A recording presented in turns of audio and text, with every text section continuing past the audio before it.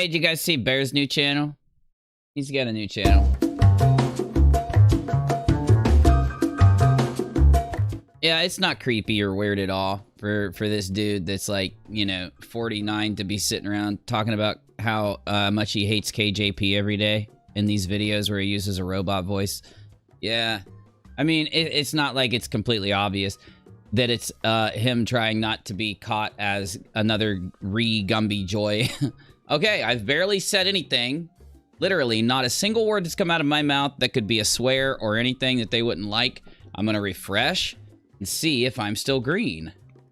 Maybe it's just the first live stream I do every night gets, you know, that happens with the yellow thing. I don't want to even say the word that yellow like that. This is what censorship does to you, people. This is what it does. Makes you not want to say things and stuff. But look, wow, it's amazing. I'm going to leave this right over here so that I'm reminded to look at it and refresh it to see how long. I want to know what makes it do what it do.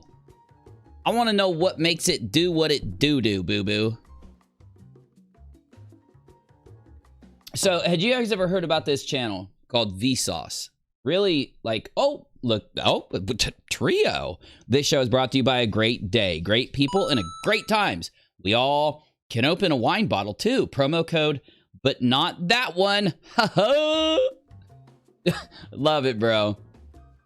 Love it. You know what I need to do? I'm going to move that up there. Let me shrink this. Too big. Much better. Now, actually, this can go like right here. Okay, now that pop-up window needs to go like right there. And I'm going to actually do that. And then I'm going to make it so it's a little easier for us to see when you guys send a dono or anything like that. So basically why I'm taking a slow roll today is because it's a Wednesday and there's not really a whole bunch going on. I mean, there's stuff to talk about and there's like this weirdness out there. And I'm going to tell you, I'm going to give it a little bit of a breakdown for at least some of the weirdness that's going on. I'm going to give you my take on some of it. But I do want you to know that I'm definitely going to be chilling and taking it slow on this stream. Yes, my display group. Me likey the display group a lottie. And I'm going to be taking it a little bit slow on this stream. And trying to make sure everybody's on the same page with me if you are a viewer of mine, right? So, you know what I'm saying? Like, there's this fantasy world that has been created where, you know, there's a danger in being a commentator or somebody that makes content, and you will get to a place where you think you're better than everybody else, and you got to keep that in check. How in the hell do I have 100 playbacks? What are you talking about? I've been live for a few minutes. It's not possible. YouTube, you're broken. There's no way I've got 100 views already. There's no way I don't even have 3,000 subs on this channel. It's only been like 10 minutes. Oh, it's because I'm monetized, I bet. Let me see. Let me check it. Cross your fingers. Oh my gosh. I am. I'm still there. I'm still there. Wow. That's what it is. When that sign is green, I'm telling you, I get notifications that goes out. Peeps, stop by. When that thing isn't, it's the opposite. It works like that for everybody. I'm not taking it anymore. Are you going to talk about the AZ situation? If there's a situation that you want me to talk about, I'll talk about it. But I don't know what the AZ situation is. Here, let me get my chat over here. Do me a solid, moist thunder nipples. Got to be careful saying things like saying words like that. Got to be careful with those kind of words. I don't know what that is. I'll tell you. Wait. Minimize. Busy. Minimize my chat. I know you did. I could see it happen. Before I respond to Moist Thunder Dots on a chest because I'm censoring myself. I'm scared of the bots. About what he says is the AZ situation. I'm going to tell you what I think about AZ. As? Is it as or AZ? As. It's not as. You're lying to me. It's not. Well, I'll tell you how I know. My Australian friend said her name was AZ. Why, you want me to call her AZ? Well, I know that's not right. You don't. You don't know. I know. You don't know anything. You wish you knew. I'm not going to argue with him tonight. Man, I'm starting to feel like my old self. I'm starting to feel like the old UNIRock for a minute. How is that possible? How is that? Look at my Darth Vader. Isn't that a tight ass? Oh, look at that Darth Vader. Luke, I am your mama. I've been gender swapped by Disney. I am now your mother. That was a good joke, Busy. That was a good one on the teleprompter. You're well. Yeah, no, thank you. You're welcome. Whatever. Before I look and see what Mahan says the AZ situation is, I'm going to tell you what I think about AZ. I think she's cool. I don't know what that's all I think. I just think she's cool. So let's see what Han says. That's literally what I think. No, I'm not like joking or playing it up. That's what I think. So let's see what Han says the situation is. Because I ain't got one. I ain't got situations. She is fine. Oh, I know. And listen. The best that I could do about that was to share this. Look, I think AZ is a fucking hero for getting up there, commentating, and calling out what is wrong in the community. People that tried to bully others, threaten others, try to act like they're better than everybody else, that they're better than other people, that for some reason they are the moral superiority, right? They're not trying to call out something that's wrong. They're literally doing what they're doing because they have a hatred of somebody else, they're a bully or whatever it is. And I think AZ is knocking it out of the park. But, you know, the way that I support AZ is to just do it my way, which is to not go over that situation, because that's what some people want from me. And to share, if I can find what oh, it's animation under images. Yeah, images, animation. Hold on, there it is. And it's got to be right here. Oh, I shared this, which is me, you know, giving my, I put a lot of time into this picture. Like, this is all hand drawn, other than, of course, this image of her channel. So that's my way of showing. When I shared that a few days ago on my community tab, that was my way of saying, like, I have your back. Like, I see that you, because I put out the criticism that there were people in the community that wouldn't call out their own. And I'm not going to not recognize that she is actually doing something about it. And kind of like Charlotte and Waxy did months ago, before these people think they have a right to get up and say something, and they do. But the minute that they're criticized, they just melt into a fucking little puddle of goo, and they act like giant babies, entitled, kicking their feet, screaming, threatening, the same thing we've been calling out for a long time. And you want to know what's ironic? They hang out with other people that have been doing that same thing, threatening people, acting like they're better than people. People out there needed to see that someone could create a harassment campaign. They needed to see that YouTube will not respond until you actually speak up. Until you go to Team YouTube on Twitter, until you actually try to say something and get YouTube's attention and get the clips, get people together and say, this is against terms of service. They shouldn't be able to threaten people like this. They shouldn't be able to dox people like this. They shouldn't be able to bully people around like this. And you guys have to be the ones to do it the right way. The right way is to not interact with those lolcows and to voice your opinion and say something and get it up in front of the teams at YouTube. I don't know why someone like Tipster, somebody like Team, someone who has a little bit of influence. Could you imagine if Keem did that? They'd delete him in a heartbeat. Look at what they did to Leafy.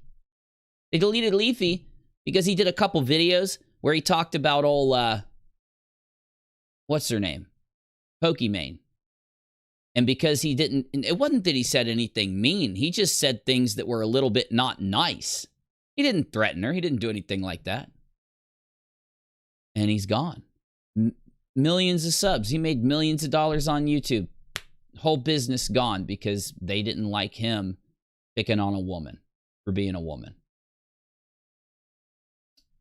And now, look at what people get away with, you know? It's insane, but that's just how it goes. And look at the difference in the notifications that are going out right now when I have a yellow sign and when I don't. Look at the difference. It's nutty. So, now that we actually can have the peeps get a notification to come in here, at least right now, let me give you some rocks for anyone that wants them. 150... No. 250,000 rocks if you type in the chat. And oh my God, T-Spiracy's in the chat. I'm not memeing. I'm not, being funny. I think that T-Spiracy stepped up to the damn plate. And, I think that is, you know what I'm saying? It's commendable. Because when you've got bullies in your community who think that they get to call everybody else out, scream and yell, call somebody a bitch over and over and over again, kick their feet, act like they're so much better. They're not criticizing an action, like a public action, threatening to go see somebody, go to their town and all this bullshit, and just acting like a keyboard warrior with the fucking hard on for the woman that he's calling out nonstop, and he's pissed because he doesn't have her on his arm, and so he's going to sit there and fucking just play these games that are being played and throw out false SH allegations and shit like that. The thing about what they're doing, they don't vet it. Isn't that what Katie got a hate mob against her for? Not vetting something before putting it out, threatening to dox people, sharing someone's private info. Well, that's what all these dudes that are and ladies, these dudesies and ladies that are doing, that are getting in it right now. So it's not about them messing up. Not like, I'm not talking about Az. I'm talking about the lobster cult, because it's not just him, by the way. It's that group of people. And one day, I'm telling you, the community is going to see what I've been saying here for a while. And they're going to be like, holy shit, man, it was that group of people. Every time they dox, every time they gather public info, they behave like Katie, okay? And then they say, but we're allowed to do it. We can call her out for years, but we're allowed. You're not allowed, just like Katie shouldn't be allowed. Personally, I think it's amazing that she's gotten away with what she's gotten away with. You know what I'm saying? I think it's amazing. Again, I've tried to be respectful and mindful, knowing that there are communities out there that do operate on gossip, and they do operate on, this kind of like sitting on a porch in a rocking chair talking shit about your neighbors when they're not around, but then talking about how much you love them and how nice they are when they are around. And then the minute that they walk out of the door, you whisper to your friend that you sit on your porch with and go, I hate that fucking bitch, because you're like 95 and you're like rocking in your rocking chair as a boomer when you're older and spreading rumors. I've tried to be mindful that there is a community of boomer soap opera watching days of our live streams people out there, and say to myself, you know, they should be able to exist in their gossip world. And by the way, I don't think Az or, you know, some of the other commentators, I see Az as a commentator more than I would see her as that. But, oh, you got to hit the like button again. I'm sorry. I restarted the stream. Sorry about that. Support the stream. Hit like or hit downvote. One of the two. I've tried to be mindful of that, right? But I'm sorry to say I'm not going to be here forever. I'm not. I'm going to ride out into the sunset. Did I say that I was going to ride? That's what I'm telling them. I'm telling them that right now. Your mama. Your mama. Don't cry, Busy. Damn it, I hit the laugh button. It's not worth it. I messed it up. I hit the laugh button instead of the cry button. He always cries when I say your mama at him. He can't take criticism. Busy, you know what Busy's like? Let me tell you all. You know what? Let's go back in time. Let me tell you a story. Imagine, long ago.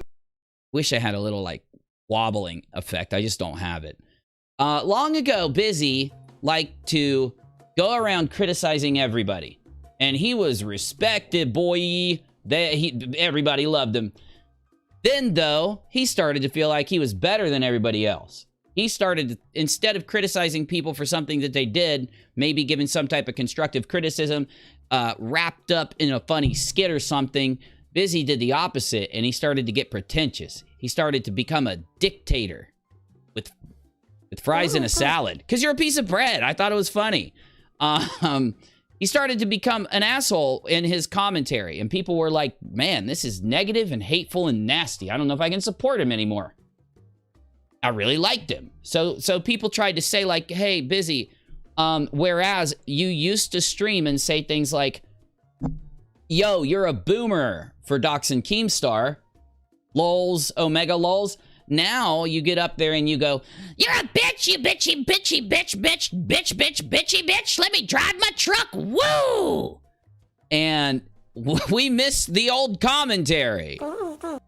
Yes, I know that story would be true if the beginning wasn't there and it was just the end, but I just wanted to tell your story. Because there's a meaning behind it, Busy. When you live every day hating other people, thinking you're better than everybody else,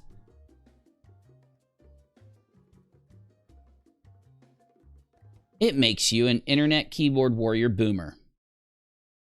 So, it's not about age. Age is just a number, bro. You didn't play the right song, bro. I was moving into the next segment. Can you try to do it correct? Age is just a number, bro. But when you become a nasty truck driving boomer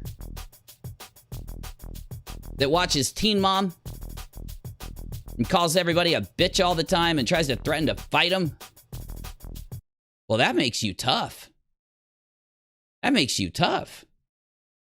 Hey, Julie. Julie says, Uni, can you give us a history of who Busy is? I've always wanted to know how he became a co-host. Yeah, I will. Give me a minute, though. And good to see you. Good to see you. Glad you're here. But you know what I'm saying?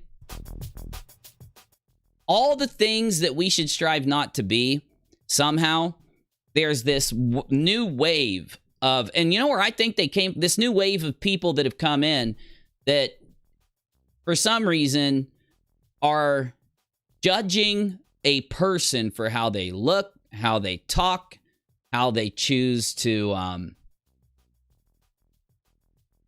live their life as opposed to criticizing somebody for what they put on YouTube, right? And this new wave has come in, and they've become obsessed. And it's not obsessive to talk about a YouTuber like Katie, because she's a public figure.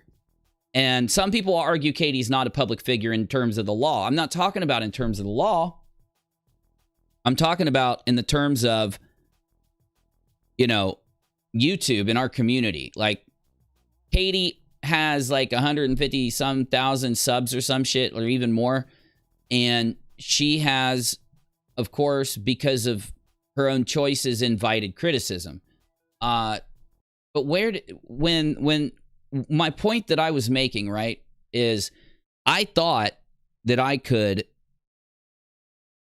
somehow show people that there was, and this is back when she might have had like 30,000 subs, that she should be able to be who she wants to be, right?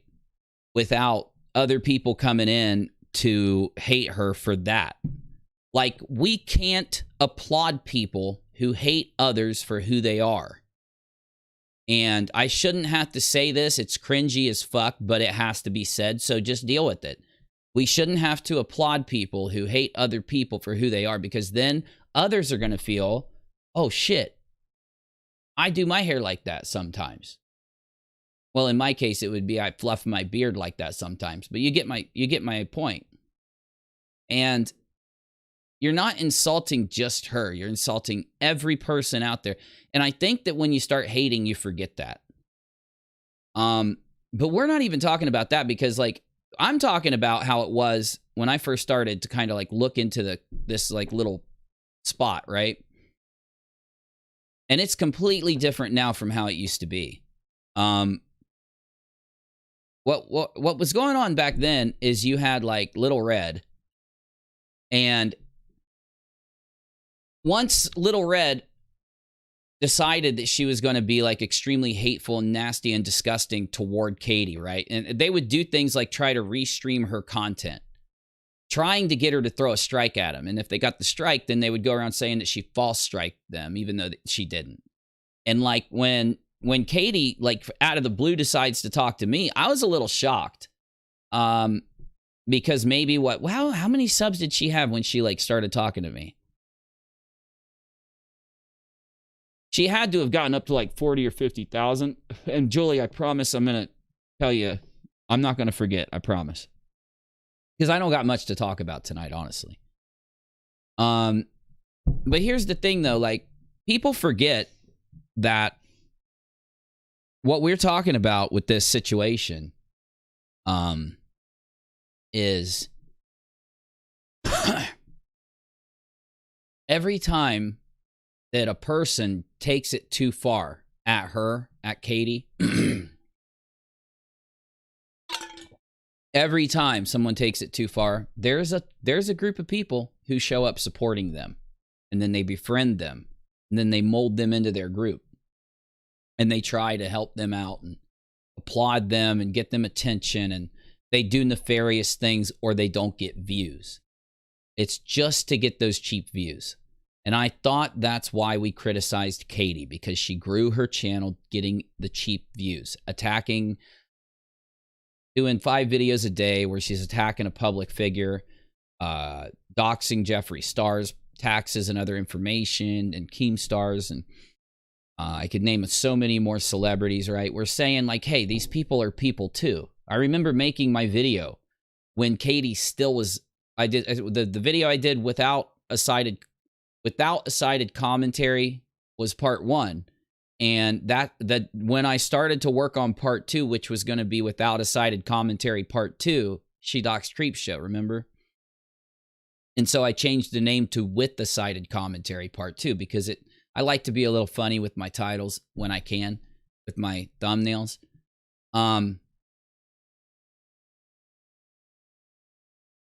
And then you get the liars out there that try to, the whole LARP, okay, that's out there is that the commentators like Nate, myself, and others who talked to every person that was involved in these stories somehow was like a blind supporter for that person.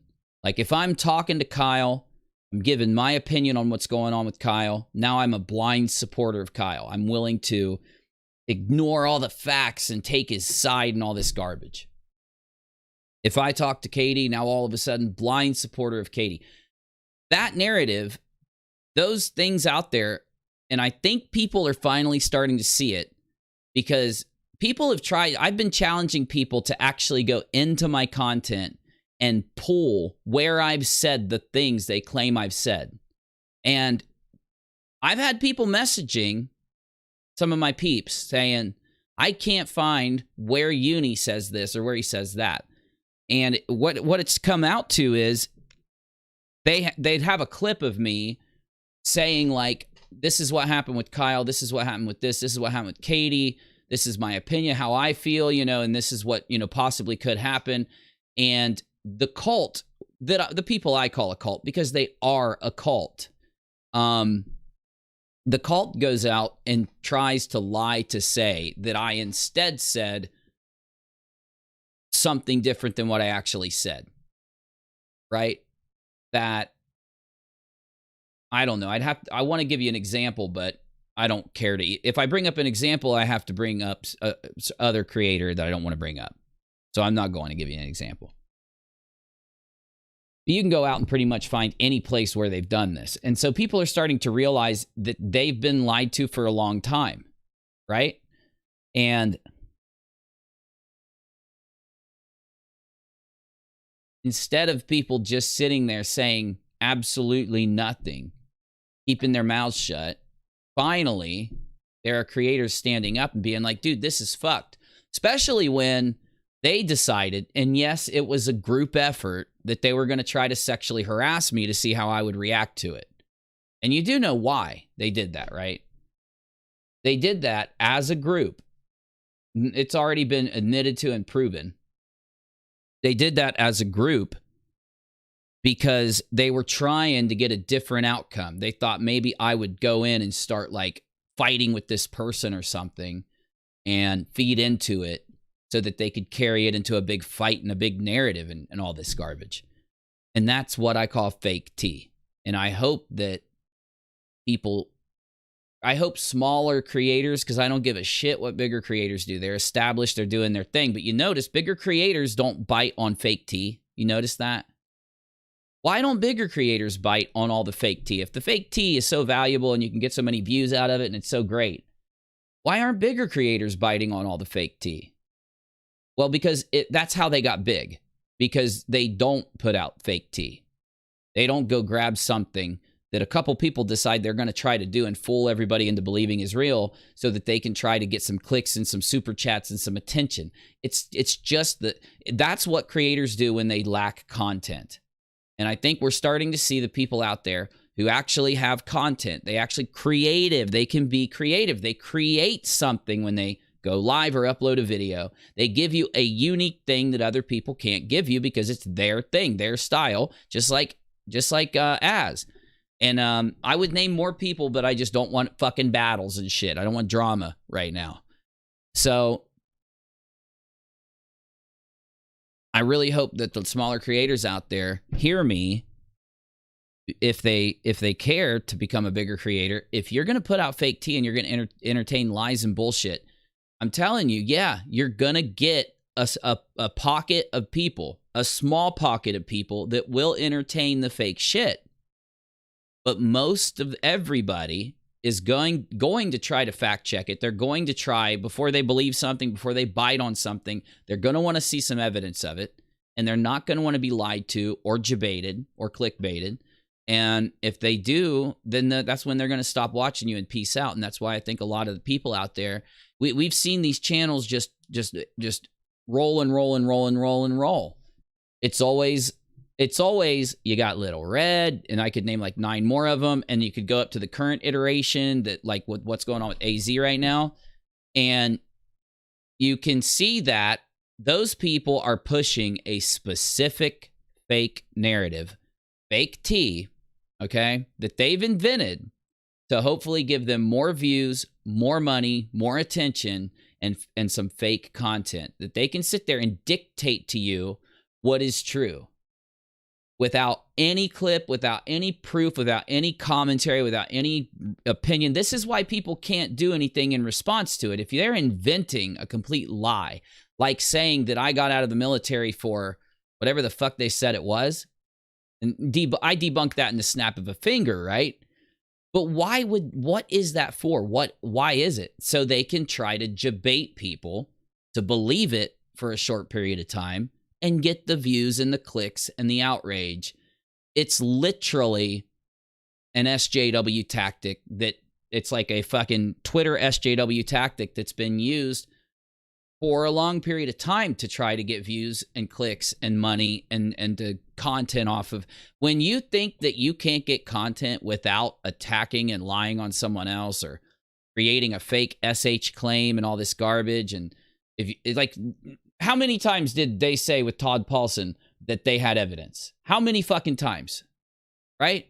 Do you know why they did that? Because the people around them that were helping them do that use that excuse every time. They always go out and say, hey, you don't have to prove anything. All you got to do is promise them a little bit of secret evidence.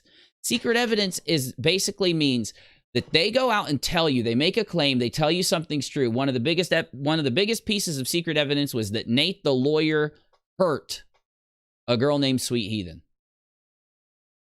And they had promised the secret evidence on this for months, to the point where they were on channels doing debates, bringing it up to try to taint and attack Nate because his channel was growing. So when you fact checked it, all Nate did was block somebody who was bothering and chasing and pursuing him. But somehow there's this secret evidence that's going. If I brought up all the instances of secret evidence over the last 2 years, I could probably bring up, what, 10, 15 of them? Conrad says, buy yourself some fake tea, Uni, keep the change. Well, thank you, Conrad. It's going to be Red Bull. So I don't think I'll have any change, but I appreciate it because I need some. Oh, it's Canada? Okay, no, that's enough for a Red Bull. All right, we're good.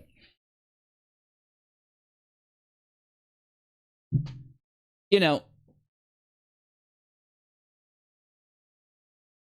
it doesn't matter who's guilty or who's innocent. It doesn't matter what happens. What matters is that we can back up what we can show is going on with evidence. And so who is it that did it? Who is it that did whatever? As long as you can back it up, as long as you can show you're not, lying on them, I think that's what matters. And I could go into a really full breakdown on this whole fucking big garbage that's going on right now, but I can't help but think that I'm being debated with fake tea. Why? Because I know that the cult has already descended upon the truth, that they've been exonerated.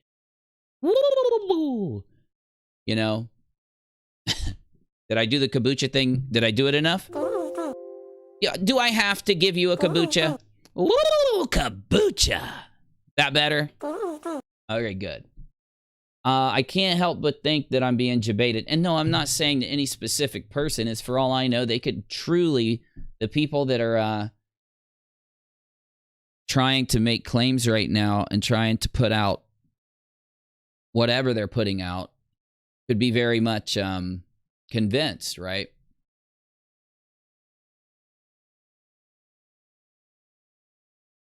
I don't think you guys want me to break out the billboard of doom and start to break this shit down.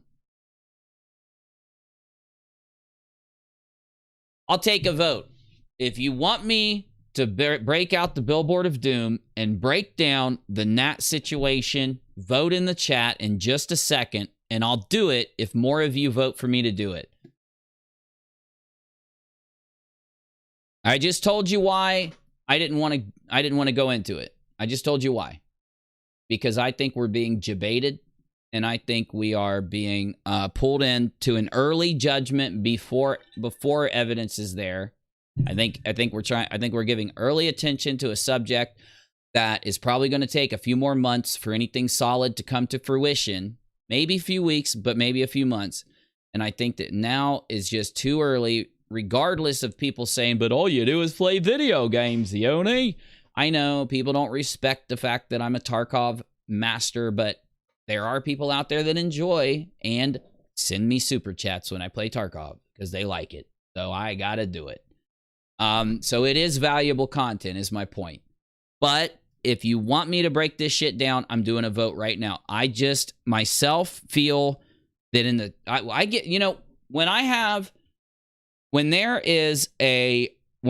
to determine what is going on in a story based on behavioral analysis of the community and the people involved, I will be able to get like a gut feeling when things like this happen. My gut says we're being debated. If your gut doesn't say that, vote yes.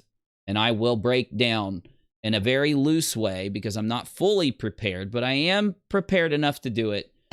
This Nat bullshit. Do you want me to break down the Nat BS? Yes or no? You vote. It's up to you.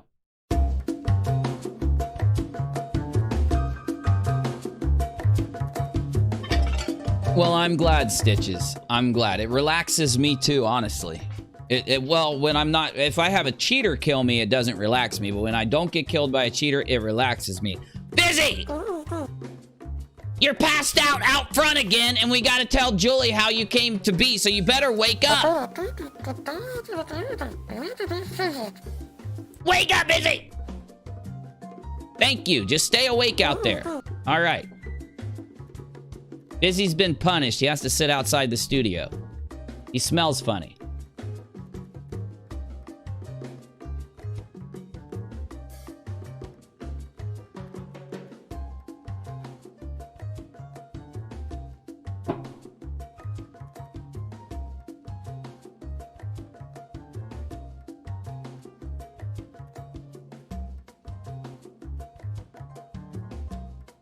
And while I give everyone time to vote, because, you know, I'm going to leave it up for a minute.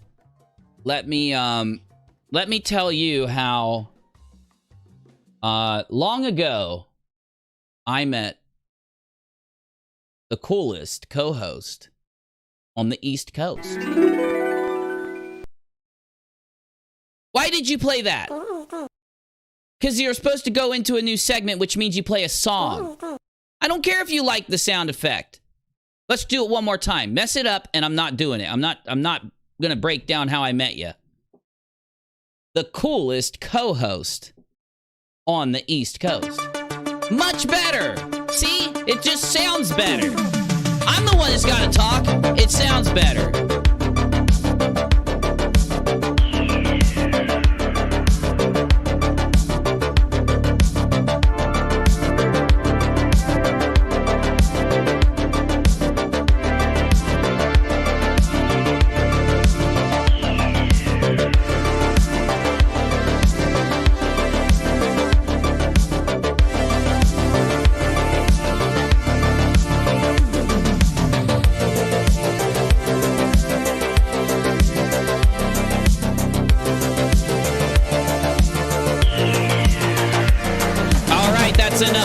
That's enough, Busy. Bring it in. There we go. You are pretty damn good at that. You really are. I know. All right.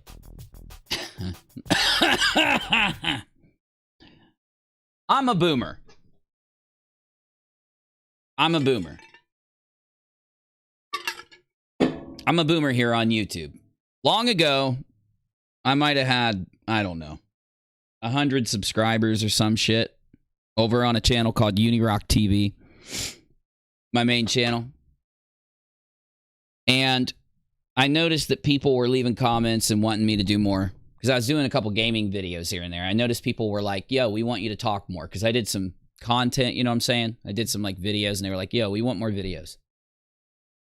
So I looked at the landscape of YouTube and I noticed that people would go live inside. I noticed people were going live two different ways. They were going live in Google Hangouts and it was so drab. It was just them talking, right?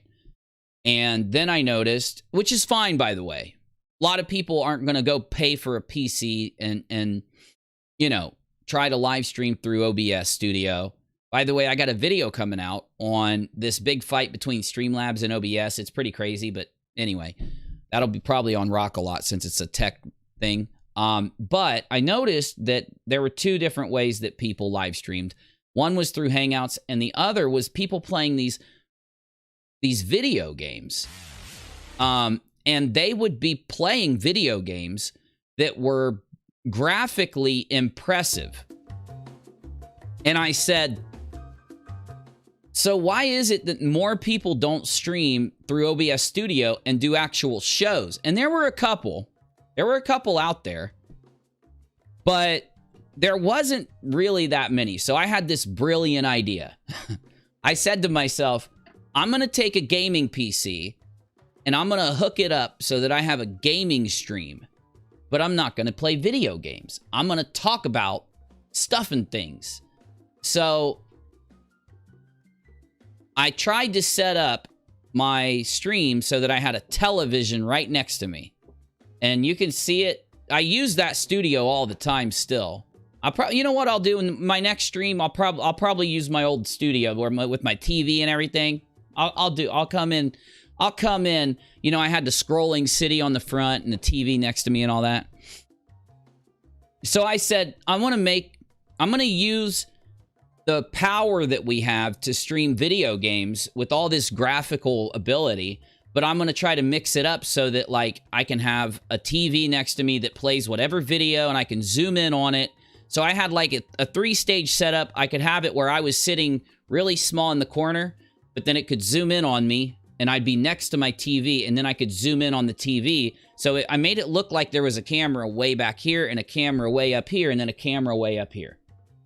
So it worked out, and we had some really big live streams. I'm talking like massive, like 50,000 concurrent viewers a couple times, 30,000 a couple times. And that was before YouTube ever had demonetization. We were on the front page of YouTube. It was pretty tight. I walked into a gas station in my town, and someone said, "Oh my God, dude, you were on the front page of YouTube yesterday. You're UNIRock." And I'm like, wow. I'm like, this is crazy. Because I never expected anything like that. But when I started to stream, I noticed that I was like, I need something. Like, so I would do these streams for like 8 hours, 10 hours, whatever I had time to do. Because I was uploading like 3 videos a day, editing like 3 videos. I'm not even playing. I was a madman. I was editing like 2 or 3 videos a day and then live streaming like once or twice a day. It was crazy town. And I started to have a split personality, kind of. And it didn't work. It didn't work. So, you know, I was like, it's cringy. I don't like it. And right around that time, I was debunking a conspiracy called Q. And the people that believed the conspiracy called themselves bakers. I know it sounds dumb.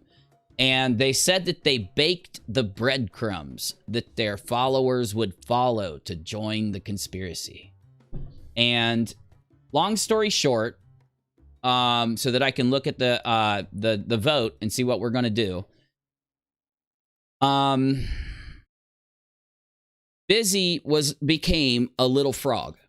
He was this little animated frog, and he did this cute little dance. And I started to make him talk every once in a while, and eventually that turned into him having his own personality during the live streams and stuff. And I don't know when, but sometime down the road, he started to co-host the show. And, you know, back in the day, like, my real personality, like, I'm a lot different than what I used to be because I joined the military. And you know, had to do that, had to fall in line. I had to follow orders. I was in the military, so I couldn't be as punk rock as I used to be. And then, you know, I had kids. So, you know, I calmed down a lot. But Busy was like the alter ego of mine that was taken to a maximum extreme. And he ended up being addicted to crack, which I was never addicted to crack, but it definitely fit in because I used to party my ass off and get drunk as fuck and do drugs and all kinds of crazy shit when I was a teenager. And so he became like an exaggerated version and then eventually the opposite of a lot of the things that I was. So yeah, he started to then have his own little segment in the show, and he would literally announce the news and stuff. Let me find one here. I got a whole bunch of Busy animations laying around. So he would end up like doing his own news broadcast and shit. And eventually I figured out how to animate. I actually figured out how to animate so that it didn't look so generic.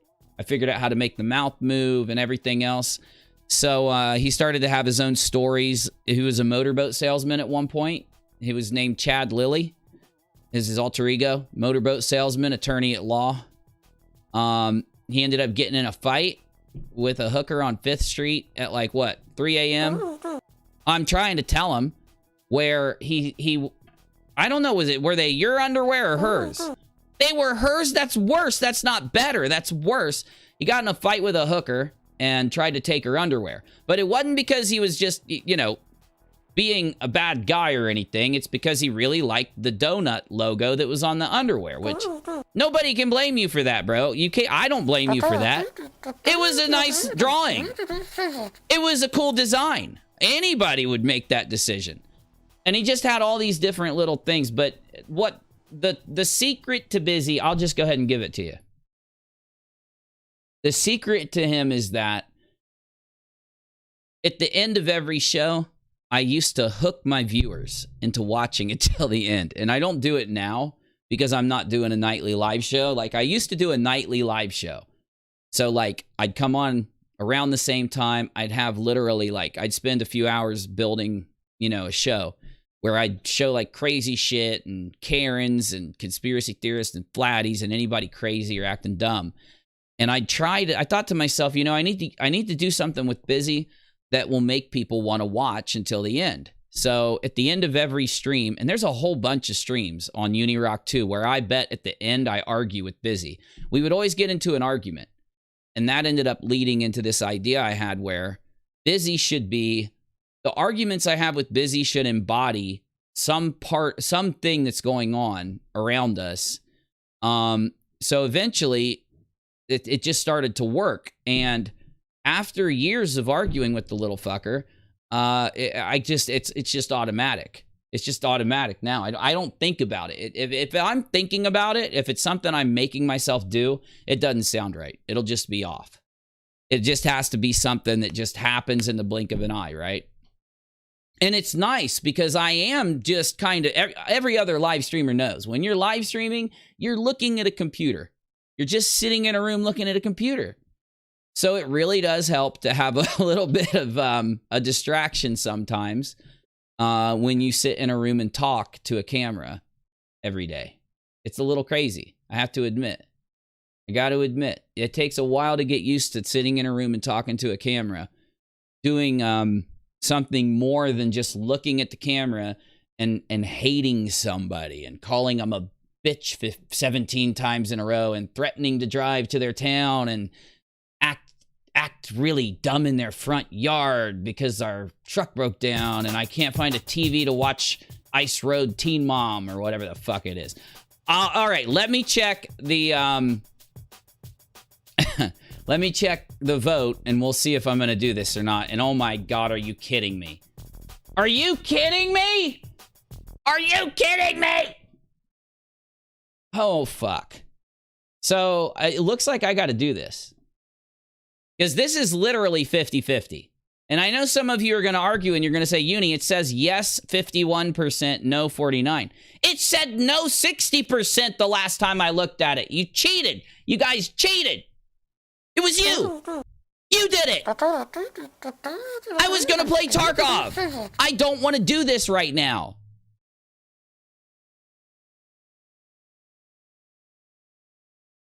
Got to keep my word, though.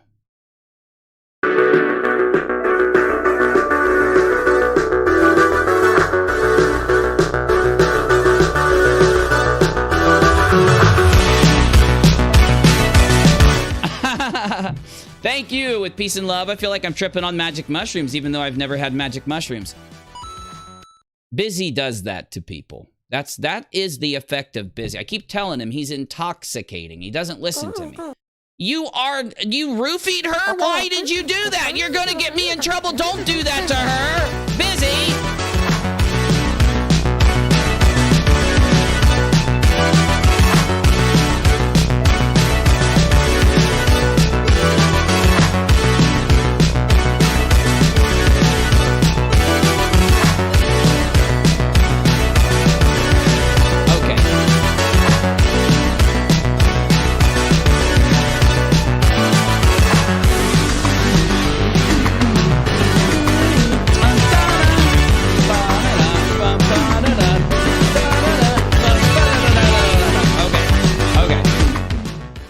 So here's what's up. The vote was, do you want me to talk about the Nat situation? And I do want to talk to Irish.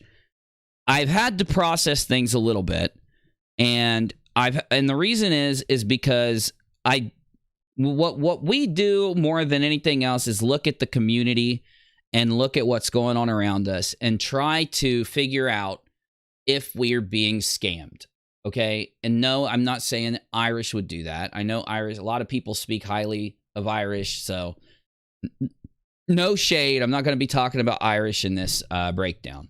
I'm just going to give you my reaction to some of the things I've seen out in the community before I maybe decide to cover this story. And I don't know why I need to cover it more than... So here's what I was going to do. Let's just start with what I was going to do. Let's start there, and it'll move us in. Yeah. Yeah. Blame me. I'm out of the loop today. I need to catch up. Everybody does, really. Because no one... I haven't talked about this yet. And, I mean, I really wanted to play Tarkov tonight. Early. I wanted to start early with Tarkov. But, you know, this needs to be talked about to a little bit of an extent. And we do need to get Irish to come in and actually break some stuff down. Because Irish was talking to Saltsy. I haven't talked to Saltsy in a while, but that was because I thought it was over. I thought it was done.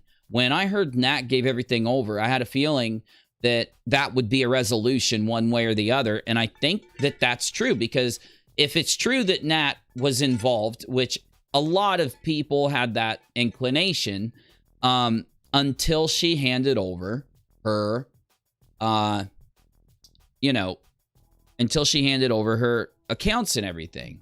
And then, as you all know, we had to kind of take a break and wait on the outcome, right? It's not like she said, no, go get a fucking subpoena and come in and take my stuff and look at it that way. She just handed it over. So you have to be somewhat... Even though I know there's a lot of people out there who want to stand up and say, no, you should have back then not gone through her accounts and immediately indicted her and not cared about the evidence. And I've seen people literally saying this, okay? Those people that are saying, we told you this months ago. Those are the people saying, you don't need evidence. You don't have to look at what's there. You just need to indict her now because we say so. And that's just I hate to break the news. It's the wrong way to go. I think Saltsy made the right decision by analyzing what he had before coming out and, you know, doing what he did. Now, real quick, I need a brush. I need a billboard of doom. I need my pen. Looks like everything's working on my side. Oh, yeah. Oh, damn, it's working great. It's a little too big. Let me fix that. Oh, yeah. Perfect. All right. Now, I got the billboard of doom. For those of you that are new to this show, which is absolutely none of you, this is the billboard of doom. It is a thing I can write on with this really cool pen. So, like, I can literally show you my horrible handwriting. My illegible handwriting. My Australian handwriting.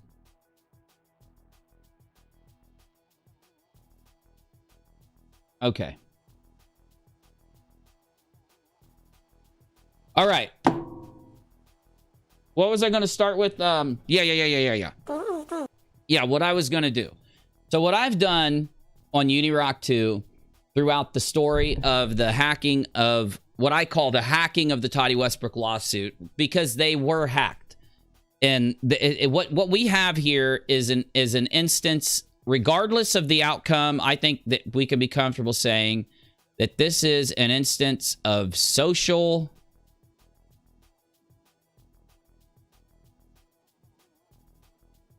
engineering. Okay? Social engineering. And social engineering, or I would call it manipulation, a fake out, right? Hold on a minute. I need something to drink. I'm going to yell at one of the kids to get me something to drink.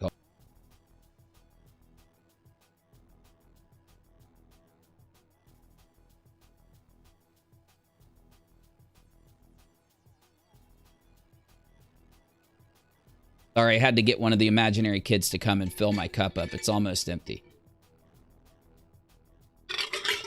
You know, the kids I don't have, the kids that they tell you all I don't have. Anyway, so social engineering it's where you can hack, right? You can do some hacking where I guess you would, thank you, appreciate you. You can do like old school hacking, but in the Toddy Westbrook lawsuit, there wasn't real hacking going on other than maybe one instance. And it's where I can't even really tell you about it just because I don't have the data. But at one point, it was proven through analyzing certain like web traffic that whoever was doing this hired a bot farm in Indonesia or somewhere like that to do some bot work, some hacking of some kind. And really, the only thing that I think they would try to do there is try to collect some data on people. Like, if you have an email, if you have DMs, if you have social media, never click a link that's been sent to you through email or social media that isn't from a company that you're actually can trust, like, I don't know, your bank or something. And always check your email addresses and the @ sign of who you're talking to, because that's really what I think they would have used the bot farm for, or the hackers for. Everything else that happened to hack the Toddy Westbrook lawsuit was more of social engineering, or it was just them trying to it's trying to propagandize, to try to manipulate swaths of people on the internet for some kind of outcome or benefit or engagement. All right? Thank you. You're awesome. Oh, that's some good stuff. That's some good stuff. So why I say that is because if Nat was involved in doing fucked up stuff, she herself was social engineering. And if she was used, then she was then it was done to her, okay? Maybe there's maybe I can find a better kind of like description of it, because honestly, I haven't studied up for this. Let me look something up. Let me just see if I can get a better definition.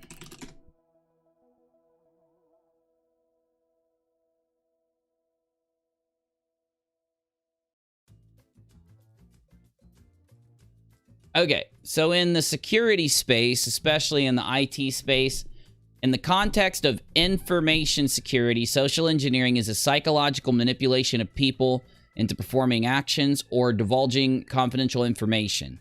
It differs from social engineering within social sciences, which does not concern the divulging of confidential information. Okay? The reason why the Toddy Westbrook lawsuit was affected by a type of social engineering is because what they were trying to do was to take personal information about Katie, Saltsy, Toddy, anyone else involved, threaten them with it to get the outcome that they wanted through demands, blackmail, coercion, and also going to step further, about a plan or a plot, whether it succeeded or not. You'd have to talk to Saltsy and Katie or whoever when this all is over, or look towards them to give you information about them taking family members and then taking like editing tools and putting them into videos and stuff. And I'm not going to go deeper than that. A lot of you know what I'm talking about. So the question of whether or not this happened in the Toddy Westbrook lawsuit is 100%. The thing people are trying to figure out is who did it and who's involved.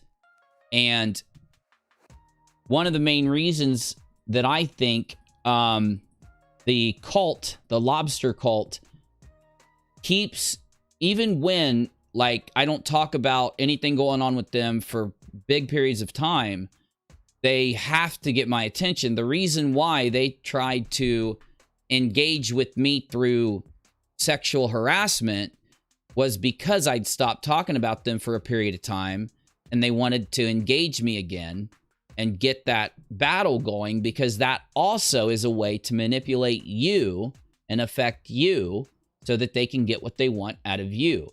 And on a more basic scale, or a more entry-level scale, they want to lie to you. They want to convince you of things so that they can get donations and watch time and ad plays out of you, maybe even subscriptions or any type of clout. Clout on the internet equates to money, okay? But when you're dealing with lolcows, when you're dealing what I call lolcows, which in order to differentiate who is and who isn't a lolcow, lolcows are people that can't control their emotions. They allow their emotions to dictate the decisions they make while they're trying to clickbait you and lie to you or convince you of something.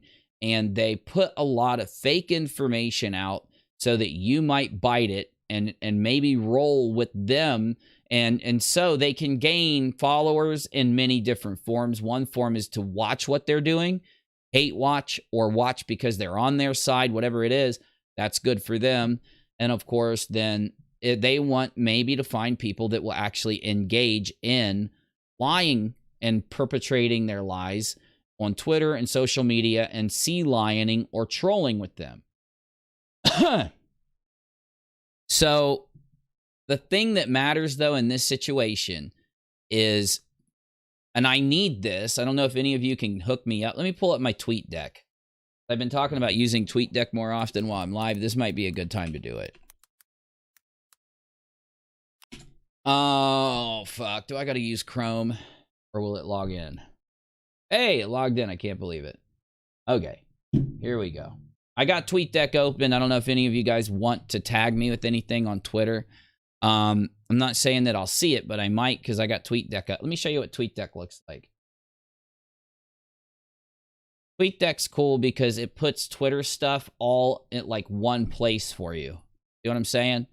So that like, because Twitter is it's very unintuitive. Twitter sucks. TweetDeck puts it all kind of like into a column form. It really works much better. Anyway, though, let's get going with Nat. Let's get to Nat.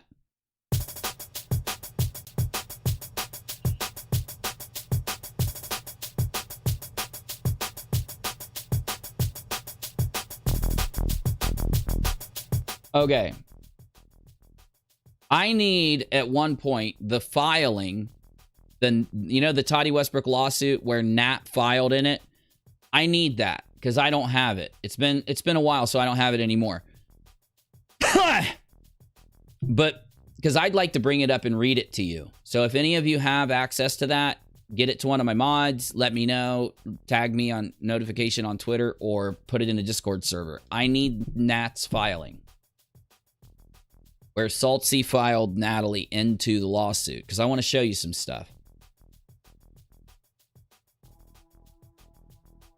But Nat did one of two things, and what I'm going to do now, because Irish has come out to say Nat admitted to some things, and then Saltsy came out to say that they confirmed that she was involved.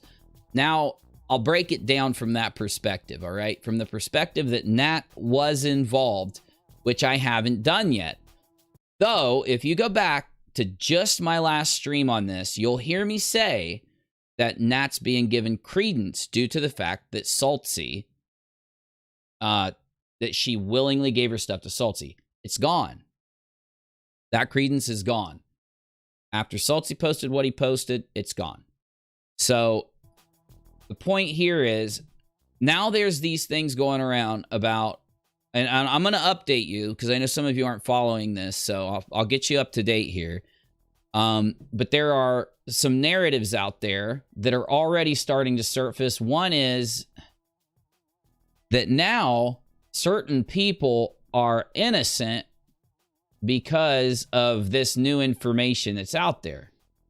And to the point where even the Lobster Cult's co-host, the Sheshlier, states that they're all innocent now. We, she says, as a group are innocent. Which I think is important. The we is very important. And they say they're innocent due to the fact that Nat was involved with a few accomplices.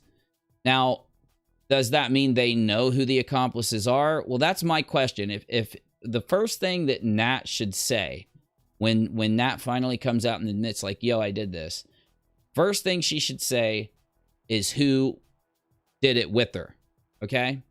The other thing that should happen is that the people that we know that were communicating with Nat should be coming out now and doing what they demand from Katie and everybody else all the time and being honest about it. They get pissed off because they say, like, oh, that Katie should do this and that and this. Well, then this is the perfect time for us to know whether or not these people are trolls or whether or not they are I don't want to use the word trolls, whether they are two-faced, whether they are lying when they go at Katie, whether they're doing it for an ulterior motive than what they present. Because if they mean what they say towards Katie, they also have to apply that to themselves and the people around them. If they want to use the argument that they don't want to apply it to the people around them because there's no major thing happening with the people around them, they can't argue that this is major enough to where the people that were in communication with Nat, which would have been Boomy Morgan, at least, Entitled Karen Cult, People Suck, and Tina, should at least be coming out, taking their own, I wouldn't even call it advice, the creed they live by, which is screaming and reeing like the Karens they are at the top of their Karen lungs, for Katie to do this and Katie to do that, and Katie shouldn't eat like this, and she shouldn't scratch her nose like that, and oh my God, there's snot in her nose. She's not human. She's not allowed to have snot in her nose. We've never had that happen to us. So then when they come out and tell us what they did, what really happened, and are finally honest about it, no bullshit, no games, no lies, just being honest about what happened, we can compare that to the data we have, to what we know happened, and get a better, more full picture. Because I'm sorry to say it, they did this to themselves. One of the first things I said when Nat went and testified for Saltsy or whatever, started working with Saltsy, was nobody should be talking to her. Nobody should be talking to her, trying to manipulate her, trying to do X, Y, and Z. But we know that's not what happened. Almost in the most like crazy way possible, there were people who started to try to get Nat plugged in with other people.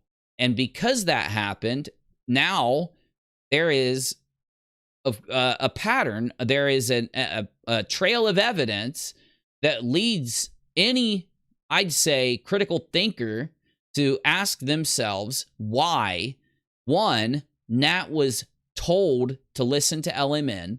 Nat was told to listen to LMN by multiple people, And we have DMs that prove this. These DMs, well, Nat was faking DMs. Well, it's good then that the DMs that we have were confirmed by Tina and others.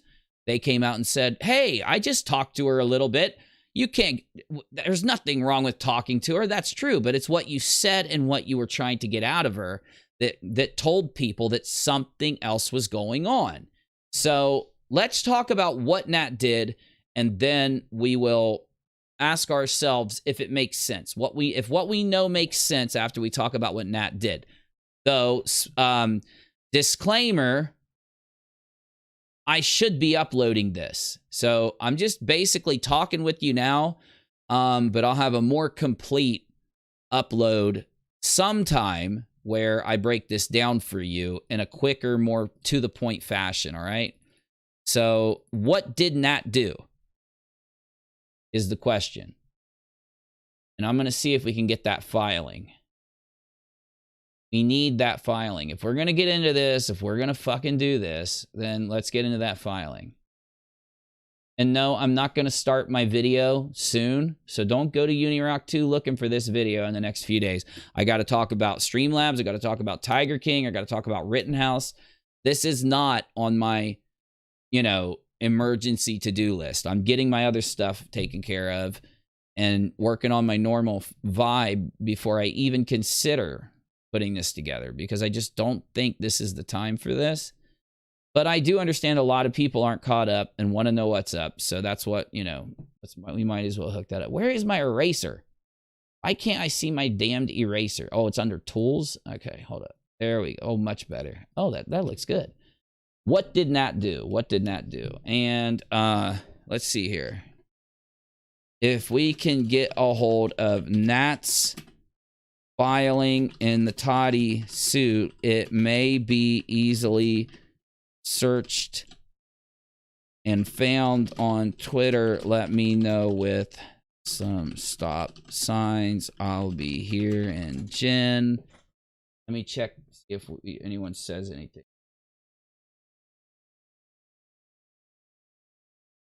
All right. So let's keep moving here. Oh, I need to check to see if we're demonetized. Got to remember to do that every once in a while.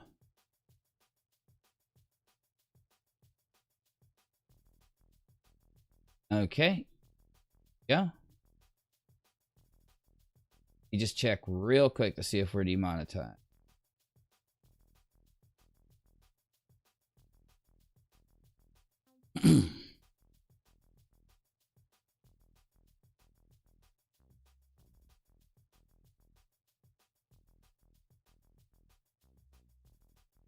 Come on, come on. Look. I can tell the moment we're demonetized because I can literally look at my analytics and say, yep, we got demonetized. And that's what I did. Submit for review. No, I won't restart the stream, I guess, but...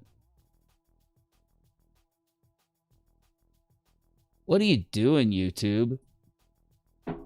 I guess I can't curse at all. I've barely cursed. I see people curse all the time. All right. I'd rather have the filing from that. I haven't seen it in so long. I mean, it seems like it was forever ago. I'm just going to go off my memory, but I'm going to get some stuff wrong. I'm just telling you. I'll correct it all in my upload. So, Nat filed with the Toddy lawsuit claiming that she had talked with Katie, had a relationship with Katie, and had engaged in... If you want to tag me in the chat and help me, for those of you that remember better than I do...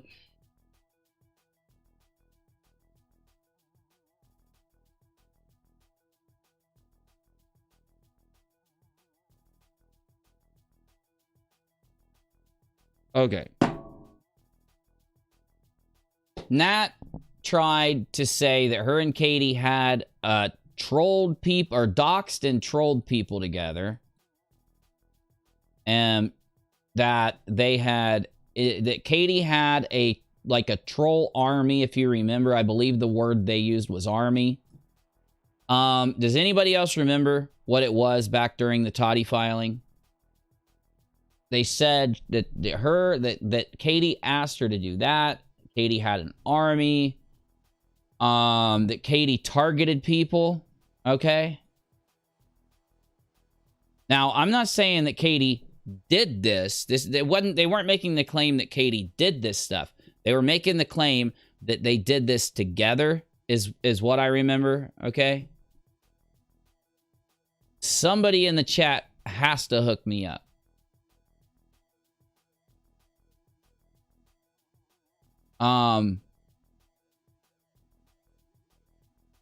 Is there any major claim from what Toddy was saying in the Toddy, or Nat was saying in the Toddy Westbrook lawsuit that I'm not remembering, just to make sure I get it? I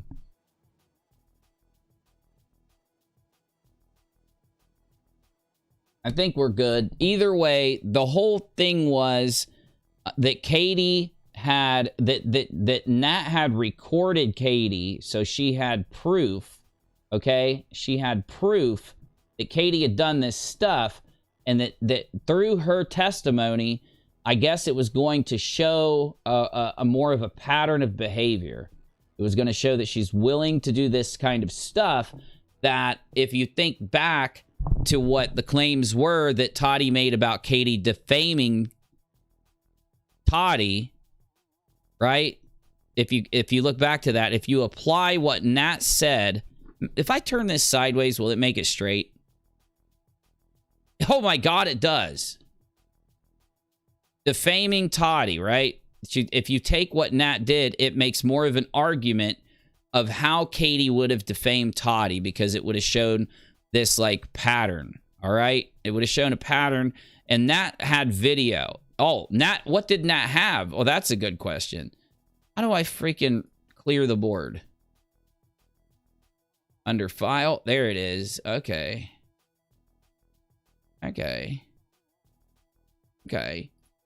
So essentially what they were saying was that she had video that could back this up of her and Katie. She had screenshots that proved that her and Katie had done these things. Nat posted on Twitter that her being was risked because NK warned KJP to keep quiet. Yeah, a lot of things like that. So you could say there were claims of blackmail that Katie was engaging in. All right. There were claims, there were like coercion that could be proved. It's hard to draw with this thing. It's hard to spell with it too. Really just that with Nat's testimony, Toddy's case was bolstered due to the fact that it's going to show the judge that this is what Katie is, because they didn't have that kind of evidence without Nat. And then later, Lori, right? Lori came out and said, yo, Katie did this and asked me to do that. And eventually Lori flipped sides and went back and forth. And it was so strange. It was so fucking weird to watch it all happen. And eventually it all settled with them making a deal after the case got thrown out of Washington. What can we kind of sum up that whole mess with? The whole fucking mess was, though, that after Katie came out and did this, after Katie came out, or I'm sorry, after Nat came out and did what she did, Katie had proven that Nat's story was bogus. So we knew that Nat's story was fake, even at the time that Nat came out and testified with Toddy Westbrook lawsuit. Okay? Got me? I agree with all of you, by the way. I agree. And that's what happens when you've got a little screen with Teen Mom playing all the time, and you're just going down the highway screaming, "That Teen Mom pisses me off! She's a bitch, a bitch, a bitch! I'm gonna bitch over to her state and bitch in her front yard, bitch!" Ree! I'm tough. I'm tougher than everybody else. Ree! And so, What we've got there in the what that kind of ends with is that Katie debunked Nat literally in real time. So before Nat, but it wasn't like after the lawsuit got thrown out, it was realized that Nat's testimony was bogus. We knew that Nat's testimony was bogus immediately because the couple pieces of evidence that Nat brought to the table had been debunked by Katie. It was easily debunked by Katie. She could show that they had taken a conversation that they had with Katie on an account and changed what Katie said in response. So they did message Katie in DMs. And I remember out on Twitter, I remember I did a UNIRocktv video where I showed like, hey, you know how Nat just filed? Well, look at this. Katie came back and showed that Nat's proof for the lawsuit is just completely bogus. And that's, I think, when Saltsy kind of opened his mind. That's when you could go and kind of tell, like, Saltsy's looking at this like, why do I have people swarming me on Twitter, though they're coming to me with these stories of what Katie's doing, bringing me fake screenshots, bringing me lies, alleging all of this insanity that Katie's doing and saying they can prove it, but it being bunk. And to me, I was like, how do you file? I thought if you went into a lawsuit and lied on somebody, there would be repercussions. I don't know if Katie just didn't push for repercussions. If I was Katie, I would have got a restraining order on that the minute she lied on me in court. I would have said, okay, judge, I need a restraining order on her. She just lied about all this shit to try to get me to lose a lawsuit. She was trying to get me to lose. You have to ask yourself, why did Nat do this and lie? Why did any of the people that testified, you know, who testified other than that? Fulmer or whatever her name was, Nat, and fucking Lori. And all of them was bogus and bunk as fuck. Right? And at the end of the Toddy Westbrook lawsuit, the thing we could realize was that all of these people that came out and tried to testify for Saltsy had lied.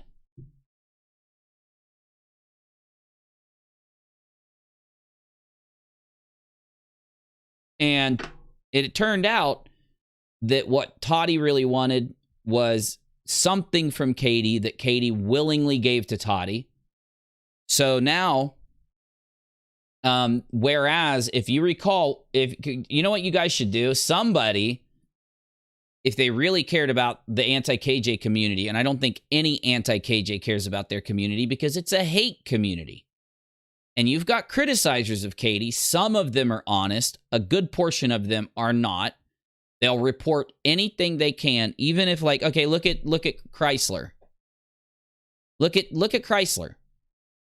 Todd Chrisley basically can do the same kind of thing and make up all this bullshit about her, take it into a lawsuit, and be championed. People will add him as their champion. Okay? That's how bad they hate Katie. It's how bad they want Katie to fail. And it's this almost philosophical kind of thing. It's almost like I know I'm following it and saying to myself, let's see the good in humanity. Maybe we'll finally see somebody step up in this group and they'll say, we're going to do it the right way. We're going to actually not go at her for who she is and desire for her to fail or whatever, and instead be okay with her succeeding as long as she can be criticized and stop doing fucked up stuff. And we haven't seen that. The only person out there that I can see who's given a video against Katie that is actually trying to be fair to Katie and fair to everyone else involved, I hate to say this, folks, but it's on UNIRock too. Because when I went through the lawsuit, I just objectively looked at it. I didn't give her any favors because she didn't deserve them. And I didn't give anybody else any favors. And I just told you how it was. I just told you, hey, here's what it is. And here's what I think. But to stay on point, this is about Nat. So now that you're kind of caught up on the Toddy Westbrook lawsuit, what did Nat say? What did Nat do? Nat had video. She had a video of her sitting there DMing with an account that was supposedly KJP. Okay? Now, while she's talking to Katie, while she's talking to KJP, she's got another person sitting next to her named Katie, LMN, who happened to be named Katie also. Popular name, but anyway. And they're talking to Katie.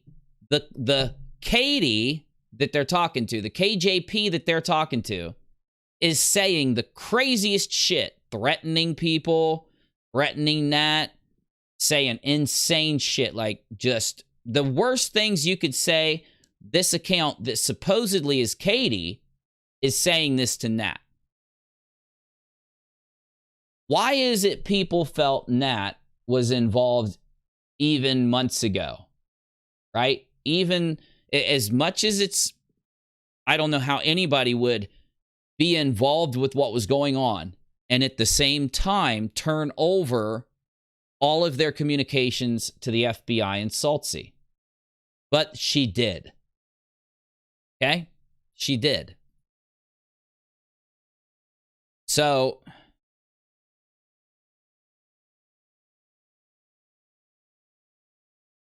it led people to believe that because of maybe it's true that Nat is being used by the other people around her. Now, I haven't seen whatever it is Saltsy has, but I do trust what he put out, because why would a lawyer put that out like Saltsy when he knows that Nat could come in and sue him if it's not true, right? And then look at Nat's behavior. Nat's behavior absolutely backs up Saltsy. So let's look at Nat's behavior for a second to try to get us to where we're at now. Ironically, a few days before any of this happened, I brought up everything and kind of summed it up, where I sat with everything. And again, I mentioned how Nat could get in a lot of trouble, right? Well, it just so happened, and I don't even understand this. I don't know how, what, do I have beer-flavored nipples or something? Why is it that I keep getting brought into this? I should be able to give my opinion on this shit without people trying to personally involve me. But as soon as I give an opinion and I try to talk about where I'm at, where everything's at, and where it's stayed, where we are now, the next day I'm in Discord and I'm loading up Tarkov to check, to get my, because in Tarkov you have your workshop builds the bullets and stuff you use, and I'm getting that started so I can shut the game down and do some video work. And I'm told, oh, Nat made a video to you and then did a bunch of videos to other people, then deleted those videos, and then came back and said those videos were all lies. So what did Nat say? And I hope there's some of you in the chat. Do me a solid. I need you. Like, I need you to type bullet points. So Nat made 4 videos recently and then came back with a 5th video and said the 4 videos were lies. What did she say in those 4 videos? She said that she gave names of who was involved. Now, I want you to type to me what you heard in those videos Nat did and what you think is important about those videos. It really will help me if you type them, because I didn't prep this stream. It came out of nowhere. Nat gave us, the 4 videos. Those 4 recent ones, not the 5th one, the 4. One was aimed at me. Another was aimed at Shin or some shit. She said that people helped her, right? She said she named the people that helped her. She named the people that helped her.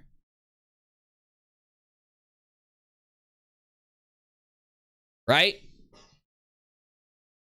Hey, Bullet! I'm gonna say your name when I start playing Tarkov here in a little bit. Bullet! Bullets everywhere! Bullets! LMN was hiding out and then boom. Soaring around, yeah. So she named the people that helped her. Who did she name? Who did she say were guilty, I guess?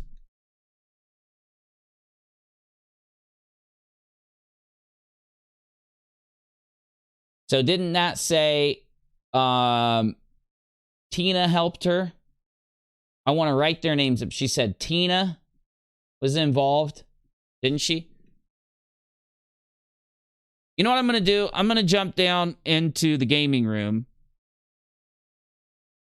I don't know if anyone's around. Maybe Navy's around.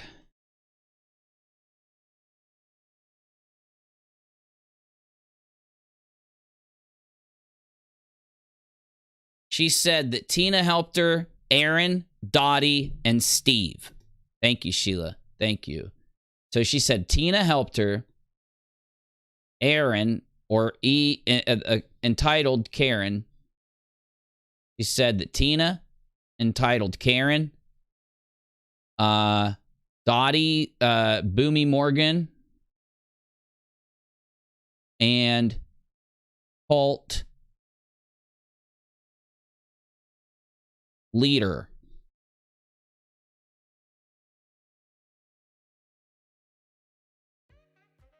She said that Tina helped her, entitled Karen helped her, Boomy Morgan helped her, and the lobster cult leader, Mick Boom Zoom, helped her. Okay? Anybody got that video?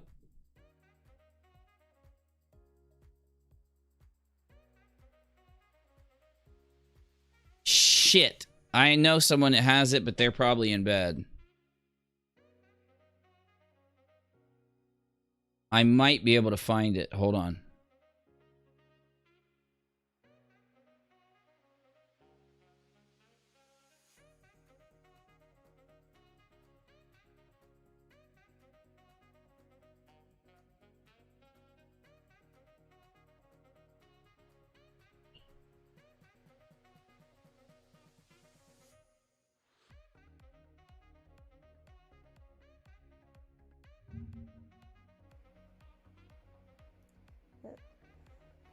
There are things that she set up to. There's a Sassy Pants account on Twitter that I've been talking to that I believe is Alaman. I say that because we had a recorded conversation with it, and that's with authorities and proves us not responsible for that account. But the person had to have knowledge of her nephews, so it could only be her and Dustin behind that account because there were explicit things discussed that only me, her, or Dustin would have known about. Which the police said, you know, it's basically good evidence towards it. I don't believe her at all. The police said, so you're literally talking to the United States FBI constantly. Look, you really just need to be honest, Nat. Take my advice. I know you watch me. You might be watching. I'm confident you're watching right now. I know you are. I don't know if anyone in your life tells you to be honest.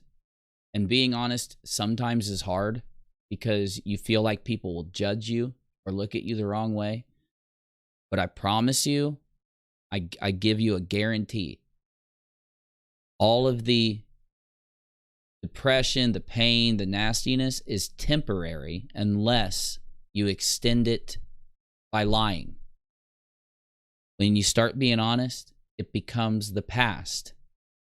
That's honesty. The truth burns away a lie in a millisecond, and then it's gone. It's the past.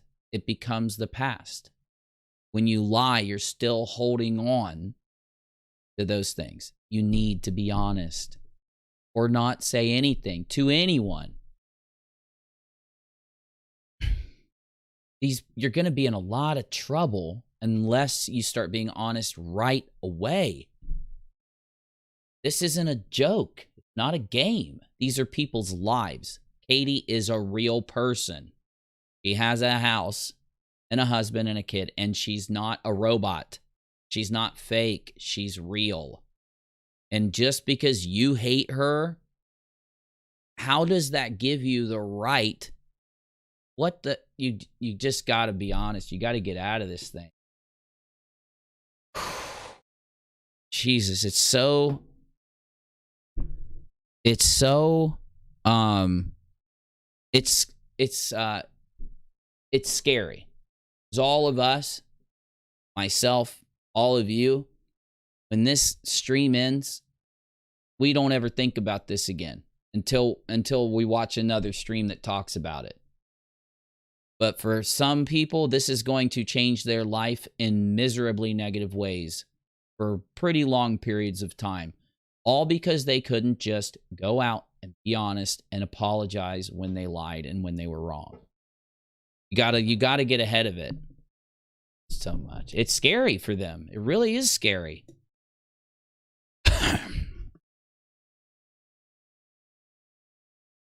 How is she coming out and telling everybody what happened? That, hey, I'm behind it, everybody. But I'm not going to tell you who else did it. And I'm not going to tell you what all happened.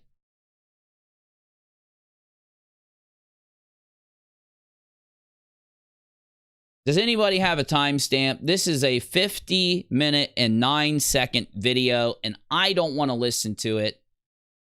Anybody have a timestamp? She admitted that she didn't have something and then took it back. And here's my deal. On YouTube, there's a policy against discussing several things. You cannot discuss whether somebody was or wasn't in the military. You cannot accuse somebody of not being in it. You cannot do that when it comes to medical disorders or other things. Unfortunately, here, we cannot talk about that. I don't mind what you type in my chat. Say what you want, right? Within the terms of service of YouTube, but I will not be able to entertain that part of the story. Okay? You pretty much know what I think. You do know what I think. I could skip through it. I'd like to hear her say what she has to say about who's guilty and who's innocent, but I personally know, like, I was asked, like, when I know KJ and in K's stream, and it was hard for me to answer because I didn't know KJ and I had never heard of her until I woke up the end of March.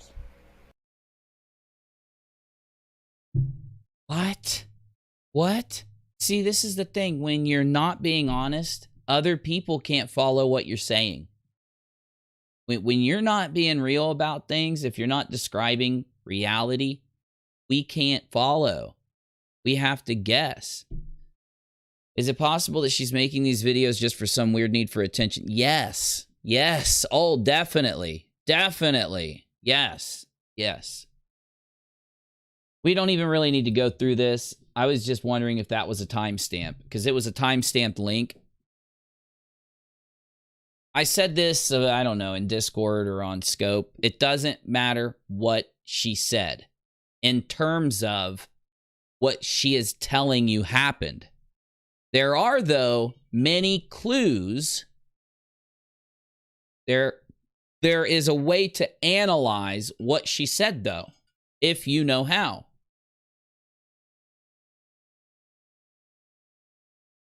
So, let's ask ourselves some questions after you guys tell me. I know there are people in this live chat that watched every video that Nat did. What are you talking about? My bitrate is fine. YouTube, my bitrate is fine. So, chill out. Chill out, YouTube. Is this the only major thing that she said? Is this the major thing that Nat said in those 4 videos? I know she made a video addressed to me. I still have no fucking idea what she was trying to say to me. So if you want to type what you think she was trying to say to me in the chat, please do. Tag me when you do it. But she said that Tina, Entitled Karen, Boomy Morgan, and the cult leader, what did she say they did, though? Did she ever come out to say what they did or didn't do? You get what do you understand what I'm saying? Did she ever say that these people did this? I want to know what she said they did. What is the this? What did she say they did? Hey, yeah, Jimmy, I hope everything's going good, buddy. I bet you're knocking it out of the park, making gains.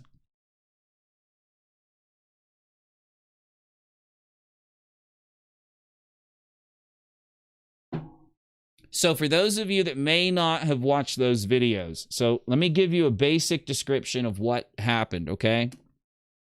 So basically, Nat came out of nowhere and did 4 videos. One was addressed to UNIRock, one was addressed to Shin, and the other 2, God only knows. She basically had an issue with something I said and said I was wrong or something. I don't even know what she said I was wrong about because she never does. And that it's just so hard to follow. They never say what it is I did wrong, what I got wrong, what it is they don't like about what I said. It's almost like it's just a fantasy playing out where they just want to engage or something with me. But I did something, I guess, so she had to address me. Shin did something, I guess, so she had to address her. In the other videos, she said that those people, Tina, EKC, Morgan, and McRae, helped her or were involved with her. So what could they be involved with? What could they be involved with? So that we follow what's going on. I am going to make an overarching point about Nat, though, so remember that. That it isn't a cult because she's been it. Thank you, Kelly. Thank you. That's what I needed. That's what I needed. So, Kelly, anyone else, if you have anything pop in your head, type it in my chat. I did not prepare for this. This is off the cuff. Fiona says, Nat seems to be a very troubled, disturbed person who lied and manipulated her way around the anti-KJ community. Many of them fell for her lies because she was saying what they wanted to hear. Yes. But also, I do believe at the same time that just because what do these people do that hate Katie?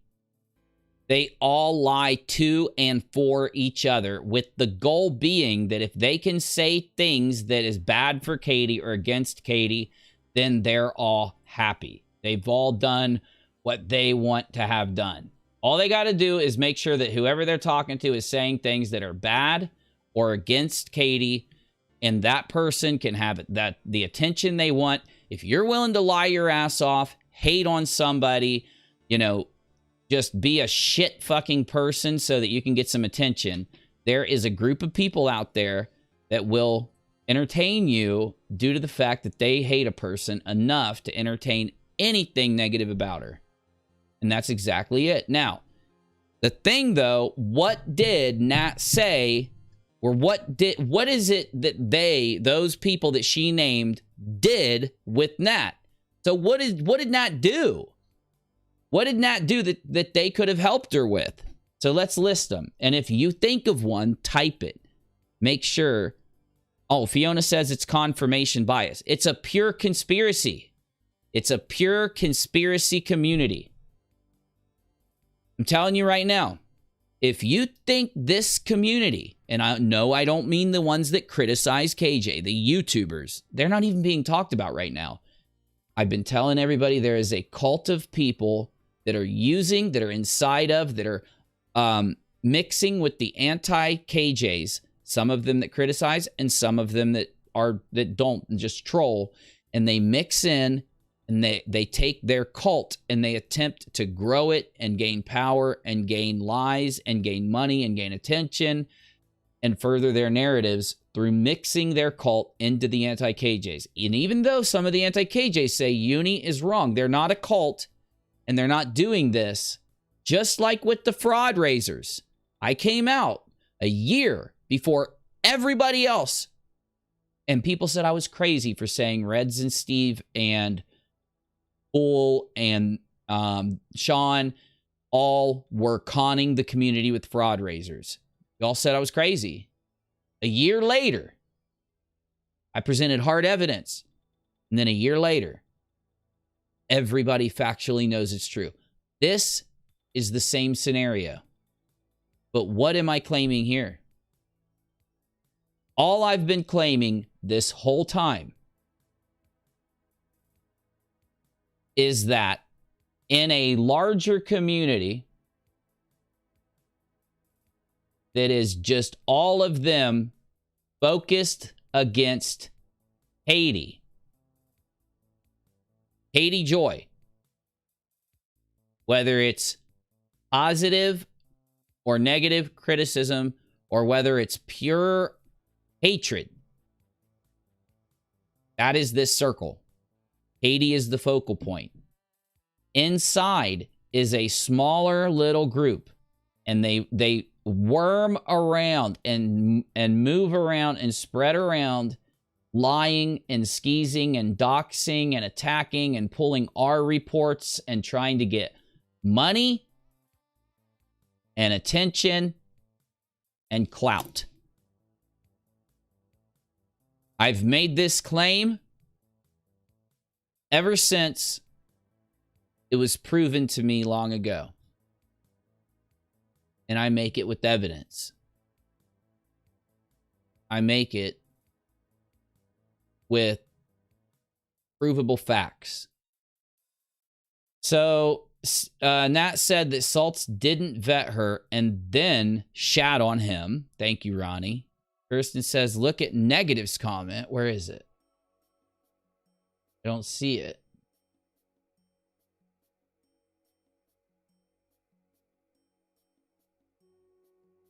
I don't see it.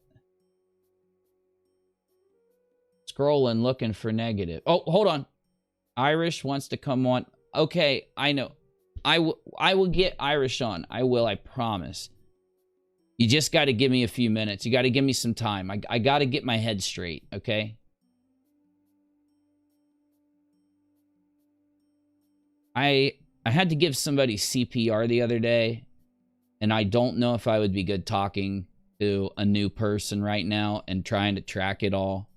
So I brought somebody back to life that I really love, and it was a traumatic experience, and I just am not in the headspace right now to deal with that. I'm pretty good with tracking things a little bit and talking about things, but I'm going to need a little time. I'm going to at least need a little time. So anyway, this is good. This helps me get everything straight before I talk to Irish, right? So it's good for me to get my head straight before I bring Irish in. I really do think it is. So, Kirsten said, I've met genuine people in the anti-KJs. I've encountered horrible people, but there are good for sure. There are great people. There are really great people. Let me say it this way, Kirsten. There are people in the anti-KJ community who I think are going to grow as creators and move forward and be influential people on YouTube going into the future. And maybe even, you know, get their channels like bigger channels. Like, I mean that too. I think there are, like, the people who I'm talking about are creative people. They're the people who are creative and who are just in this community. And this happens a lot when trends pass by. You get sucked into some, whether you mean to or not. So I do think there's some really good people out there. In fact, I think that the majority of the anti-KJ community are people that really used to care about Katie or who still do, that are just trying to criticize her and that really want to see Katie do good and change. And I do think that's 90 to 95% of that community. And I mean that with everything I'm saying. Like this whole, like one thing that the lobster cult has had to do, they've had to do it 2 times. First, they had to do it with the fraud raisers to try to, I guess, convince people that I'm some kind of like evil creator or some shit. They call me a shit lord, right? So they've got to convince people in the fraud raisers that I'm a shit lord. And then when they tried to manipulate the anti-KJ community and worm their way into there, they had to try to convince them that I'm a shit lord. Now, luckily, the KJs are smarter. Okay, so this is the Reds Rhetoric Flat Earth Debunking Community, FE. Reds Rhetoric FE community, and then the anti-KJ community. This community, if I had it ranked on a scale of 1 to 1,000, this community, their intelligence level would be 1,000, okay? And then the Reds Rhetoric Flat Earth community, only because there were some really smart people there, is a 20. That's how dumb a community that pretended to be about science was, because it wasn't. It was about ripping people off for their money. It wasn't about science. Anyway, so here's the main point. And negative, I promise you, man, I'll have you and Navy come, and I'll have like all of us chill, and we'll have a badass stream, but you just give me like another day, okay? And no shit, y'all, if I wouldn't have been in the military, when I was in the Army, I was trained as a combat lifesaver. It's on my DD, you know that DD-214 where I have an honorable discharge for a physical injury in the line of duty? To those that want to lie about my military record, which is completely against TOS, by the way. I have no clue how they got away with it. Right next to my training, air assault is combat lifesaver. And if I wouldn't have had that, I don't think that I would have succeeded in what I did the other day.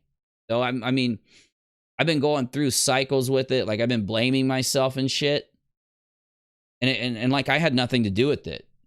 I had nothing to do with it. I basically woke up and had to run out and save somebody. It was fucking brutal, man. It was brutal. But to get back to what we were talking about, what did Nat do? Okay. So Nat created a narrative that she gave to Saltsy to testify. Now, I have no clue. I wish I would have asked Saltsy. Hopefully, Saltsy will call me sometime this week. Because I really hope he does. Because there's some shit he fucking needs to know. I might just write him like a big email. But Nat somehow got plugged into Saltsy and became someone that was going to testify, and did testify in the Toddy lawsuit. So what did she do? Factually. Because whatever Nat did, whatever was going on with Nat, Nat stated that she had help from 5 people.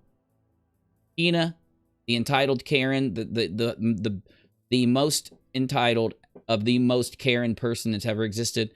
The cult leader of the Lobster Boomer cult, Tina, Boomy Morgan, and I forget the other one.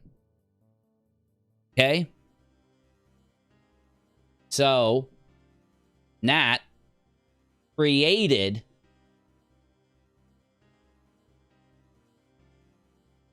with video and screenshots a relationship with KJP.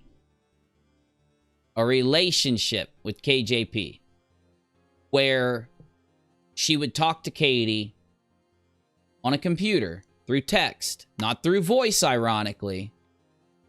A fake one. You got me? I'm trying. I'm getting there. I'm getting there.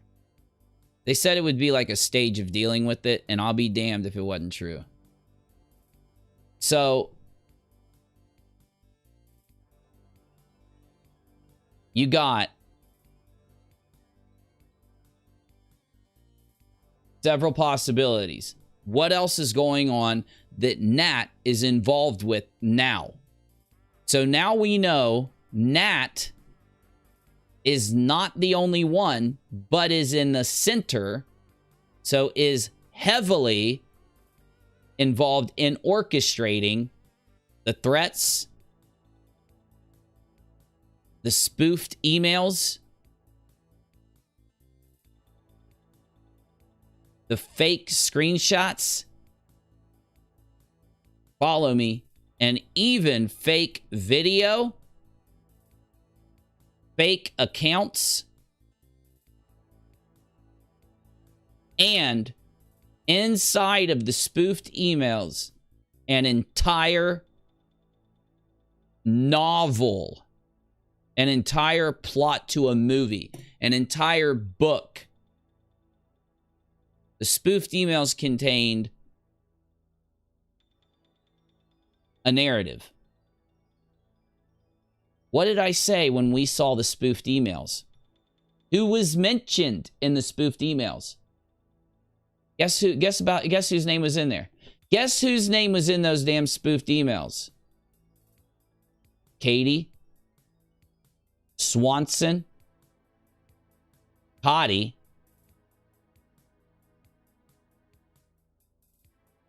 and Steve.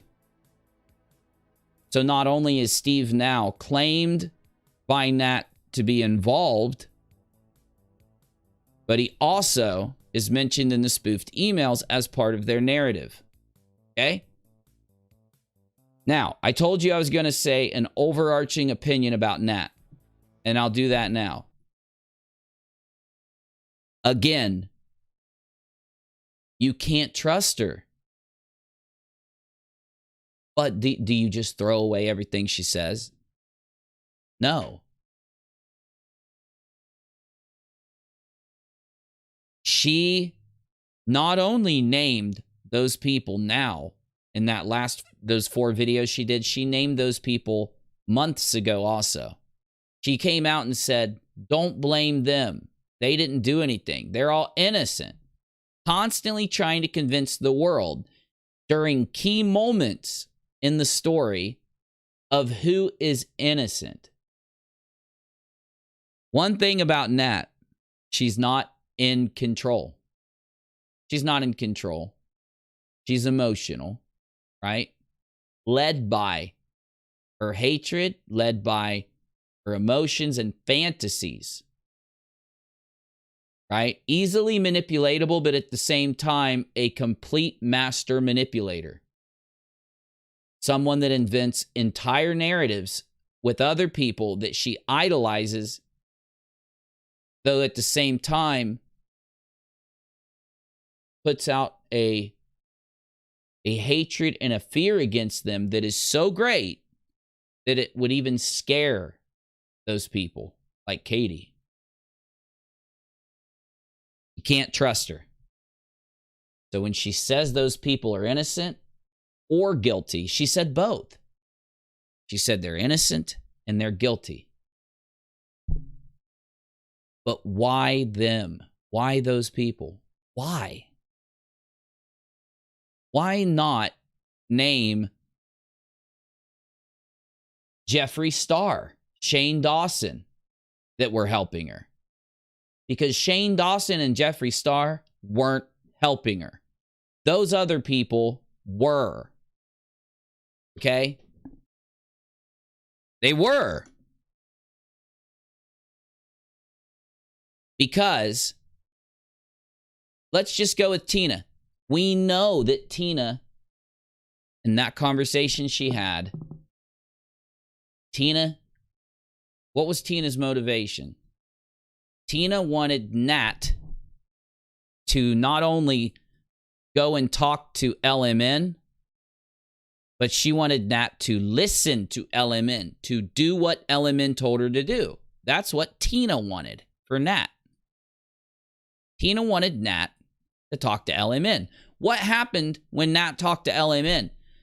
When Nat went and talked to LMN, that's when the fake Katie came into being. That's when the fake Katie popped up. Hey, Merc. Oh, you know it, buddy. See what I'm saying? See what I'm saying? Tina told Nat to listen to LMN. Also, she told Nat to meet and listen to EKC. EKC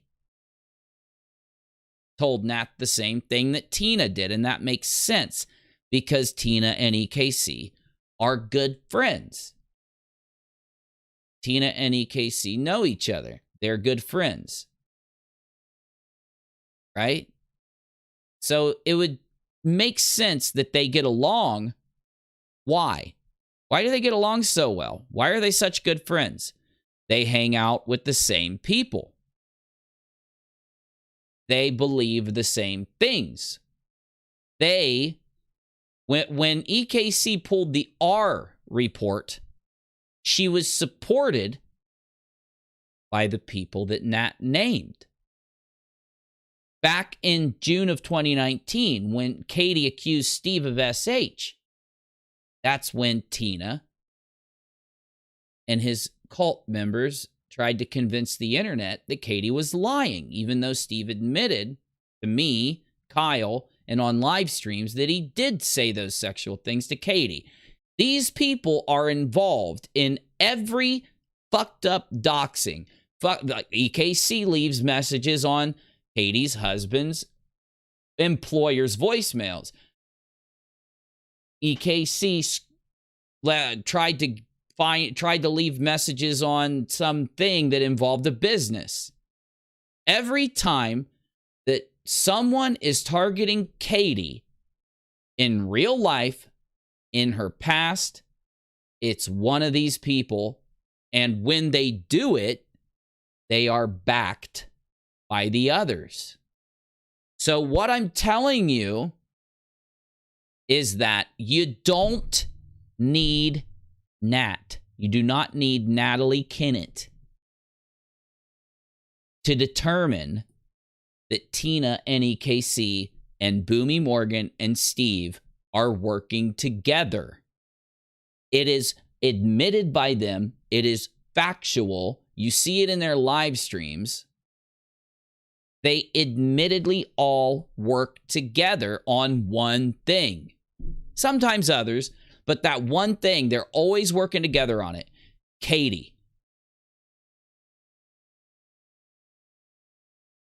They usually proudly defend each other, don't they?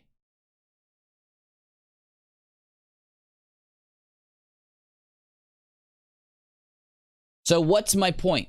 My point is, logically, I need to know not only why Tina and EKC wanted Nat, ordered Nat to talk to LMN, but I want to know, why was this the first thing?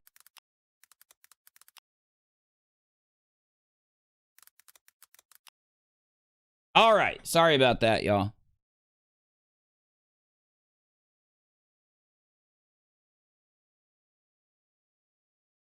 I'm going to give it a second to let the internet come back in. We lost our stream for about 5 seconds, so I'm just going to let things roll out. All right, we're back.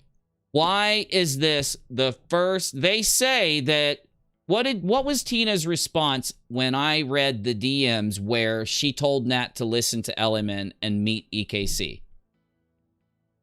Why does Uni think I'm involved when all I did was talk to Nat? Right? What do? They lie, right? I'm saying that Tina is involved in telling Nat to talk to LMN. All of a sudden, the cult runs around telling everybody that I'm accusing them of dropping a nuke on the moon. I am accusing you of nothing more than what you did, okay? It's as simple as that. I'm accusing you of nothing more than what you did. You told Nat to talk to LMN. Now, you want me to believe that when you did that, you acted on your own, and I don't believe you. But that's my right. That's my opinion. It's based on your past behavior, harassing someone in real life, just because you don't like them on the damn YouTube. Obsession, hatred, entitlement, being a massive Karen, a massive liar, a massive harasser, a really mean, nasty, shitty person, which you admit you are, so deal with it. Don't get mad because it's said when you admit you are.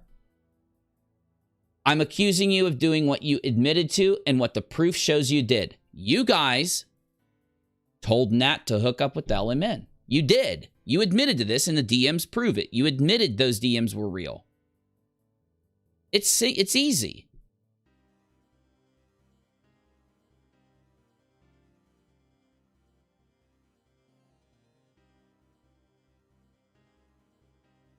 So why do I think that they have flipped out so hard lately?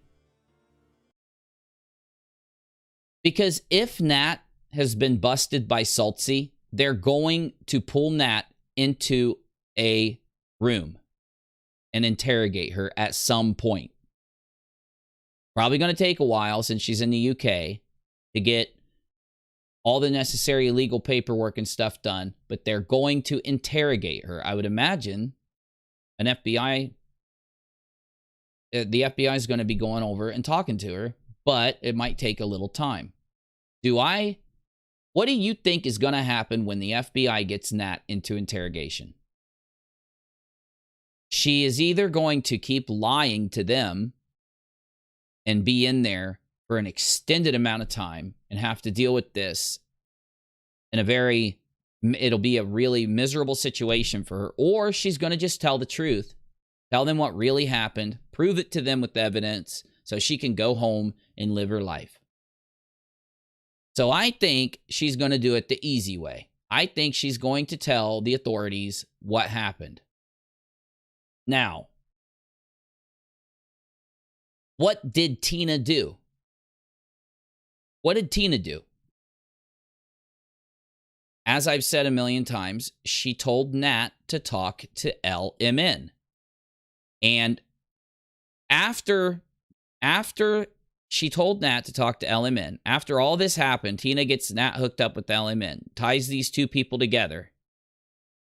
Nat, LMN, and LMN's man sit around for hours while Nat is talking to an account where Nat claims that it is Katie Joy Paulson when it is not. It is someone else.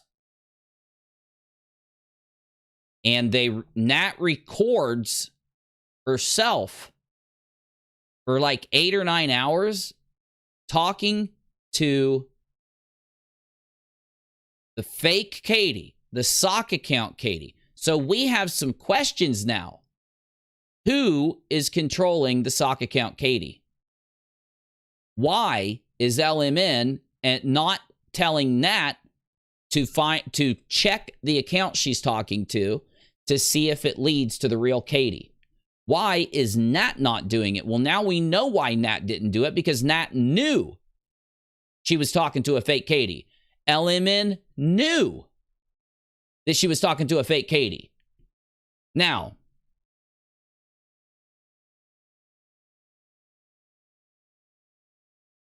listen to me. Factually, Nat and LMN knew that Nat was not talking to Katie Joy Paulson. Why did they do this and record it and create the fake record of the chat that they tried to use to frame Katie? Why? You all know. You all know. I know, and you all know. The entire world knows.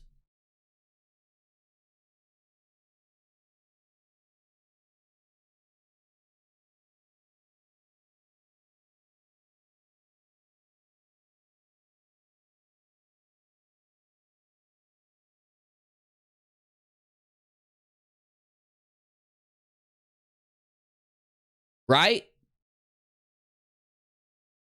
Do I need to spell it out? Because I will. It's my job.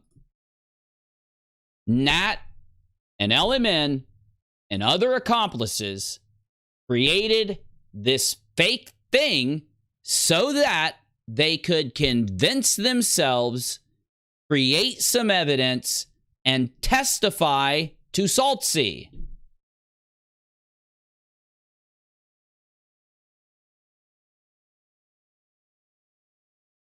Verb, you're on to it. You're on to it. What's the first question that you ask Natalie Kennett when she confesses?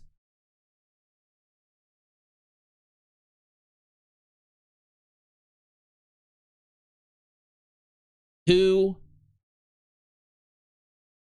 idea is this? Why did you do this? How did you meet LMN, the person that helped you? Why did Tina tell you to listen to LMN? Now think of the Instagram threat. Natalie went to Katie, and their claim, the claim from Natalie and Katie, is that Salts knew this too. So I don't know if that's true or not. I'm not speaking for them. I'm telling you what they said. Natalie went to Katie and proved to Katie that an Instagram account had told her to listen to LMN. This happened just months ago. Why is everybody forgetting this, right? Not you guys. Why is the community forgetting this? This just happened.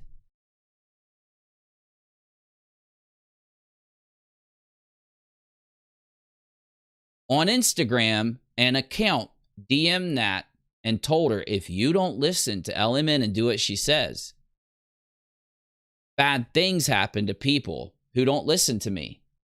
So Katie said, Nat, you're lying to me. And Nat said, no, I'm not. I'll prove it. And went into her Insta account and let Katie log in. And Katie looked and she clicked on the DM conversation and go to the profile of the person who she was talking to that threatened her. Katie and Nat say that it went to at Steve Ask Anything. Whatever it was that Steve's Insta account was at that time, it went to his Insta. Remember that? So by bringing this all up again, you could say maybe they want to help the new lawsuits against Katie. Well, it would, wouldn't it? It would. Maybe some people would think, maybe I'll go. If Nat's saying that Steve's innocent, maybe I'll go donate to his GoFundMe. Very, very much so. That could help him out.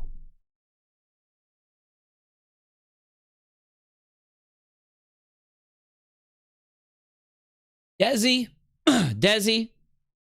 great point. Desi says, the fact is, all of this is a hate community that made this thrive and grow. This is different than YouTubers who have had obsessive fans do something to them when no one's at fault but the person. The people that did this are at fault. Now, you've got to ask yourself a question now. And you've got to ask yourself, do you get ripped off? Do you let people on the internet fucking dictate what you think? Do you let people on the internet lie to you and take your money and rip you off and screw you over where you can't do anything about it because it's the damn internet and everybody's spread out across the world? Or are you smart enough to look at what's going on and say, I don't trust this, and here's why?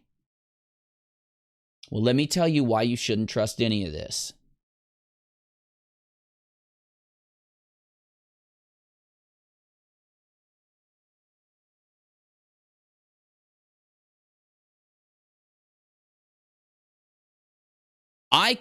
Remember when I showed you that big group of the anti-KJ community that I've said are wonderful, creative, great people are in it? Probably 80 to 90% are good people and 90 to 95 are creative people. But there's about 10 or 15% that are the most hateful, nasty people you've ever seen. Anywhere from 5 to 15%. The most hateful, hypocritical, nasty, entitled, better than everybody else, smarter than everybody else, knows everything, and nobody else knows anything. They aren't equal to you. They are better than you, according to them. It's why they're so smart and you're not. It's why they know what the truth is, and it's why they get mad at you and scream at you and threaten you and want to dox you if you watch a YouTuber that's willing to look at the facts instead of just go out and say, oh, this is true. Oh, I believe you. Oh, no, I believe you. This community has a tiny little group in it. that is a cult. A cult is a group of people that get together. They thrive off of being different and better than everybody else. And they create everyone else as the enemy. They are not the enemy. They deserve more than everybody else because they know the secret. They know the thing no one else knows. And they've got to educate everybody else. And anyone that thinks for themselves gets out of the cult, and you're one of the enemies. And if you think like them and you'll listen to what they say and only believe them, then you're cool and you could come in. Everybody else gets blocked. Everybody else is shut out. You can't look at the facts. You got to trust what they say. That group started in June of 2019 in the anti-KJ community. What they did was form and foster and give benefit to anyone that would attack Katie, dox Katie, hate Katie, and follow their narrative. And as it grew, as the anti-KJ community grew, they tried to foster as much hate and as many lies. They tried to say that Katie's husband was an N-A-Z-I guy, because they said that because of his religion, by the way, because he believed in Viking, like Celtic religion. They tried to say he was an N-A-Z-I. They tried to say he was a Satanist at first, and when that didn't work, they turned him into that, and then they used a celebrity to spread it around that was true. They tried to claim all this crazy stuff and went back 6 years, by their own admission, 6 years into Katie's life. That's 5 years before she started YouTube when they said that. They attacked her kid and tried to make it seem like they were lying about their kid's illnesses and poisoning their kid to make him sick so they could use him to get attention. Remember that? They are a cult. They are a cult. And every time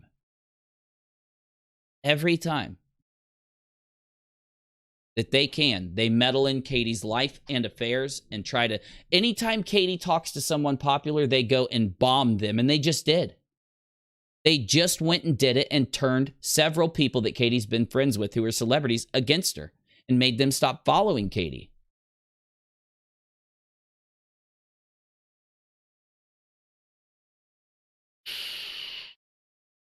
You now have to ask yourself, Tina just appeared out of nowhere. She seeked out Natalie Kennett, most likely because Boomy Morgan and other people that Natalie was hanging around.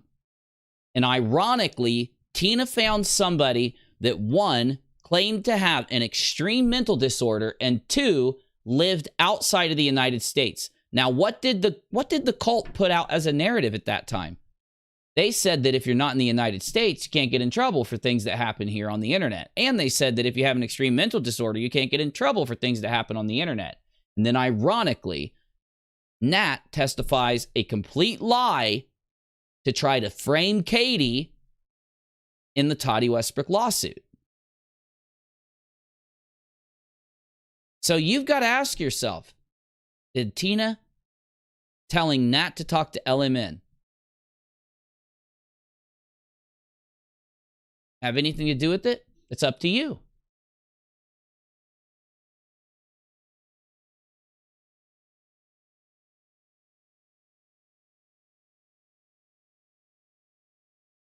Shut up, Gus. Whatever happened between these two, this is how it works on the internet. You don't go out and dox these people. You don't go out and dig and... Gus, shut up. Get out of here. Get. He's so loud. He's just standing over there going... Did Tina... When you try to figure out what's going on, you don't dox them. Because we're not like them. We're not like Tina. We're not nasty, evil, obsessive people. We don't foster those nasty, hateful, evil things. That's what they do. Okay? What do you do when you're trying to figure? So you want to go interview Tina, interview Nat, go all around the world and track this down and be a detective? No. What do? You look at the facts, you look at what's there, and you make up your mind. So what do I think happened? And this is going to piss everybody off, I know. I think that the threats in the Toddy Westbrook lawsuit started because Nat's plan didn't work. That's when they started. That's when they started to be fostered. It's when they started to go out. It's because their plan did not work. And why? Why did Emily Baker, Saltsy, and Katie, that were the target of all of these things that happened with the threats and the hackings and all that, why? What was the moment it started? It started when Emily had to report positive towards Katie. It started when Saltsy started to treat Katie positively. Started when Katie won the Toddy Westbrook lawsuit by settling with Toddy.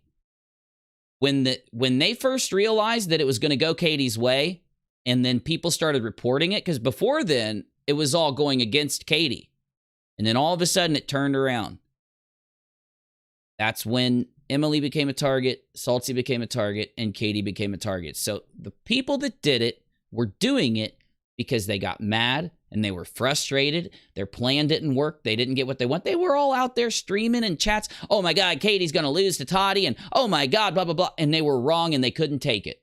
They couldn't take that they'd sat around in Discord servers, sitting around talking to each other every day, all day. This was admitted by Tina, that she did it every day until the point where she had to take a break because she was doing this all day from wake up to sleep. Katie, recording everything she said, talking about her all day. They couldn't stop. And when they talked about Katie, they were talking about how she was going to lose everything to Toddy Westbrook. I remember hearing the clips. I remember seeing them saying it in the live chat. I remember laughing at these people that were in live chats just spamming this shit about how Katie's going to go down, and Emily Baker's chat and shit. Like, damn, these people are fucked in the head. Unrealistic as hell. You get me? Obsessive. You remember, because I know you all saw it. But then it all changed in the blink of an eye, and it was such a drastic change. They got angry. Whoever the they is wanted Katie to lose and wanted to do everything in their power to make her lose. And when she didn't lose, they started to take it out on the people that they blamed. They blamed Katie. They blamed Saltsy. They blamed Emily Baker even. Now, you know what's crazy? There's another group of people that started being negative towards Emily Baker around that time, and Saltsy. Out in public. It's weird, I know. So now you've got to ask yourself this. So you're telling me that you believe that Nat cooked up a plot all on her own to try to affect the Toddy lawsuit by creating all this craziness and all this stuff. And she had met some people like Tina and EKC and others, all part of the lobster cult. And they turned her on to LMN. So when Nat met LMN, that whole plan started, all the threats went on, and everything happened, right? That's what everybody believes now. And because of that, it exonerates Tina. It exonerates EKC. It even exonerates Cheshire, because she said she was exonerated today, right?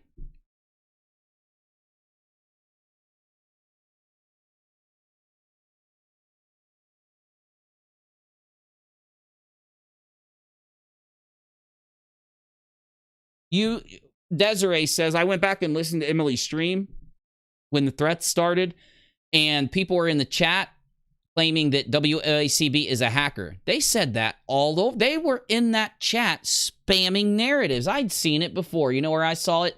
In Red's Rhetoric's chat, Steve McRae's chat, back when the fraud raisers were going on. He did a stream where he tried to tell everybody that UNIRock was lying on him for doing fraudulent fundraisers for an entire year. He just sat around saying, Uni lied on me, claiming I did fraudulent fundraisers because Uni's the biggest liar in the world. And the same thing happened. Same thing happened. They think that if they put it out on the internet, that other people are going to see it and just believe it. Wow, that was typed there. I believe it now. I'm going to join the cult. I'm not playing. They think if they spam on sock accounts, in live chats and on Twitter, that spam will attract people. It'll get in their head and make them think like them. That's why they put so much of it out. It's why they spam so much and work so hard. They spent a year sending months sending spoofed emails that had all these threats and all these crazy things, creating accounts on websites, superimposing people into porn. This came from Saltsy. The proof was put out. The threats, I've shown you threats that were so disgusting I can't repeat them right now. You've seen the evidence. So we know, what do we factually know? We know the threats are real. We know that all of the threatening behavior happened, the spoofed emails happened. These are all real things that happened. The FBI is involved. Also, do you remember when the FBI got involved? There was only one group of people inside the anti-KJ community. What did they say? They said the FBI wasn't involved and made fun of the FBI being involved and put an FBI logo on their stream. Who was it? Who did that? Who was the dude that put the FBI logo on his stream and kept making fun of with his co-host, the liar co-host, that the FBI was involved? Who was it that went to the FBI building and took a picture of himself standing out in front of the FBI building? You know that happened because they were making fun of the fact that the FBI was involved in the Toddy Westbrook lawsuit threat investigation. They were making fun. Why would they do that? It involved protecting their children and them. And they made fun of it. And they're surprised that, see, the reason why that makes them look guilty is because they need to convince their audience that the FBI isn't involved, that Katie's a liar and a hacker, and that it's just a big narrative that Katie's putting out there, because nothing bad's happening to Katie. She's not a victim like they're saying by involving the FBI. She's a liar. And that's the narrative they literally ran with. And I don't have to convince you. You watched it happen right in front of your face. Every single narrative that they put out was a representation of their subconscious, because they are boomers. They are boomer memers. And boomers, boomer memers, lolcows are emotionally driven. Most of the time by their subconscious. So if they feel like they're ripping someone off, they're going to go around accusing everybody else of ripping people off. If they feel like that Katie is going to get them in trouble for doing something with the authorities, they're going to make fun of the participation of the authorities. If they feel like getting the R report went too far, then they're going to fucking, find some boomer meme way to make fun of that. But my point is, regardless of why they did it or anything else, it literally does nothing but make them look guilty. And it was their own choice to behave like that. That is on them, okay?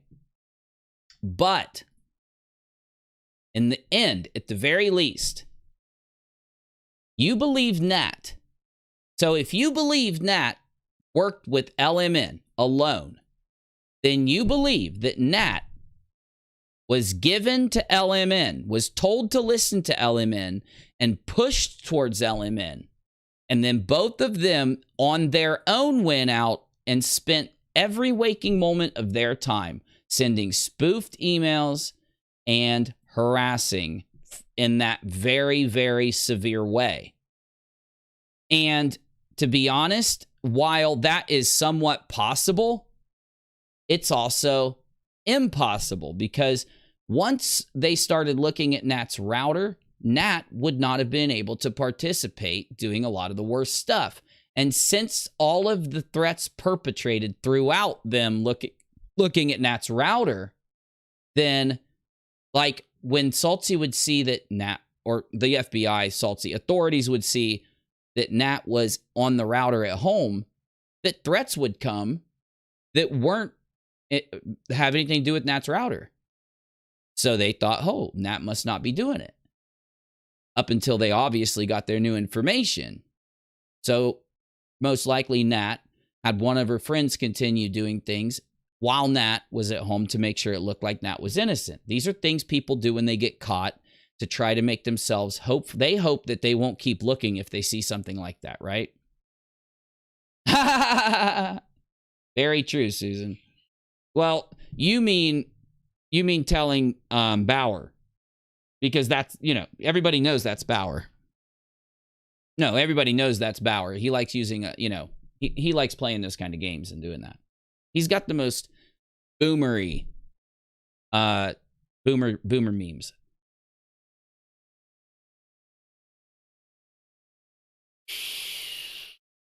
Listen, I'm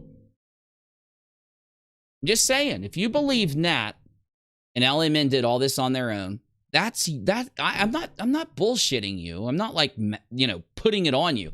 I think that's fine. You're free to believe that, okay? So I don't know if I just need to tell you that before I give you my opinion, but I just thought, you know, because I am fine with you holding whatever opinion you have, even a negative one towards me, that you would assume that I'm giving you my opinion and I'm perfectly okay with you holding yours regardless of what it is. But just to appease some of those crazy people out there, you're free to believe whatever you want. And if you believe Nat and LMN did this on their own, that's great. That's you. Unfortunately, I will not lie to my audience. And because you asked me to tell you what I think, starting from now, I'm going to give you my opinion, and then I'm going to play some Tarkov. Because I got to get back to video production in the morning. And I'm going to be really fucking tired if I don't go play Tarkov by 1 a.m. or 1:10. So let's go.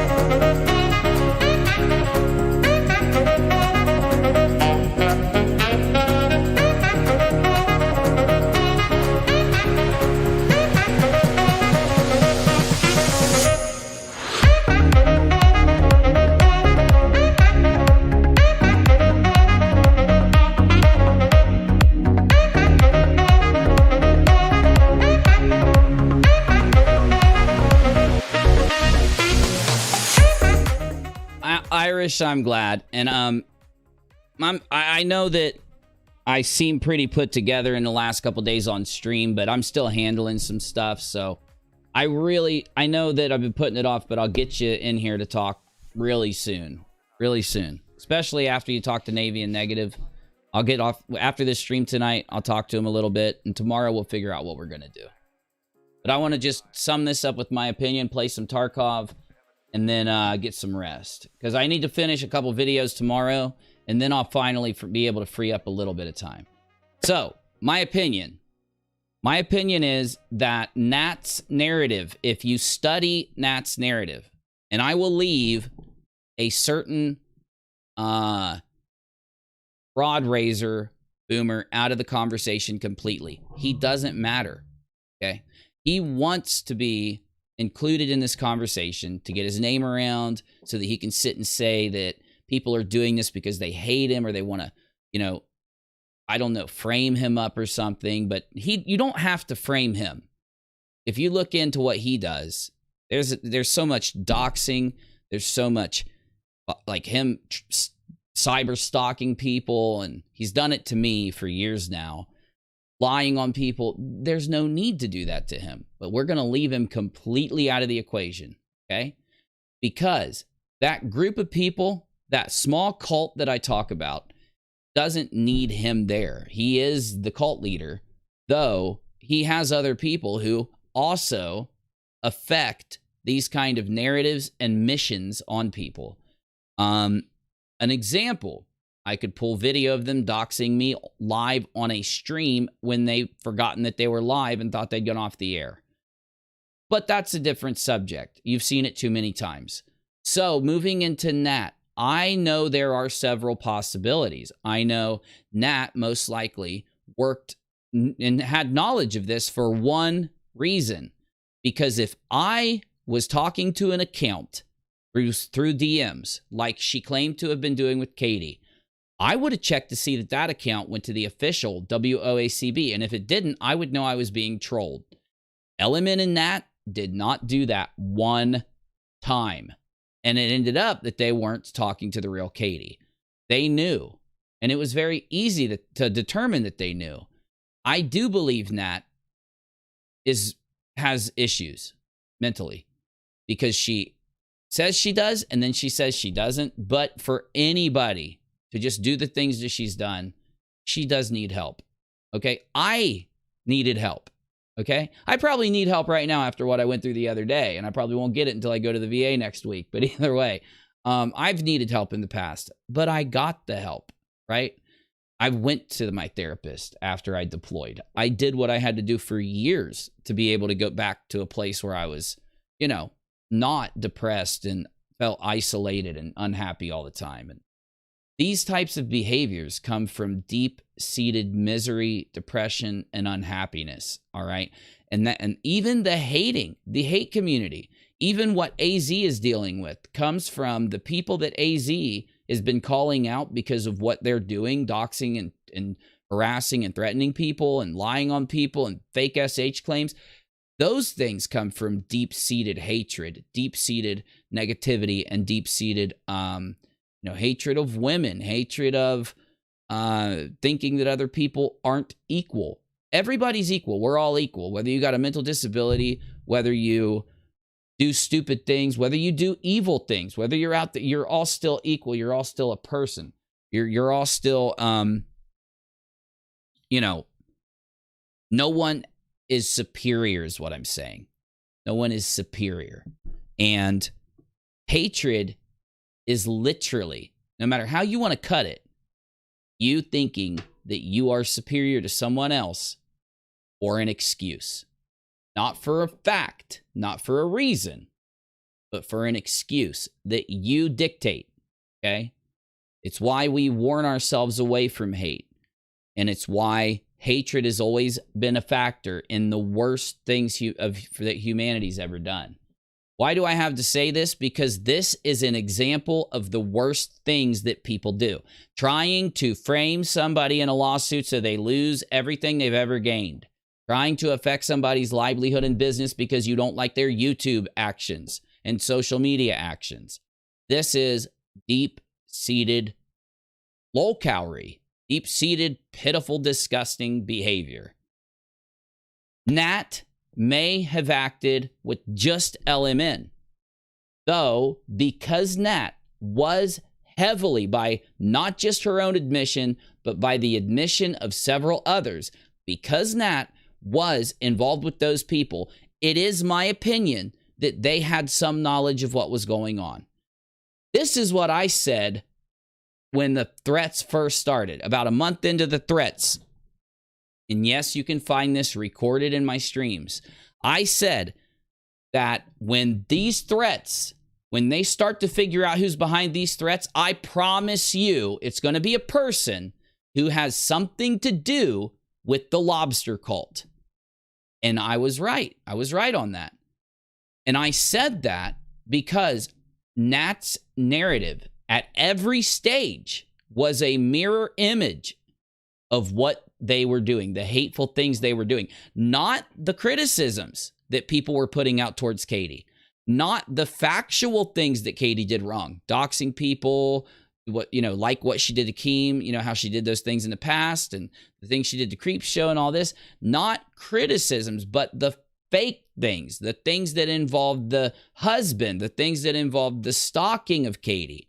Because even if Katie does the doo-doo to the Keemstar or the Creep Show, if you do the doo-doo to Katie, you are just as doo-doo dirty as Katie is. You deserve just as much criticism, just as much people lolling at you, just as much whatever it is you throw at Katie. If you're going to do the doo-doo, do just like she is. And whether Nat acted alone or whether she acted with that group, people will differ in that. But unfortunately, the only thing we know is that there is a connection between Dottie, Tina, EKC, and Nat. And at that point, once we know that Nat's behind things, it is up to Dottie and EKC and Tina to say to themselves, holy shit, I should not have interacted with this person, especially when they were testifying at that lawsuit, so that I didn't affect the lawsuit through some statement or thing I did. It is now their responsibility to be honest with our community and tell the truth independently of each other. All three alone, independently, if they do not want people to believe they were involved, must not just get up there and say, well, that didn't happen and that didn't happen. They should get up there and tell exactly what they experienced, what they did, what they saw every person do. There's a thing that the lobster cult does, and it just happened out on Twitter. When they get into an issue with somebody, they say, well, if you had a problem with me, you should DM me and you should come to me behind the scenes and we should talk it out and keep it behind the scenes. They say this all the time, though they are constantly screaming that everybody else should stand in front of everyone and give all information at all times. That's what they're screaming at people. The truth is that if they have a public interaction, that if they are going to respect the severity of the threats, if they're going to respect the severity of the situation, they are going to come out and tell the truth because they are involved to a degree. They could be involved to the degree that they just connected LMN and Nat together. We'll only know that if they come out and be honest. Now, if they were involved and they come out and try to be honest and they end up lying, they end up withholding information, this is a reason why they wouldn't be honest, that they wouldn't come out and tell us everything that happened. And yeah, I mean, they should tell us everything that happened with literally what everyone did to Katie, what their plans were, what their plots were, what they heard people saying they were going to do. If it is something that shouldn't have been done, if it was nasty, evil, if it was a lie, if it was a plot, if it was something they all engaged in together, that should be told to the community, and we can compare what they say happened to what we have, the proof that we have, and it will all fit together if they're telling the truth. But if they try to schmooze us and lie, we're going to know. And the only reason they would try to either not come out and tell the truth now or come out and lie is because they were involved heavier than just connecting LMN and Nat together. Okay? Now, I'm sure they're going to make excuses for why they shouldn't have to come out and say anything. And that's exactly what a guilty person would do here, especially people like them who think that Katie shouldn't be able to hold any secrets and should have even her personal life put out in front of everybody to be dissected down. They say it all the time. If Katie didn't want Steve, this is what Steve said. This is what Tina said. This is what his supporters said. If Katie didn't want Steve, looking into whether her son was sick or not, she shouldn't have talked about her son on the internet. Well, if Tina didn't want everybody thinking that she was involved in all of this, she shouldn't have connected LMN together. It works both ways. So I guess we'll wait and see if EKC and Tina and Dottie, independently of each other, all come out and give their side of the story for everything that happened, and they're honest about it. I think we could comfortably say, okay, Nat, LMN used everybody and did what they did and threatened people. But I'm telling you, they're not going to do it. They're not going to do it. And if they do come out and say anything, they're not going to be honest because they've all done fucked up stuff. Dottie is proven in those screenshots that have already been admitted to be true, faking screenshots for Nat. Now, that alone could cause Dottie to try to withhold information and lie. Also, why isn't the community fucking calling Dottie out and demanding that she apologize on her channel like they would if Katie had done this? And why isn't Dottie being canceled? Imagine if Katie got caught faking screenshots with Nat. Well, whatever they would do to Katie is what they should be doing to Dottie right now. Also, why is nobody demanding Tina to explain herself? Tina doxed Katie long ago and said that because she knew Katie's address, Katie wasn't safe in her house. And yet, she can go around connecting people together that ultimately end up doing... It's not like Tina has some past with Katie where she doesn't threaten her, where she doesn't dox her, where she doesn't dig into her. Also, Tina helped EKC with the R report. These people are psychopaths, all of them. And now there are people out there saying that it's wrong or it's evil or it's nasty for people to think that they all together as a group perpetrated not the threats. God knows. There's no way to tell who did the threats. That's the FBI's job. But I'm going to tell you right now, it is a fact to say these people have perpetrated a targeted harassment campaign against Katie Joy since June of 2016. And since then, it has escalated and escalated until it caused those threats. That statement is absolutely factual, and I'll say it one more time. That group of people, they are who I call the lobster cult. They have engaged in a targeted harassment campaign because of all of the things they did to invade into her personal life with our reports and many other examples and doxings and threats. They've done this since June 2019 to Katie. It has escalated until it now is responsible for this happening. Now, that does not mean that they perpetrated it. It doesn't mean that they themselves sent the threats. But because of their harassment campaign, because of them trying to meddle in things and connect these people together, and whatever they said to these people and whatever they pushed these people to do, they're going to be screaming bitch 17 times, talking about how while they're driving their fucking semi-trucks around, they're going to go stop in Katie's yard and scream like a Karen and waving their hands.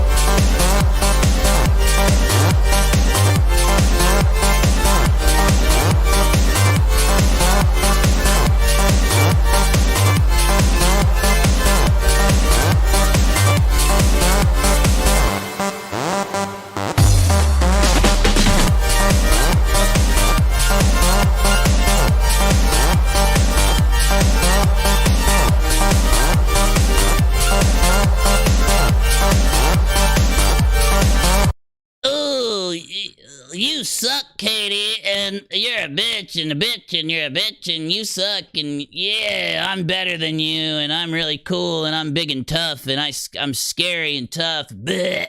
Give me a drink, woman! Give me a drink!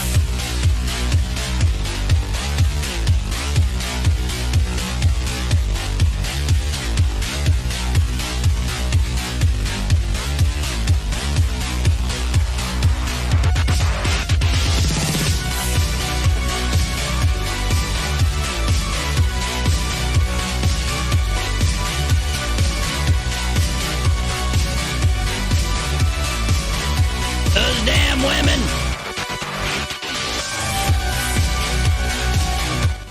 What's Katie think she's doing making YouTube videos, giving her opinion on things? She should be in the kitchen fixing my tire. My tire blew and I need a woman to go fix my tire. If she don't fix my tire, I'm gonna go out in the front yard.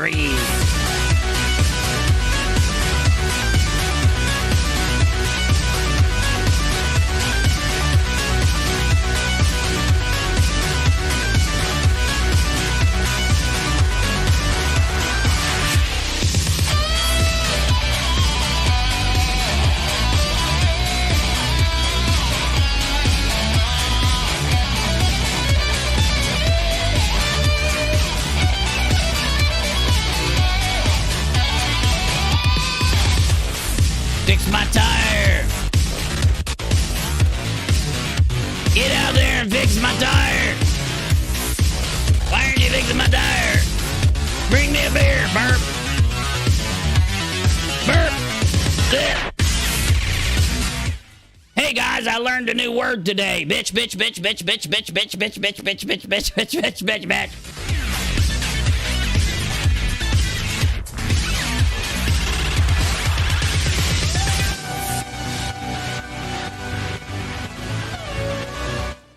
I'm a good impersonator. I'm known for that shit.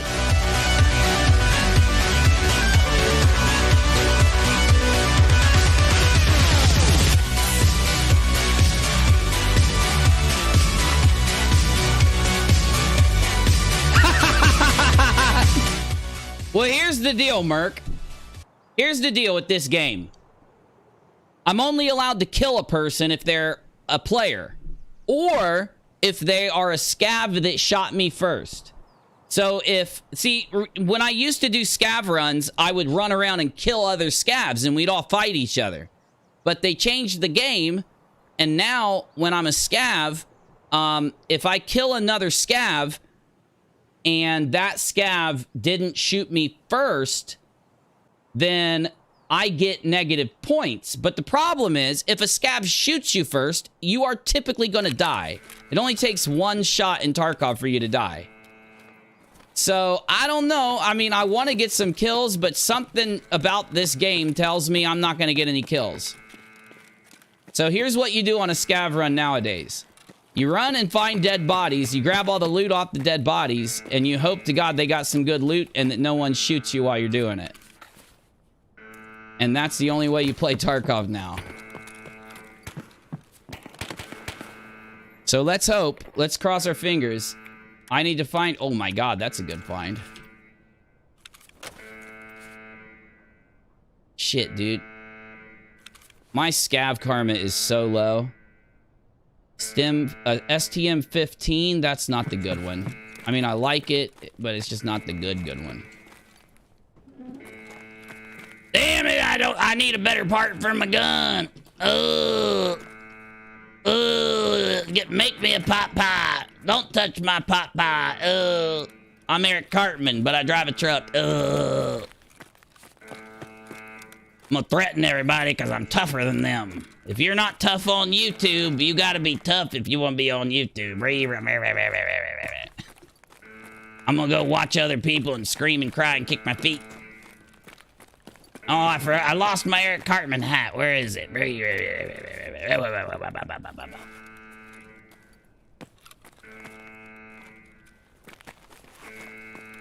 Well, damn it, if I don't get no views if I don't act crazy.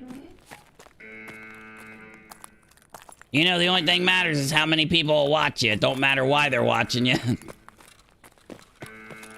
It don't matter why. It's just that number. All that matters is that number. Damn it, where BCP been? Oh shit, it's not a weekend. Never mind. He's got to go to work. That sucks. Ooh. Oh, wrong one. Almost thought I found some money, y'all. Alright, here's what we're gonna do now. We're gonna go down to the fucking... We're gonna go down to hell. And hope we don't get killed, because this is where the raiders chill. It's too early, man. Damn it, I shouldn't be in right now. I should be in later. This is a really bad... This is a bad scav run, y'all. This is a bad scav run. Why do I feel like I'm gonna have clips pulled of me tonight? Why do I feel like someone's gonna clip my stream tonight? You didn't know? I'm not allowed to do that. I'm not allowed to yell and scream and kick my feet. You didn't know that? Oh, it's a rule. I don't know who writes the rules, but I know I gotta follow them. I know that much. They could at least give me Devastator slugs. If I have to have this shitty gun, they could at least give me Devastators. Fuck. Come on, dude. Wiggle, wiggle. Chicken dinner. Hey, bro. What's up, dude? You wanna chill? What? Come on, dude. You suck. You know we're gonna die if we don't work together, but okay. Alright, Kirsten. Good night. Oh, anytime. I just want people to know why I hold the opinion that I hold. I am willing to change my mind instantly. But I just don't want people to think that I hold my opinion without evidence. I based my opinion on a person's actions over this entire time. You can't sit around. Look, if you're gonna choose to do what these people do, which is dox people. Fuck. If you're gonna choose to dox people, like if you're gonna choose to do that, then you why in the world I'm offended. I love truck drivers. So don't think, look, I got truck drivers in my family, so you know. And Trio drives a truck too. I love you guys. You're the backbone of America, for God's sake. You guys know I love you. I would drive a truck myself. I would. I think it'd be one of the best fucking jobs ever. Traveling around those giant rolling mountains. You know what I'm saying? Like going through North Carolina, going through like Florida and North Carolina and fucking... If I pull this lever, maybe, just maybe, we'll get some crazy shit to happen. So here's what's up. There's a bunch of scavs down here. Come on, dude. Follow me. Work with me. Come on, bro. Fuck. I want that scav's gun, dude. I'm about to pop him. I have 0 scav karma, though.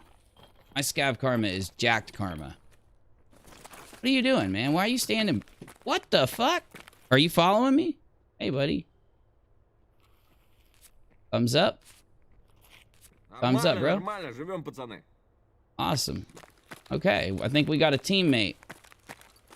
Now, here's what's up. Players are going to come down here, and they're going to shoot that dude when they come down.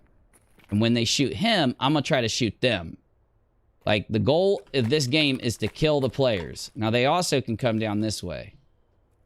We should hear him. You got to listen to the way they talk, because if they'll say stop and shit if they see a player. You got to kind of learn. What do they speak? Yiddish?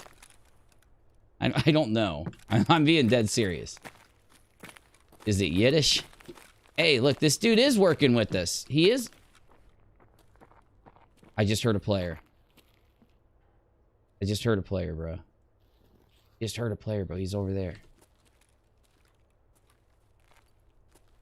Need to turn this up. I can't hear shit. I got good head. Oh, there he is. That's a fucking player. That's a player. Right. Gotta do this, do this. They speak Tarkovian? Okay. You gotta be careful, man. If we could kill a player and get their gear out, do you know how awesome that would be? And I know most people say this gun sucks. Not if you get real close and shoot him in the head.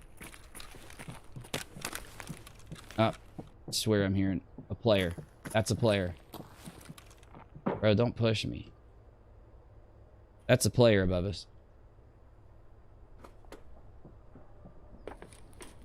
Yeah, there's a player above us. We're going to try to hunt him down. This is an AI bot. I think I can command him. I'm going to tell him to go in there. Wow. Oh. Go on, bro. There's one up here, bro. There's one up here. I'm gonna make him think I'm a scav. And shit, he's down here. Right that way. Above me. Shit, he's coming. He just opened a bag. He's gonna open this door and I gotta cap his ass.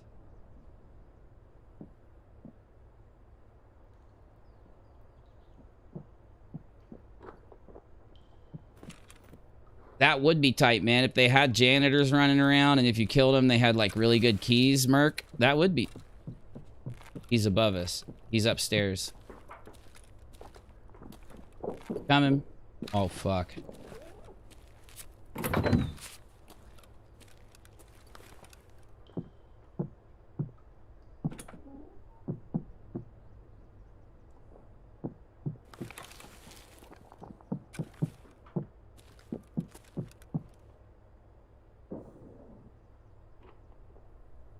It's opening up a fucking drawer.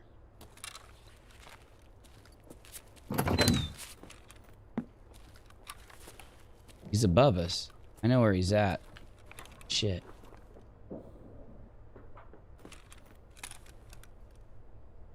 Come on, bro. Хуйло! Вот хуйло! Конец тебе!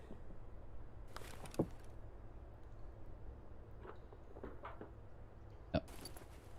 Heard that shit.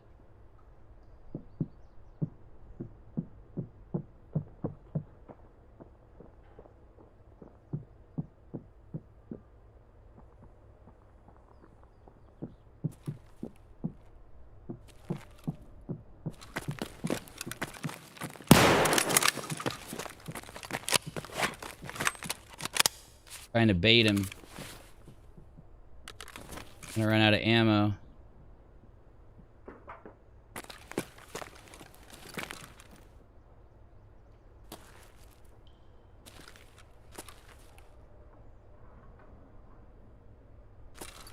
Damn it, where's this dude at that's supposed to be following me?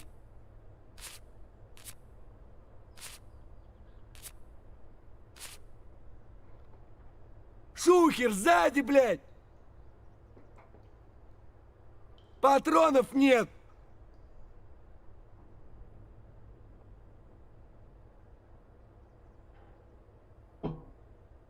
Come on, dude.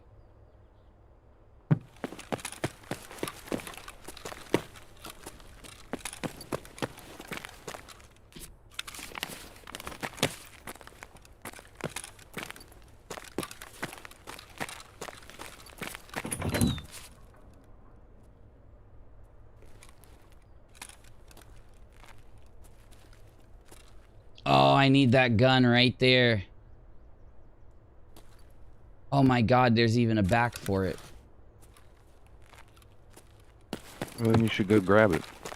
BCP, bro, what's up, man? Yo. You been doing any rounds lately? Oh yeah. Nice. Dude, my stash is so overflowing. I got so much money in my stash. And there is a player in this damn building, but I think I'm just gonna run out if you want to do a round. I went into factory and killed 3 PMCs. One was a level 62 Twitch streamer. Oh, it was nice. Miraculous. He had to be just pissed off, dude.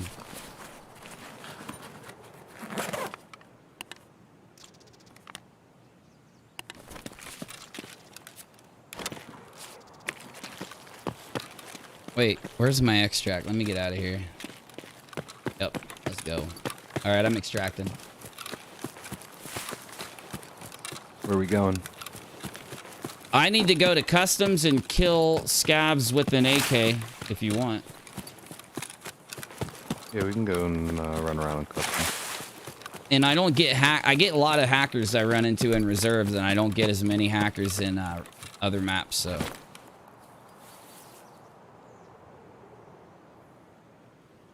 Reserves is my map, but dude, there's just so many fucking hackers. It just sucks. Shmeenix! Oh my god, dude. Good to see you, buddy. Good to see you, man. Good to see all you guys. I think you guys all know that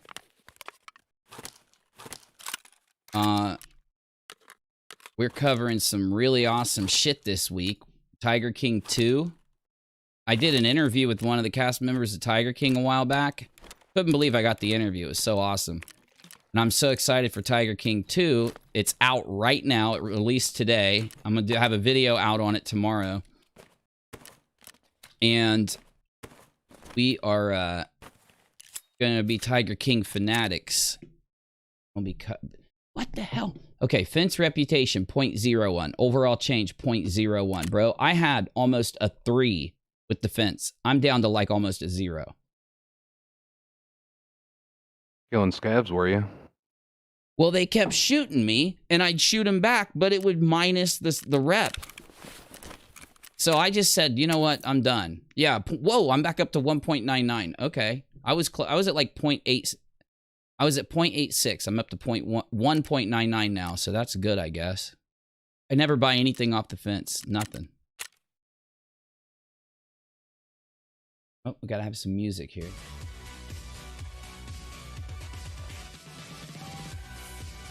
Oh, shit. Shit. April, hold on. I got you. Sorry, April. Jesse must be falling asleep. It happens.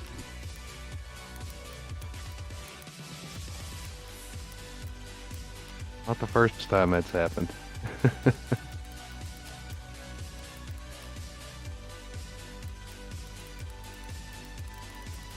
When people are watching on their phone and they fall asleep, sometimes they'll ban someone. But April, you're here all the time. I'm giving you a wrench. Just so that doesn't happen again, okay? You're literally at all my streams. I'm just gonna give you a wrench just so that doesn't happen anymore.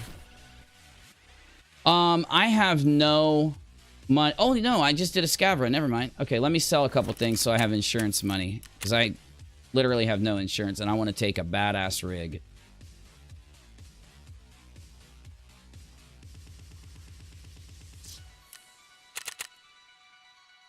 The other day I was playing, and you know the rocks up by the gas station. Oh yeah.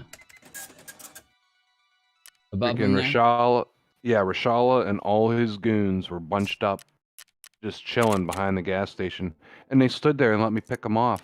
Like I'm shooting at them. I'm shooting at them iron sights, so you know how accurate that really is. And I popped them off. I killed three of his bodyguards and Rashala. Holy shit, dude! Do they have good gear? Did you get it out? Yeah, they have some decent gear. I'm gonna bring in one of his guns, one of their guns that I pulled out. That dude that I was telling you about, that really high level Twitch streamer, I got his stuff out, but then I was in a map with Trio, and I wish he was still up. He must have went to bed while I was talking because I blabbed for too long, and I feel bad now because I wanted to play with him. But anyway, I killed a dude that killed Trio, and then a 3-man came in and got me right after that. But I had some fucking loot, dude. And I was mad when they got me too, because it sucked.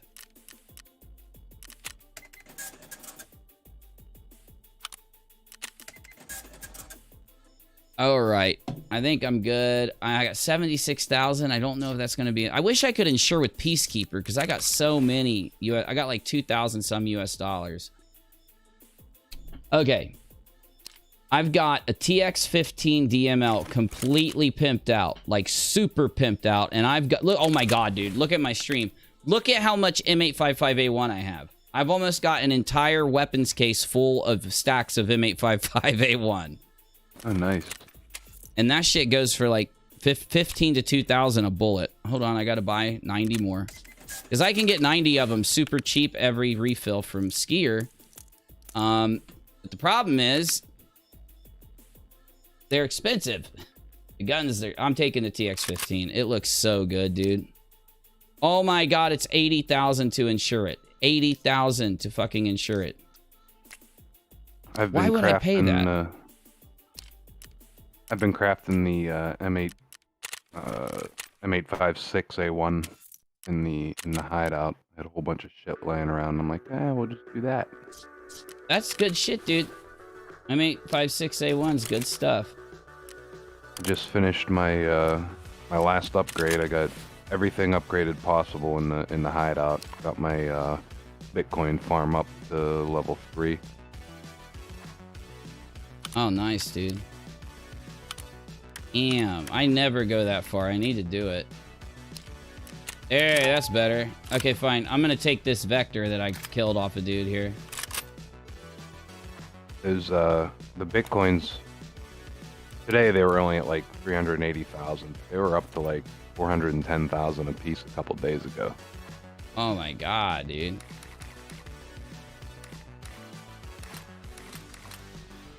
Yeah, I got all my upgrades complete. I just stay making money. I'm at 10.8 mil right now. My stash. 57.8.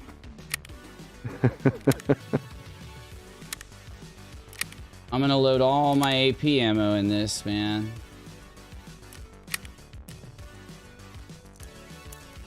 I'm supposed to take an AK in, but I really kind of want to show off for the stream. I'm going to do a geared... My first run, I'm going to do a geared run, but that's like my only geared run I'm going to do is my first one. All right. We got AP for $4 a round. How much is it? 700? I'll buy it. Hydra Shock, Laser Mock, FMJ, and Rip Ammo.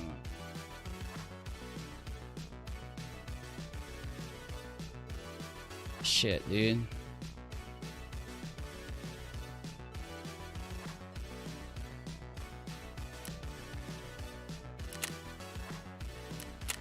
Fuck, I'm out of money. Damn it. All right. Let me do 100. Okay.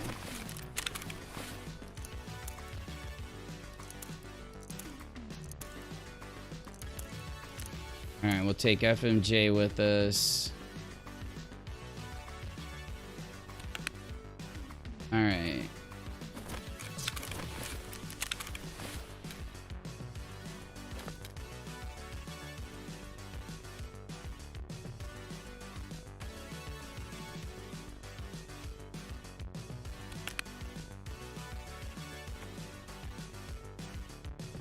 All right.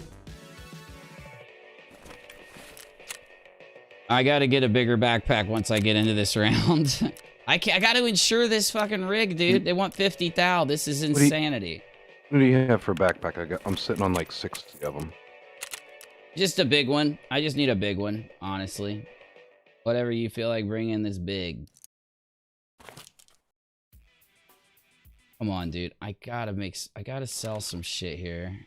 I can insure my rig, because it's too nice not to. I got one of those really badass rigs right here.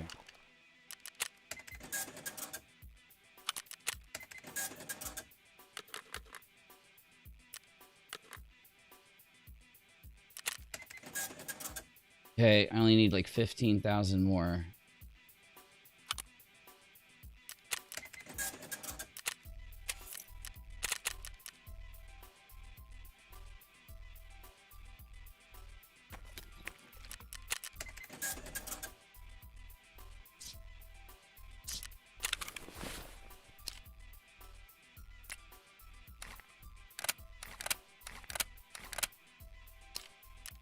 Oh, there we go.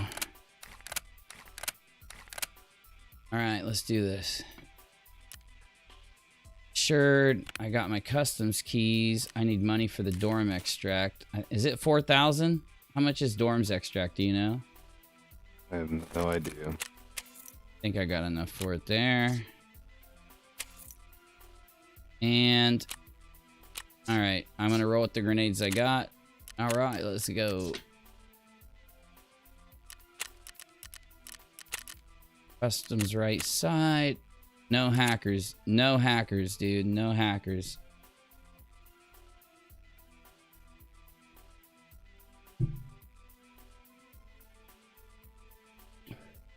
Dude, look at how many people are in customs. Good lord. Should go at night when there's nobody in there. We should, honestly. We should do some night runs. I'll bring night vision, dude. I got the money.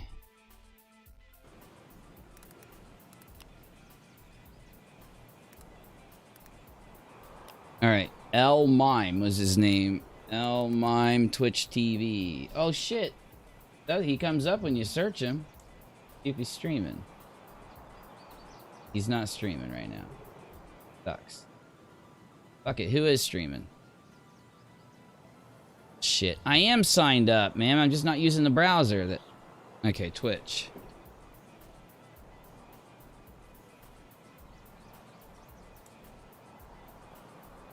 Battlefield's out?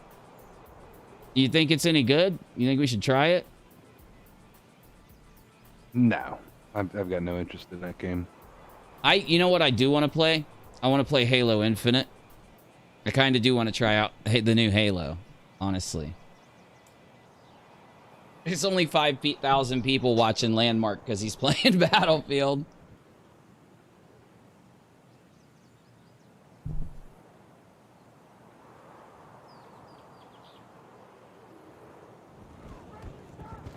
All right, let's see what Battlefield looks like here while we load in, y'all. It looks really junky. Look at the buildings. They look horrible. Compare this to Tarkov. Compare this to Tarkov. It looks horrible.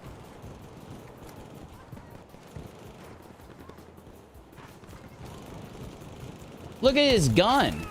And this is like a dude playing with the best PC you can have.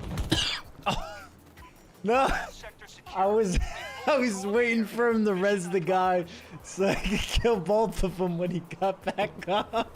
A good day's work, but I'm not one to brag. Oh my god, I was waiting.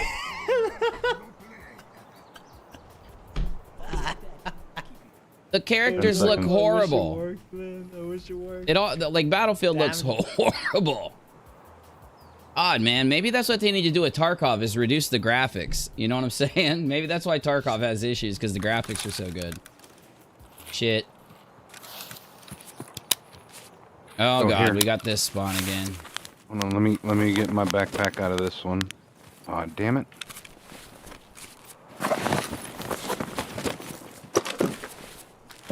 I don't want to die. Alright, there you go. There's your backpack. Thank you, sir. Oh my god, you hooked me up, bro. Okay. Damn, dude. Look at my character, man. Oh my god. Big ass purple backpack. I counted the other PCP. day. I'm sitting on like 50-some backpacks. Well, I'll help you waste them all. I don't want to die right now, though, bro. No, I hold on to the backpacks because Is I know you I'm always gonna need do- one. Oh yeah, dude. For extract. I bet we got trailer park, right? Yeah, we're on the left side of the map.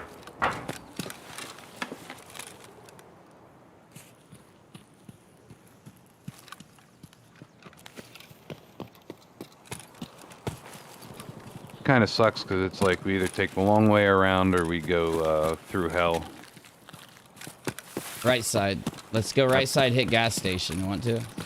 Look for I Rashala. I prefer gotta to- kill these guys. I gotta kill the bosses. I prefer to take the long way around.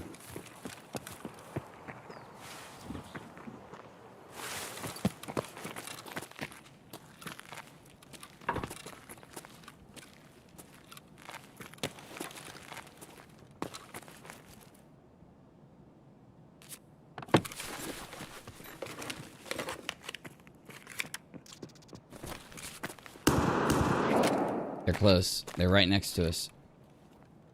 Kill these fools, Bane.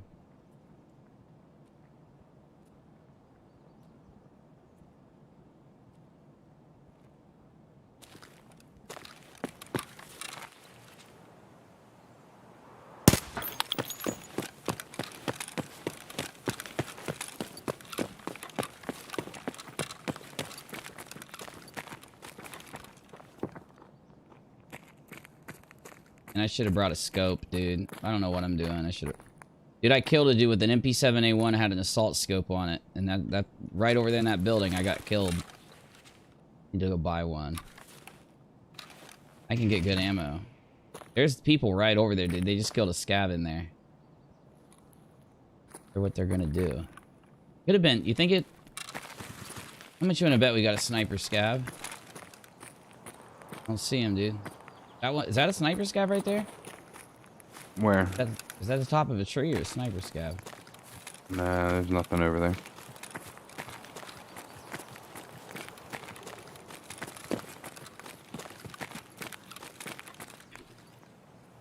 These vectors are mean, bro.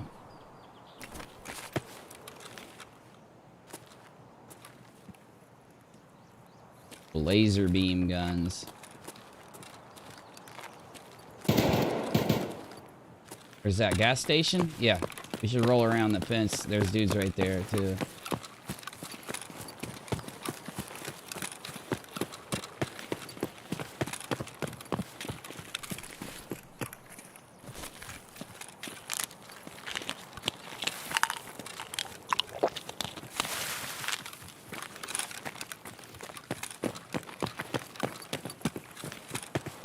I usually get in fights right here every time. You go into that warehouse over there? Yeah, someone's coming. Both sides. Both sides.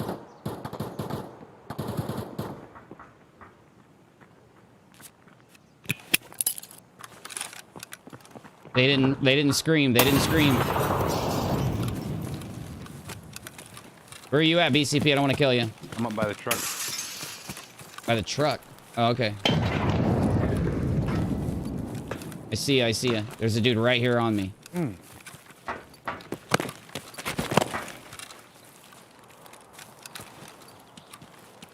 Careful, they might shoot out the windows. Literally, dude, right here on me. Oh, yeah, there we go. Oh, my God, threw a grenade right at me.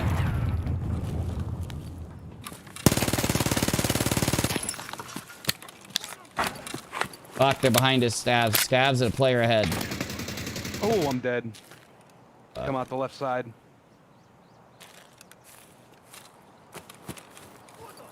Over by the road.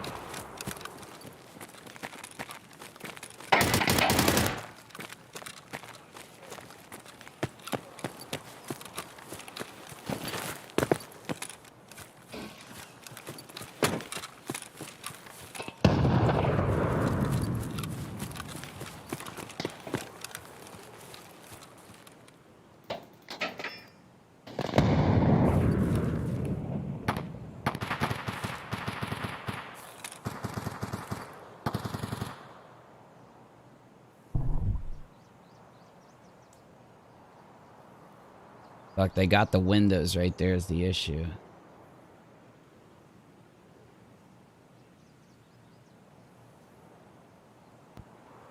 Dude walked out the door at the road and just smoked me. Yeah, I went around. He must have a buddy because someone shot at me through a window when I was trying to loop around and get a shot on him. It sounds like they're getting in a fight with a couple people right now, so I might work to my advantage, I guess. God damn it, asshole. Scav right here yelling at me, too.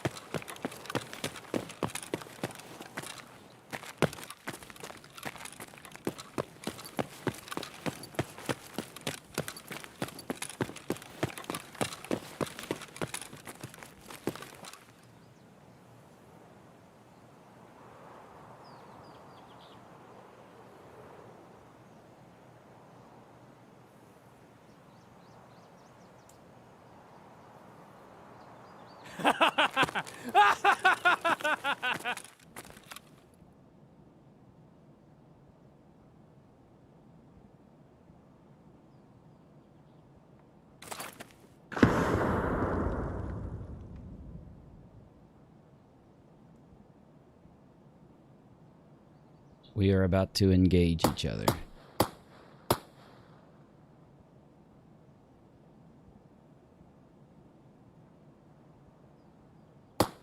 Here.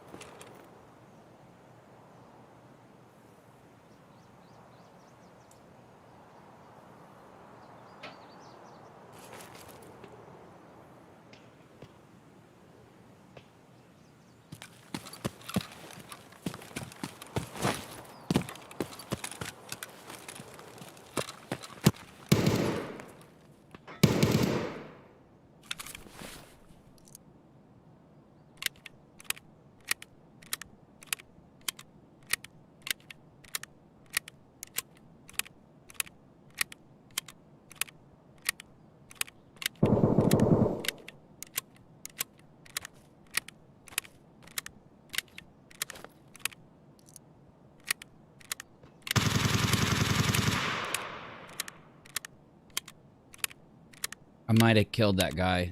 Like, I put some real good shots on him, but he was really far out.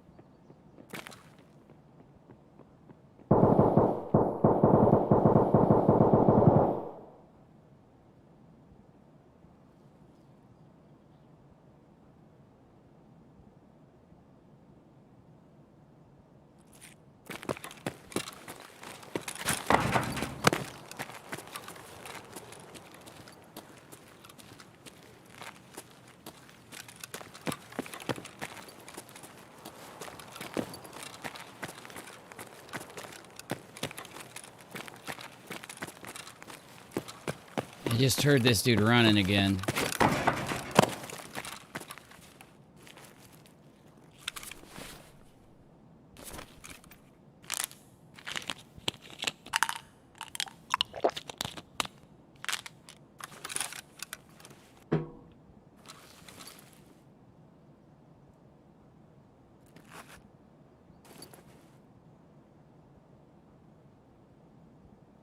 Wait, or what?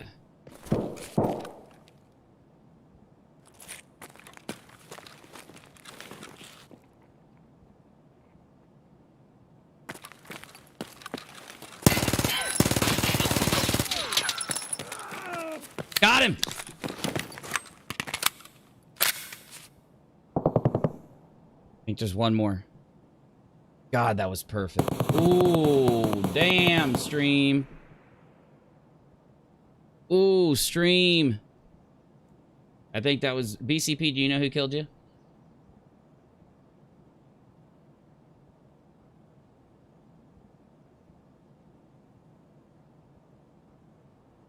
Merc, got you your kill, buddy. PMC.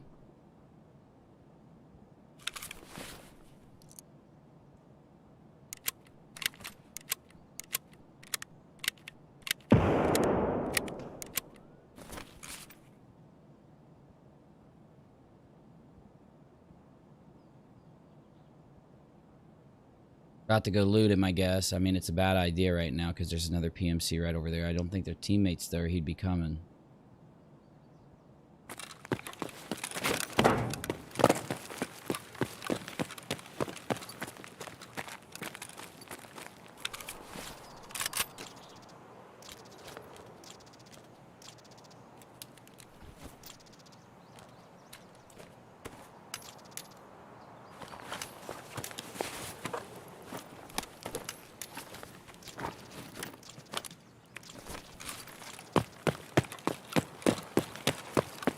I don't even know if I can do this jump.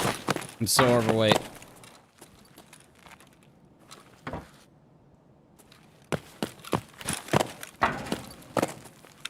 BCP. You there?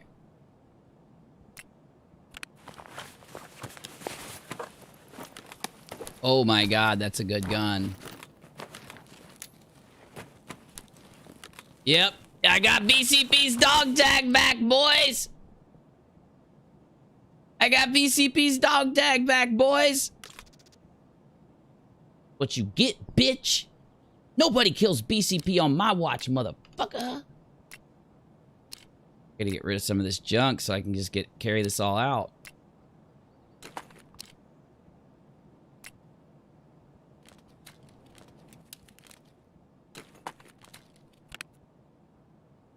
Oh, okay.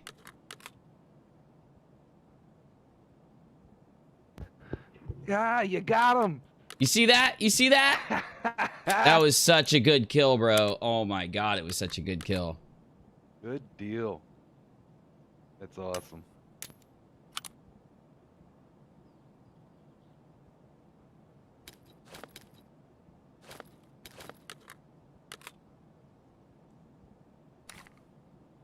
Switch that out. I need to get out of here, dude. Dude, look at this gun. Oh my god, it's pimped. If I tell you that's my gun, you gonna believe me? Do what? If I tell you that's my gun, you gonna believe me?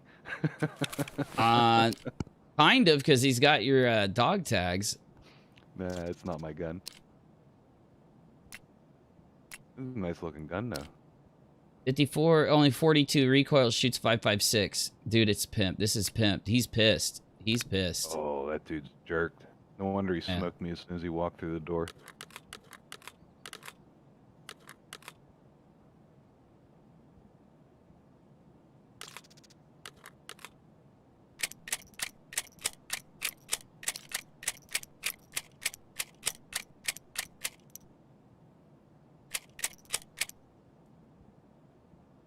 So I can some weight here. I'm 55 kilograms, so I'm gonna have to drop some shit or something. He's got a rooster. What do they go for? Not a whole lot.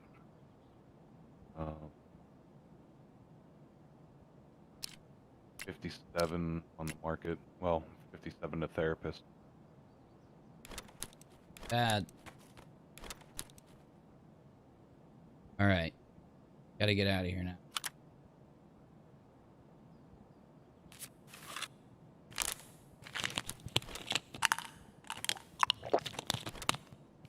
I just heard his buddy. I think I just heard his buddy coming. I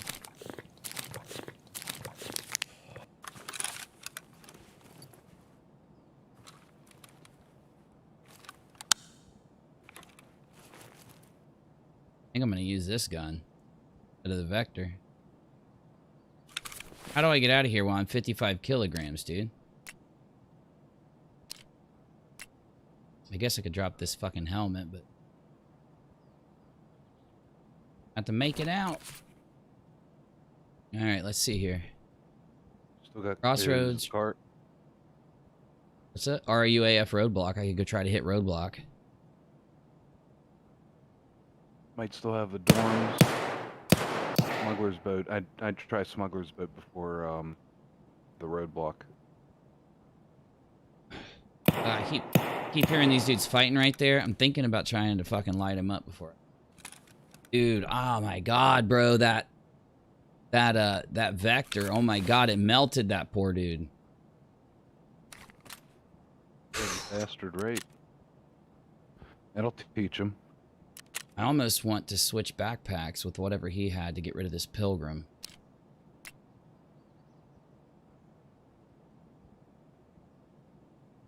I think I had a tri-zip and find my body. That's where these dudes are fighting out over there. Dude, I'd dip out, head up into the woods, cut across the woods. Yep. Get the hell out of there.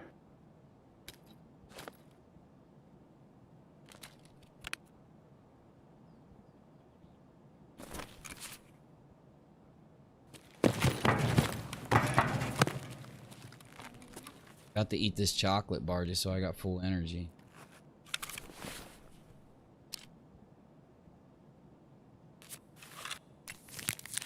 Boosts and shit. Chocolate bars worth so much money. That's like 30.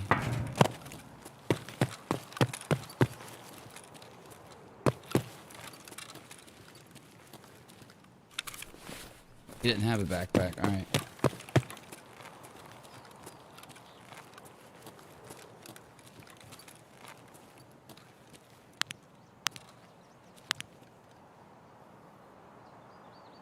Yeah, man, I get the hell out of there. Try to get to the other side of the map. Next track.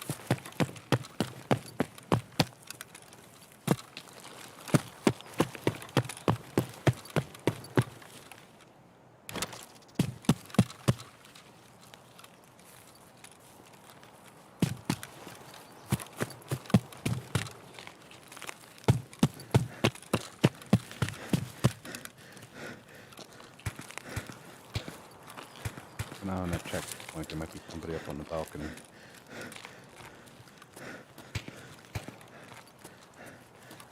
I just need to get into a tree or something. I'm gonna gain my stamina back and get my water and energy up here.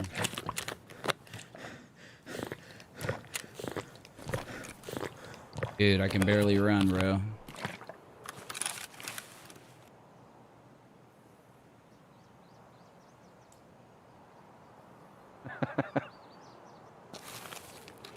I got my new tasks for the day and the week.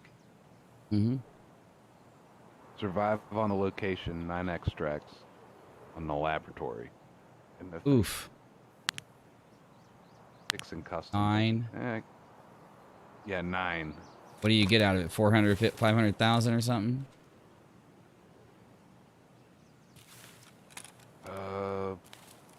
45,000 experience, just under 400,000 rewards. I gotta collect a bunch of bolts and shit. Bolts and the shitty sniper rifles. I gotta turn in like 4 of them. And then weapon parts, like 10 weapon parts to get mine this week. But it's so much experience.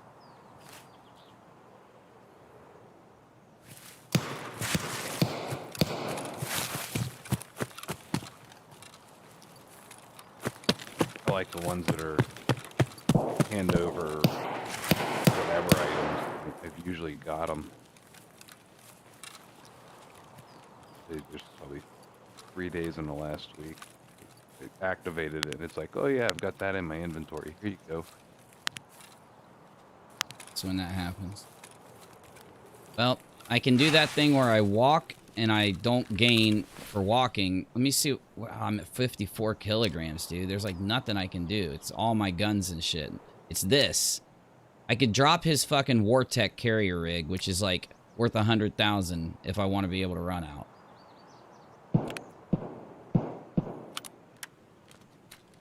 What's in it? Nothing. I just emptied it. So in case I won't end up wanting to drop it. If I get in a fight, I'm going to try to drop this backpack, but...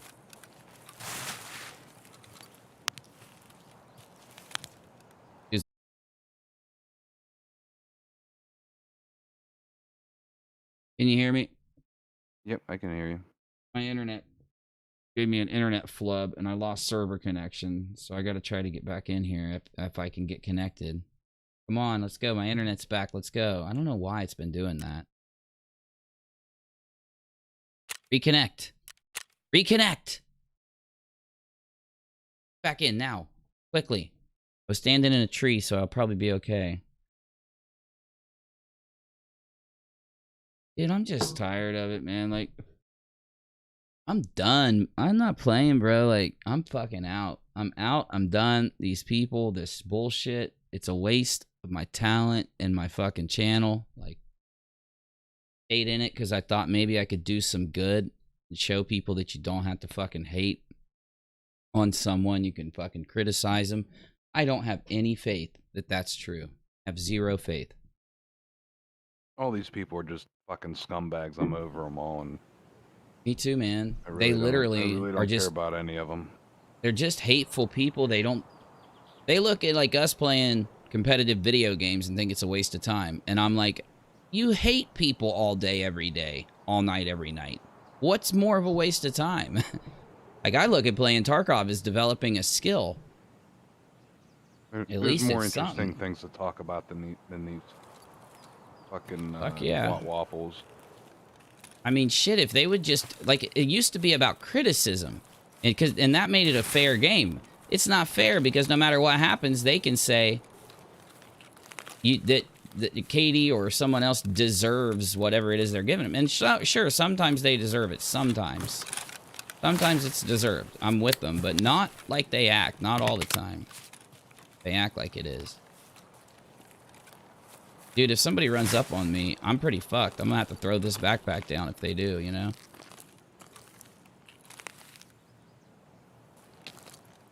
Oh my god, imagine I run into a fucking scav.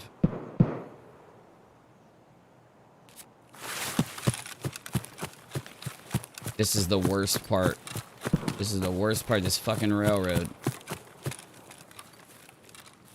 Yeah, you should be alright. I almost never run across anybody. Well, where did I go? I try just get through this train here. Yeah, get across past the train, up past the power line there. I went inside this little thing to gain my stamina. Good place to hide. I would like to steal everything this dude has. I'd like to steal it all. I want to see it take it just because that fucker killed me. I know, man. I want to take it just because he killed you too. I don't want no fucking scav to get it. Turn into a super scav and shit. Gotta be ready to empty this fucker out the minute I see someone. Thinking I switch to the vector. Once I get into close quarters situations, I switch to the vector.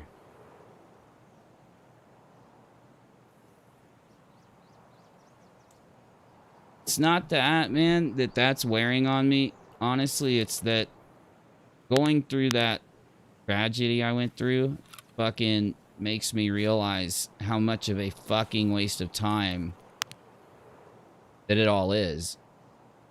And I know Katie invites a lot of the hate. So it's almost like there's a group of vigilante people that go around torturing people who they think are shitty drug addicts and shitty. Like, they find any excuse and they're like, you suck, I'm gonna fucking make fun of you and torture you and shit on you and act like I'm better than you all the time. And it's like, dude, no, I can't take it. It's dumb. Fuck that. Fuck this shit. It's like, I'm watching scummy people fuck with scummy people. I'm like, it's like I thought you could be like, look, dude, if you go out and you and honestly, look at AZ. She's doing it. She's criticizing. And Julie, they're going out. They're trying to make it funny. And at the same time, like, if you want to be a little insulting when you're joking and shit, I support that. I'm all about being funny as fuck. Dude, what do I do about the dorms? Do I go around them or do I go to the road? Either cut behind them, see if you have the dorms extract, Or I don't know if I have enough money. How much is it? I couldn't tell you. I've got like 5,000 on me. That might be 4,000. enough. That might be enough. It mine's lower just because my rep is so high with fence. Mine was pretty low, but I dipped below 2, right below 2, so I'm worried it might not be as low as it used to be. Fuck, they've been throwing grenades in there. I can hear the lights falling around, flickering around.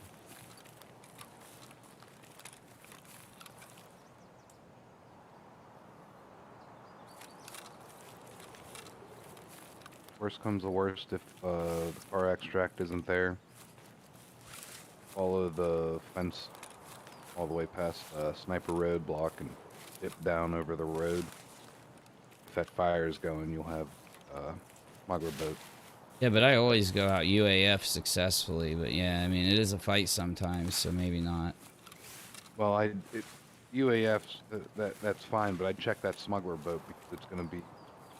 the smuggler boat's closer to you now than our UAF extract. Trying to see if I can, like, if I walk nice and slow right here by the dorms, if I hear somebody, I can just kind of get a pop on them, you know?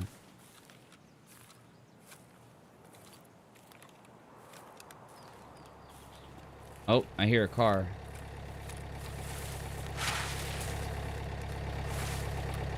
Good time then.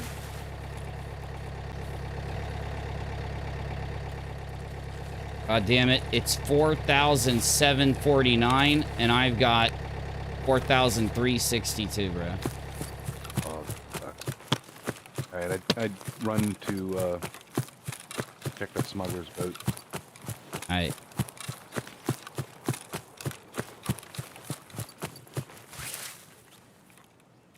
We got some really good bushes right here.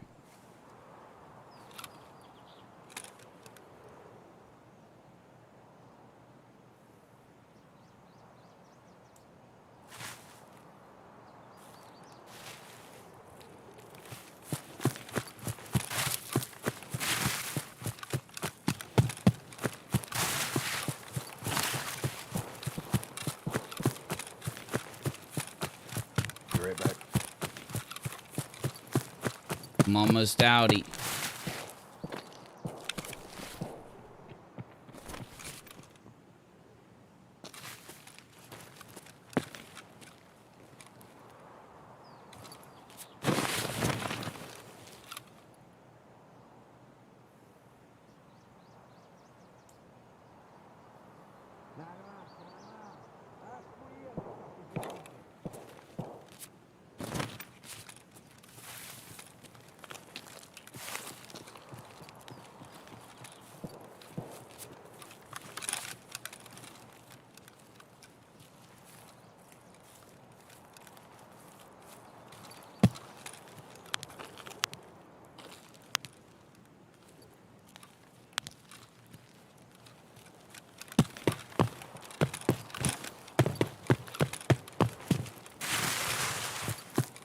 Damn it, VCP, you better be right.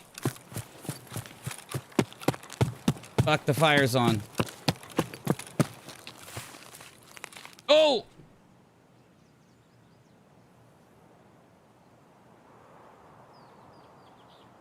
Woo, damn! Oh, shit. OMGZ and the Heezy, bro. Me and that dude danced around for a minute, and I just vectored his ass. What a freaking play. What a play. Wow.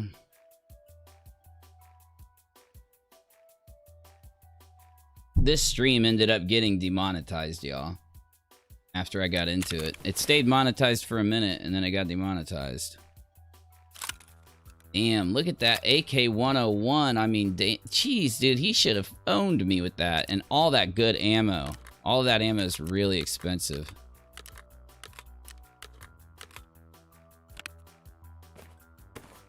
Got his armor. Got his helmet.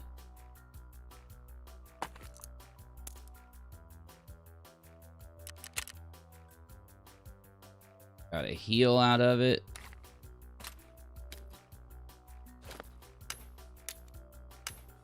Good shit, man. Level 41. Wino head. Good fight, bro. Good fight. Just honestly, good skill, good fight. It didn't work out for him, but you know what? It happens.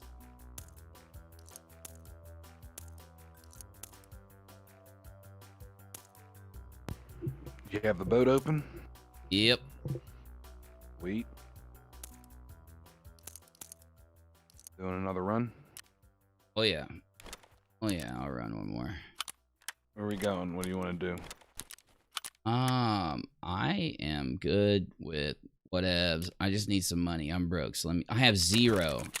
I got 0. Sell some shit. You I'm gonna really sell do. this. Yeah, I'm gonna sell this dude's rig that I got out. There's 50,000. See what this rooster does. It goes for 56, or I can get how many US dollars out of it? 361. I'll sell it for 50. Sell it to the therapist if you're gonna sell it. Oh, that's right. I didn't check to see what she takes. She. Oh, I damn. just She takes I just more. looked it up. She takes more. Dude, those like, I don't know what to call them other than like relic items or antiques or whatever. You got to look at what the traders give, because a lot of times the trader value is better than current Because of the market price to sell, yeah. with the price to sell. Yep. Because people just don't look and they throw it up anyway or something, right? I think they did something with I don't know, the algorithm that determines what the trader's price is. Oh.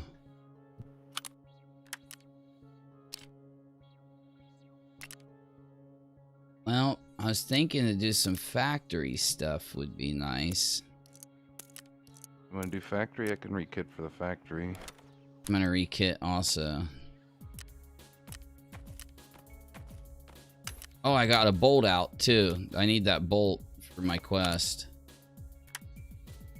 I found a front to an M4 that I didn't have a front for. That's tight.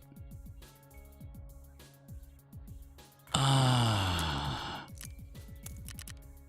All right, I'm gonna take this whole thing off. This Osprey, dude. Those Ospreys, Mark IV Osprey rigs that protect your arms and your thorax are really good, dude. They honestly keep you alive. There's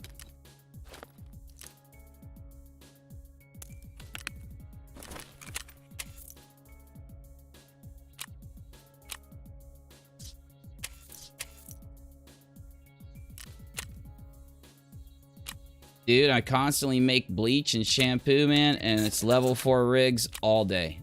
Level 4 rigs all day long. Yeah, there's TV 110s.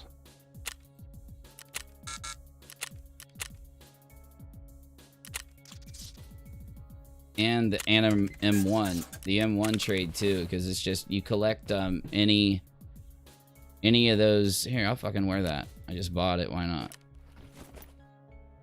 Yeah, the Anna rig, and then the other one. Oh, fuck. I don't even know what to call it. Had more of these.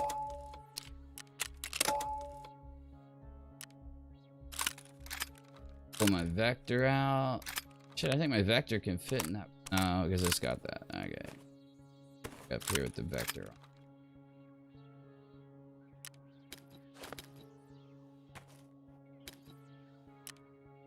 Oh, and I got a level 5 out of a run too. I wonder what it sells for, because it's kind of damaged. 66,000 damaged. I should probably sell it.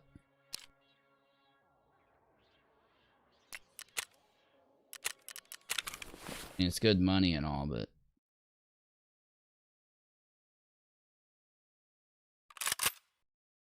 I'm gonna take this M4. I don't think I want to insure it. It's too expensive to insure, so wait. Oh, it's got my good insuring it. It's got a good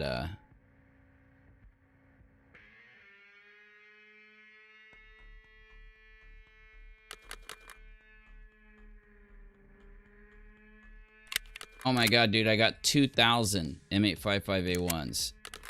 I got 2,000 of those damn bullets. Real good bullets, dude.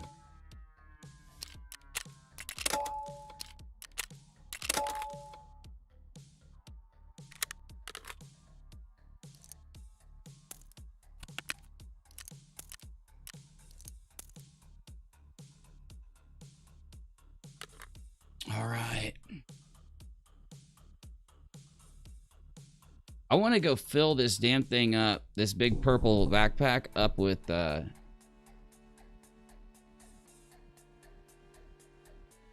good shit. Oh my god, dude. That dude's that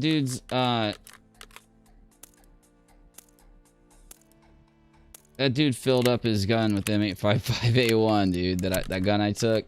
He had all of his ammo on him and everything. I cut him with that vector so perfect, bro. Like I just cut him, dude. I got that vector pimped out with the really recoil reducing hand grip, and it just shot like fucking butter cake, bro. Just railed that fool. What hand grip do you use? It's the really long one. It's the RK2. If you want one, I'll bring one in.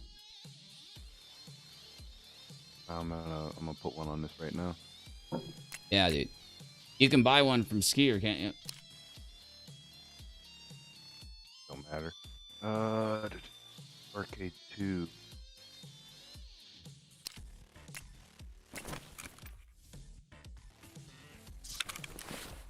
Yeah. I've been running the RK1. That's usually what I have on my my back. Throw that bad boy on there. Try that too, bro, because it like adds that extra little recoil action. Oh my god, bro, that is air. Oh my god, that grip is 100,000.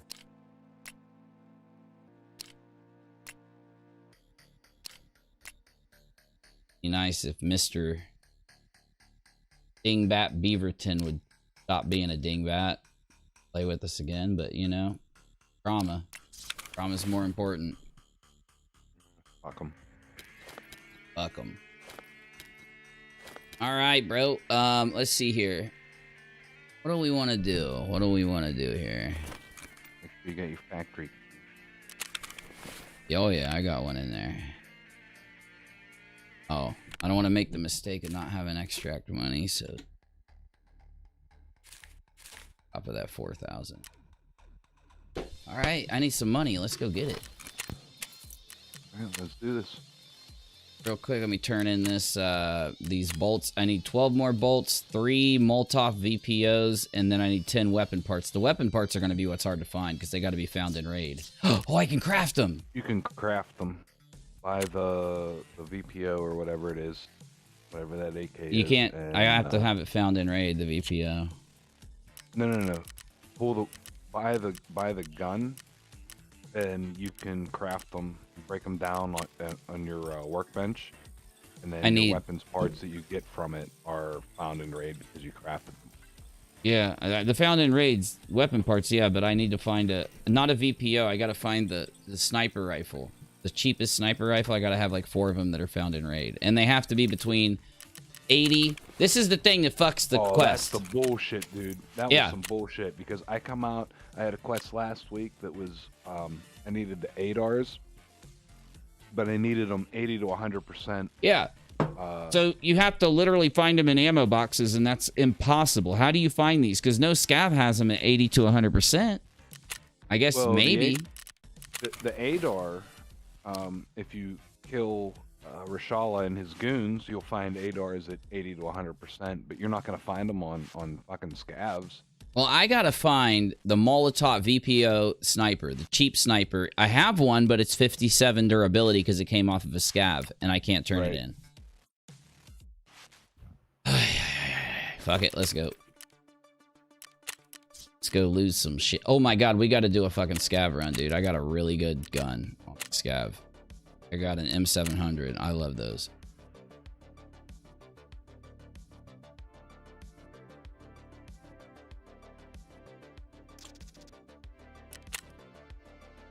Ready, Freddy? Oh yeah.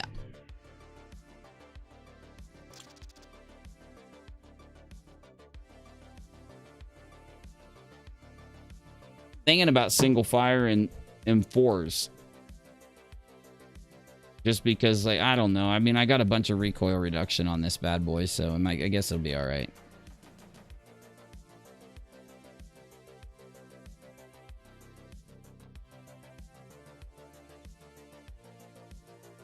I used to wear one of those when I was in the military. Called them neck gaiters. Pulled them up over your mouth. Keep sand out of your mouth and shit. It was cold outside. When you sleep at night, you put the neck gaiter over your eye. So, like, if you have to sleep during the day or something, or if you're bored, you can sleep for a little bit. They work. I need to get some. That's what I should be wearing as a mask. You know, if you got to wear a mask somewhere, just take a neck gaiter.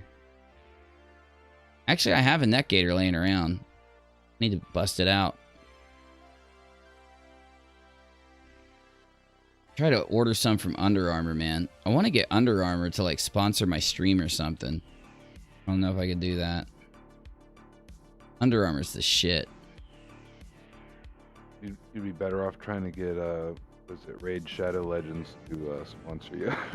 Oh, God. I need to start uploading, and then I can get... If I could get a sponsor like that, bro, oof, it'd be tight. Check out Ridge Wallet. I know they do streamer sponsorships. I don't want to do no, like, ball grooming or things like that. I don't know if I want to go there, but I'll definitely go for the... I'll definitely go for G Fuel because I drink that shit. My son was buying G Fuel, you know. Him and his friends were playing like Rainbow Six, and they were drinking G Fuel. So he's got a bunch of G Fuel upstairs, and I was trying it out when I didn't have Red Bull. It works. It really works. I'm probably gonna drink some in the morning. Actually, I'm out of Red Bull.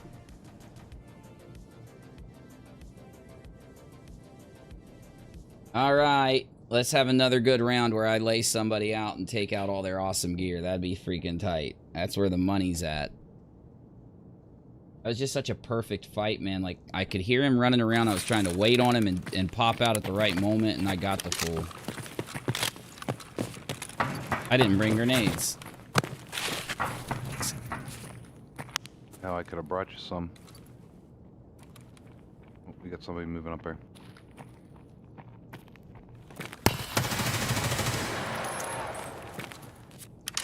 Another one.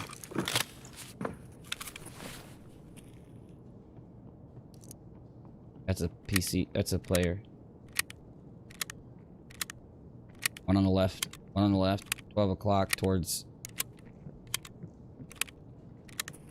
up top. The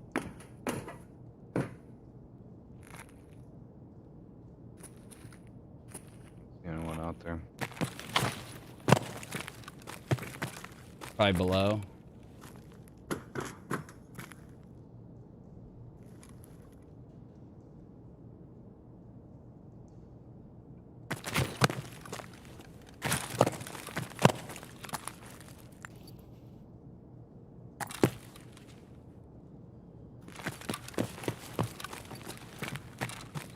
Up in the hole.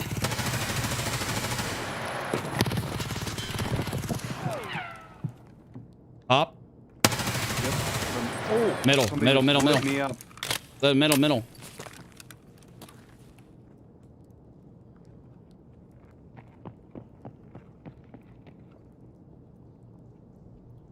You go. Come on. Tell me I got him. I didn't. He's on the bottom. Second floor. Top.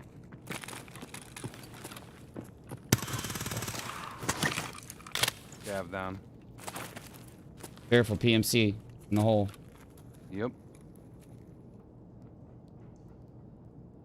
I think he ran.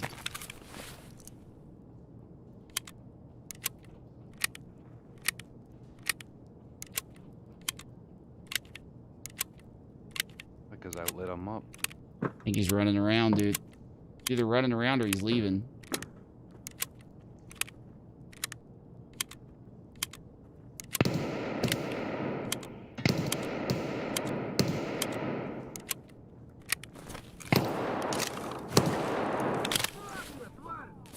Now we got scabs coming.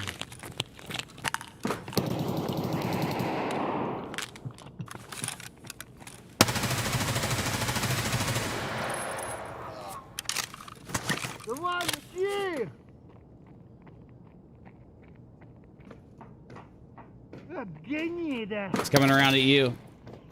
Yep. I'm gonna be out of ammo soon. Should have brought 2 stacks. What are you running? M855A1 556. Hmm.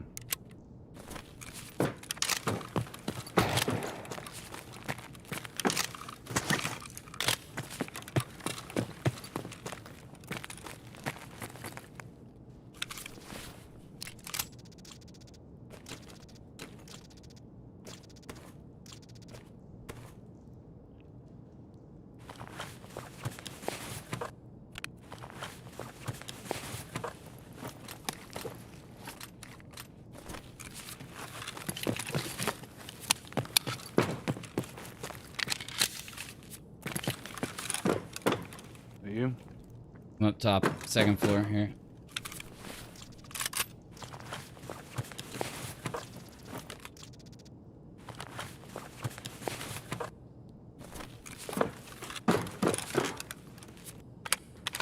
It's me.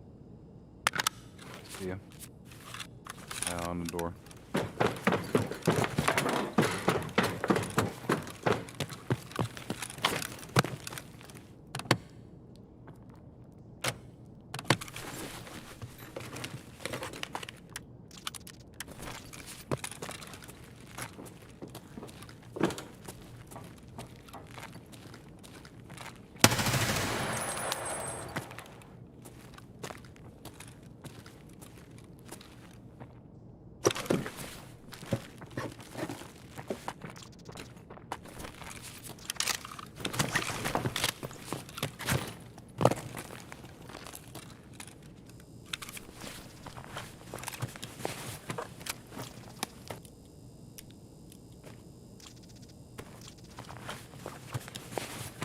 I got a mostly full grizzly over here if you want it.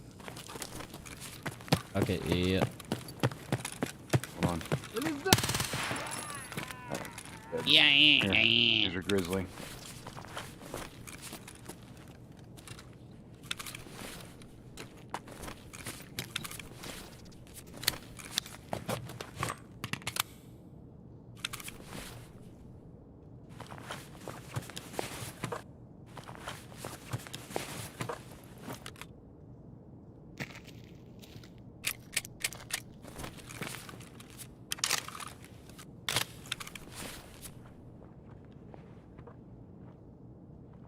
There's an azimuth here if you want it. I don't think I got room for it.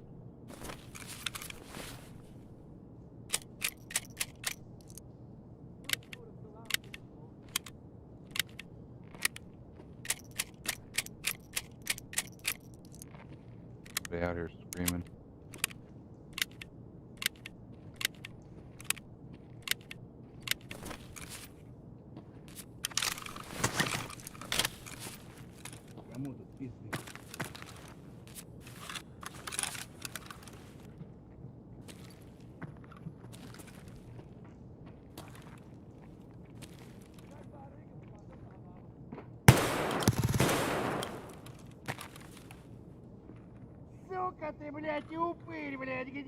Throwing a grenade down there.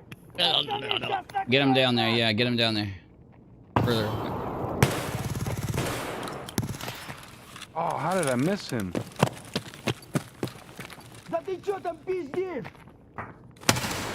Fuck. He's in the door. Behind you.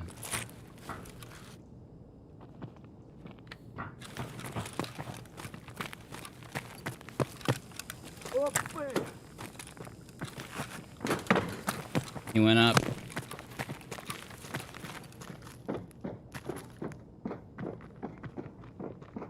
He's on the stage, I think. Yep. He's down. I still think there's one down in the pit. There's still another out on the right side too, so be careful.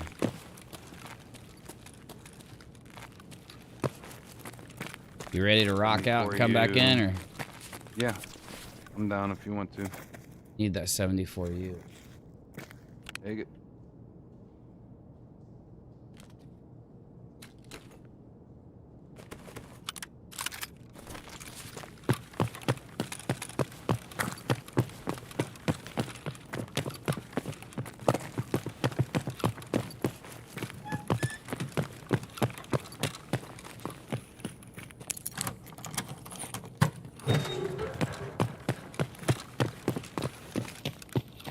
Nice run, dude.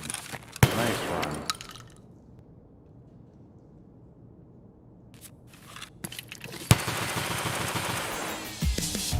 That was a good run.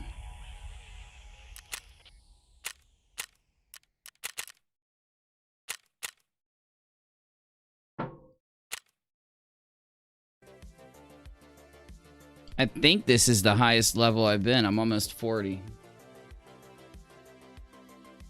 I can't believe a dude was level 63. How in the hell do you even get that high? Spend a lot of time playing this game. Yeah, you must play it non-stop or something. I mean, I spend a good bit of time playing the game, but where am I at? I'm level 38. About a quarter of the way to level 39. We'll say, though, this is the furthest I've been level-wise in this game.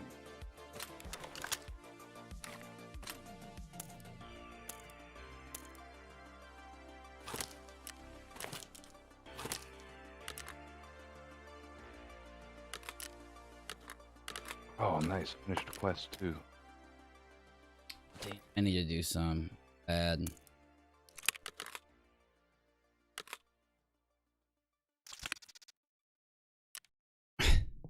Stop trying to put the item in my slot, dude.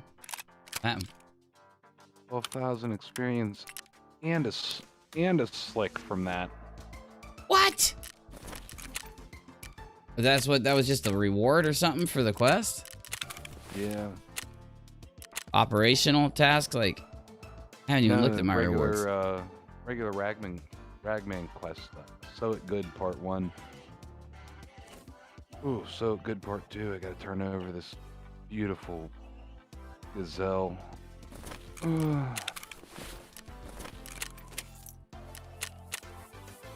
I gotta go and get the damn other databases on Interchange, Goshan and Ollie, if I want to get Ragman quests, because I haven't even done it yet. Barely done any quests for him. This whole damn raid, whole damn thing. All right. I need 4 fuel conditioners for this one. That's what I got laying around. Oh my god, is it 2:30? God.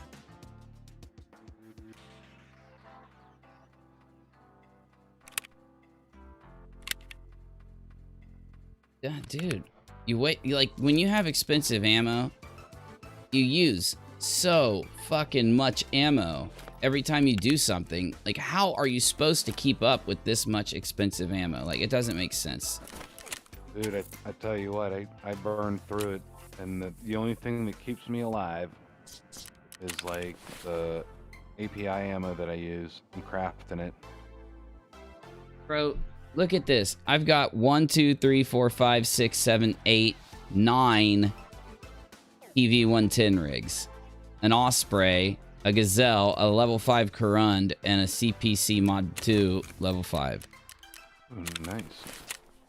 I've got a 15.5 million stash right now because my money's low, but... How did I get an AWOL?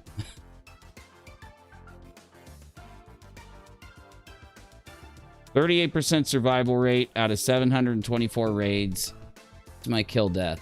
3.5 kill death ratio. That's good. Not bad. I'm at a 2-1. 39% survival rate.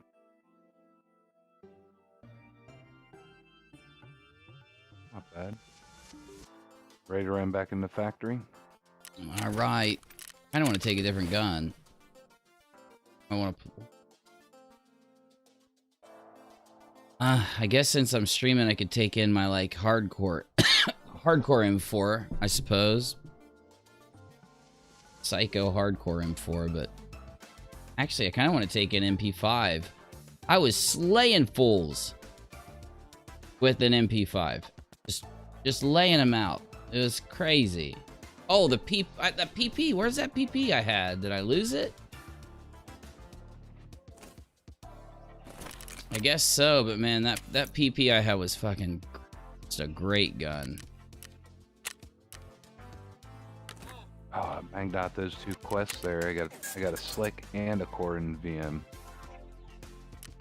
Oh my god, dude, that little thing I pulled out of factory is worth like 40,000.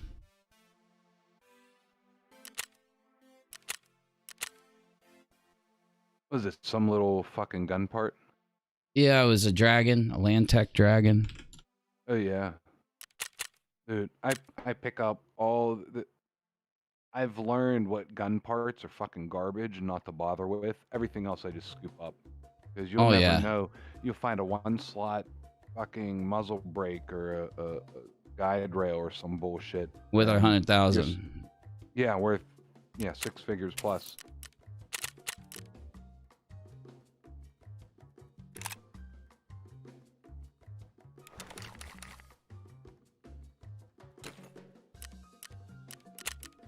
Gotta get my USD back up. I'm almost down. I'm under 2,000 USD. I don't like that.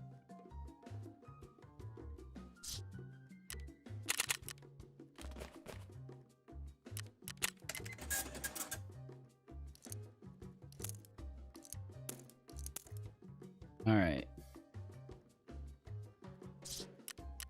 Run. Damn, that gun that I got from that dude is worth $1,100 if I sell it. I don't think I'm taking that back into a raid. That's just crazy.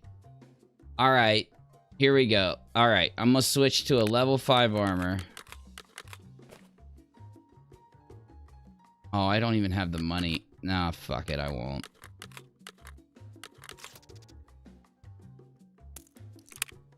But I will take my better M4. If I lose it, I lose it. I'm just saying, I'm gonna take it. I need to insure it, though.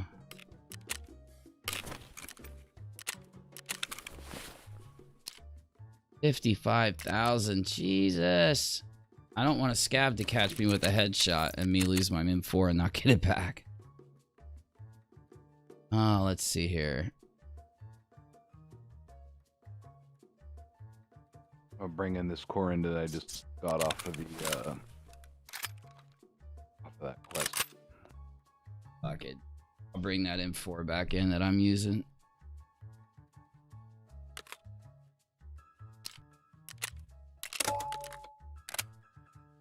Alright. Guess I could probably... ammo? Yeah, I brought even more this time. Throw that sight, that vector on there.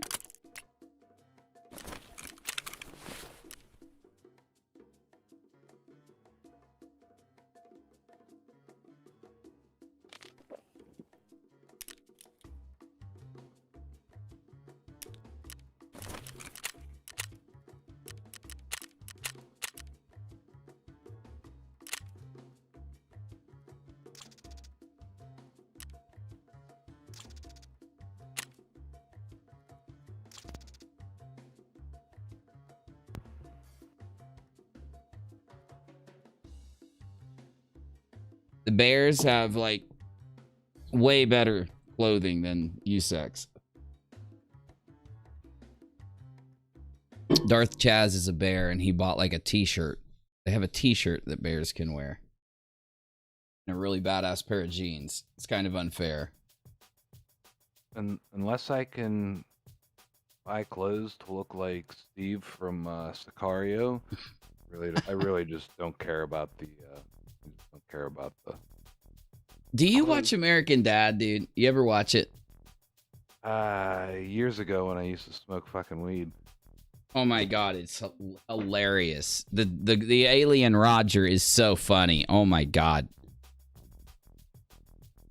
Rachel's got me addicted to American Dad. She's got me addicted to Family Guy. Oh shit. I gotta watch Tiger King, man, so I can do a video on it tomorrow. Stayed up too late. It's okay.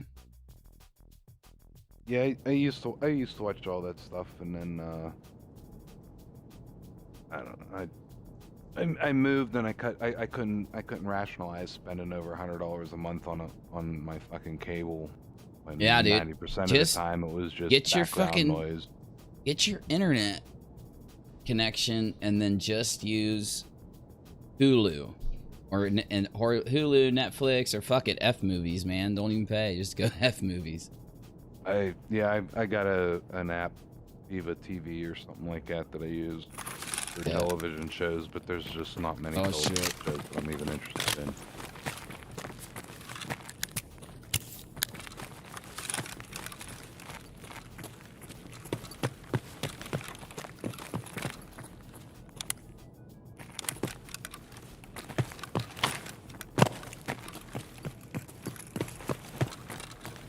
Where are you, Tagilla? Because I got firepower for his ass if I see him.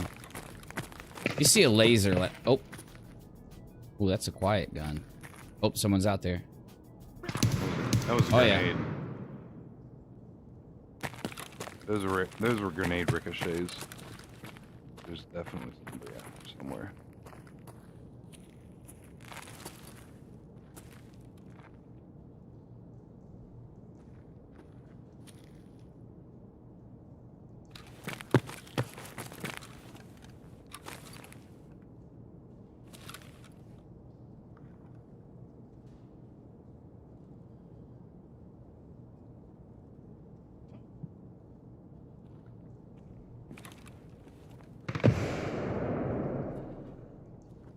I should bring more grenades. You just get so many strength points for like throwing them. That's kind of got to.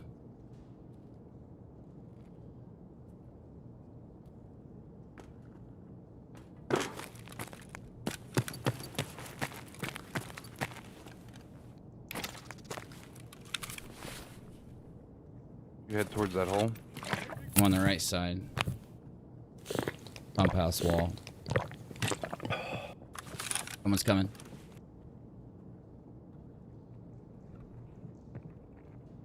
Damn, Ivans! Yeah, I hear you. Right around the corner.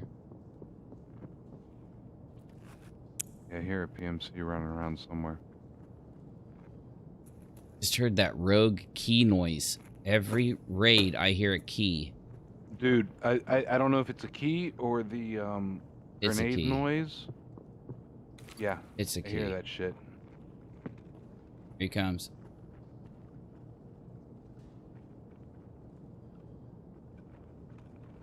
I think they're above us. There's a couple coming. Get ready. Ready. I got one behind me.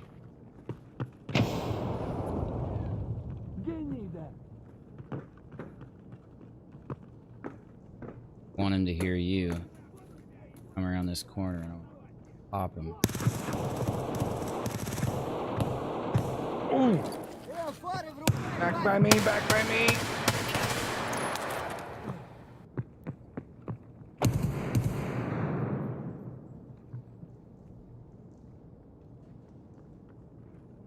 They killed him. There's two of them back this way.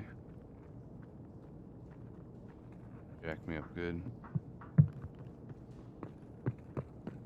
Trying to like juke us, dude.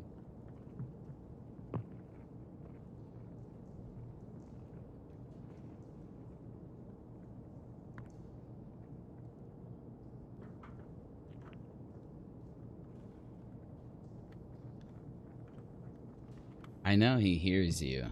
I think he knows I'm here and he's like, "There's a dude there? I swear there's a dude there."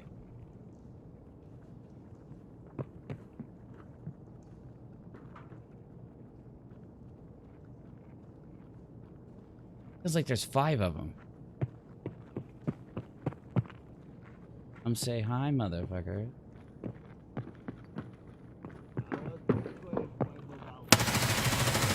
No, bitch! Oh, I got somebody by me. I got somebody by me. His buddy's coming.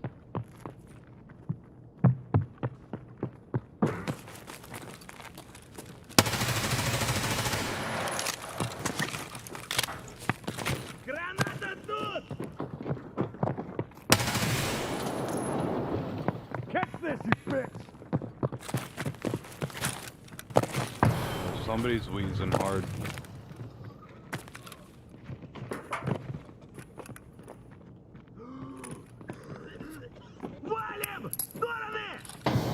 Left side, BCP. Hold the left side. Left corner. All right, so we got bear, and now we have goddamn scabs. Bastard. Ты куда пошел?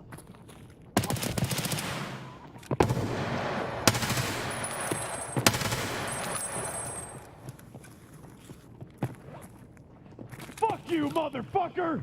You're going down for all this shit!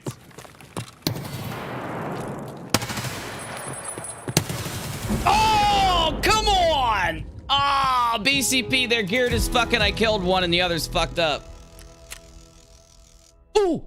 Oh, I'm dead. Oh, wait!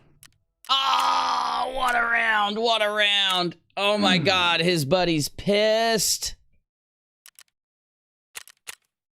Ooh, so close. Oh, we were surrounded. There was at least 3 of them. I'm getting good at this, man. Oh, I'm getting good at this. That dude's so mad. I caught him right in the face with an M855A1. I lit his buddy Oh, bro.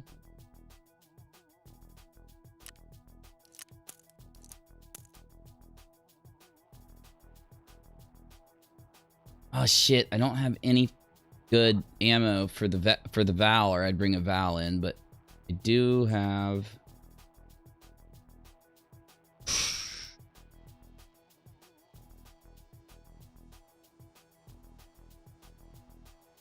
Oh, you want to do this again? One more. Oh fuck! I don't have bags for the gun. Oh, let me see what I.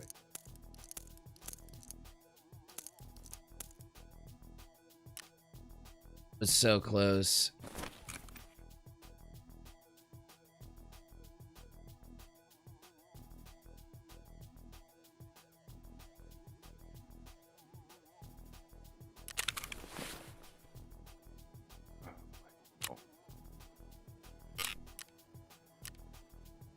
I was so rich. I guess I still am.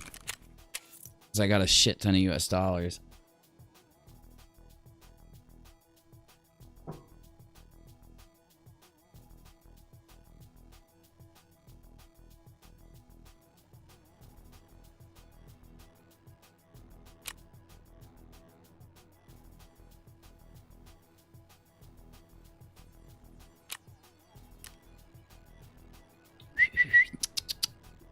Shut up, puppy dog. That was a good fight. Fuck, man. If I would have just come out of that run half a second earlier, I could have caught him with a headshot easy. Fuck, I think I tapped him. I think I tapped him like ricocheted off the back of his head or something, because man, I swear I put a bullet right in his dome.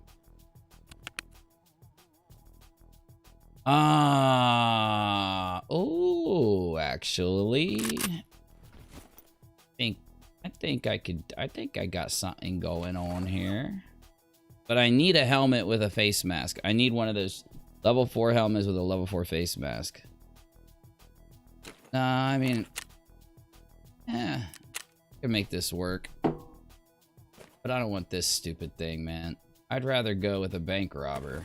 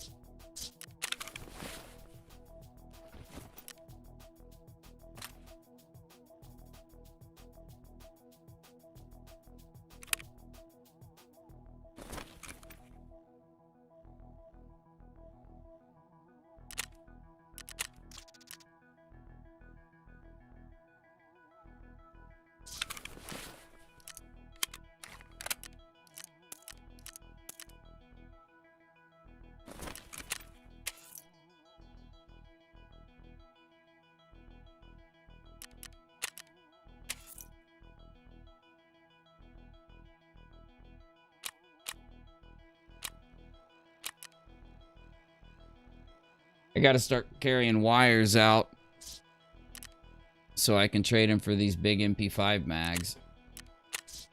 You can craft them. Oh my god, dude. I bought an MP5 mag and it was full of Luger. Right, I'll use Luger. Yeah, the Luger CCI, it's not super terrible. It just has a really high damage and a really low pin, so if you're going for face shots, I mean, it'll do the job, but only if you're going for face shots.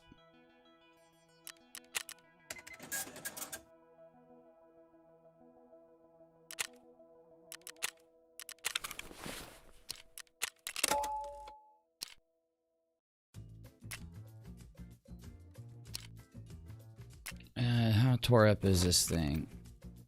Out of 45? That's really good. I need to ensure that. 20,000, I can handle that, I guess.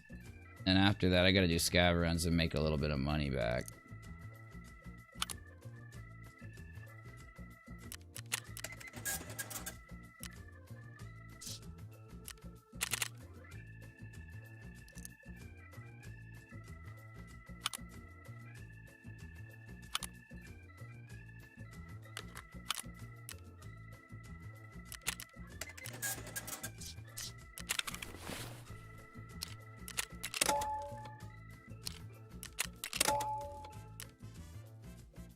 Alright.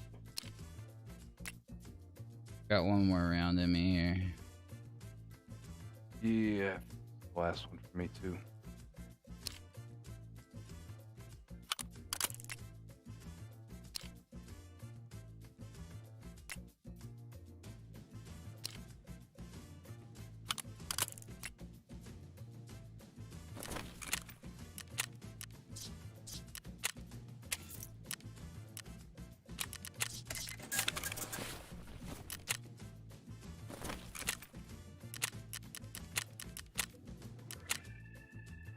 Damn, bro. If we would have got that last dude, we would have been running out with all of our full of loot. Oh, I think there was a couple more dudes in there.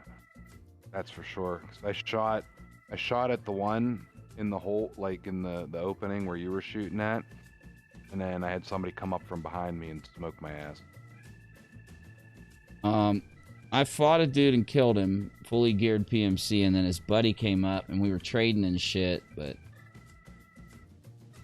Yeah, he's got to carry his buddy's gear out too, so we might get some back.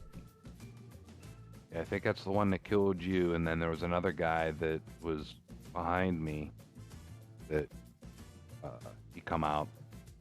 He's the one that killed me.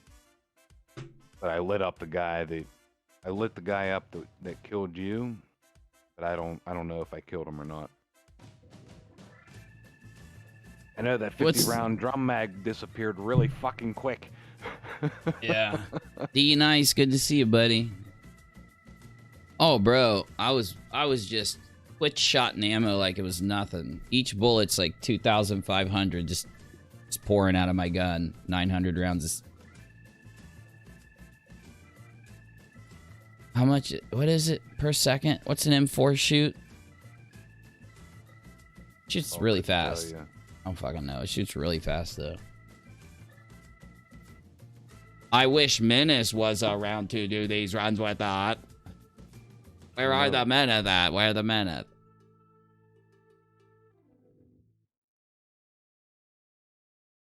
Yep, there's the old kitty cat busy. Back in the day. Busy used to be a kitty cat that sat on my shoulder. Miss that hat so much. Because when I started streaming, I had a cat named Hopper. HopptheStar that always came up and sat on my shoulder while I was streaming. No joke, back in the day. Kind of an early iteration of Busy. Before he started smoking crack. Yep, once he got on crack, he turned into a piece of bread. Crackhead piece of bread. Never came back. Always this one. Always this one. I hate fucking And spawn. I swear I see a dude down there, but I guess not. Is that a dude? Yeah.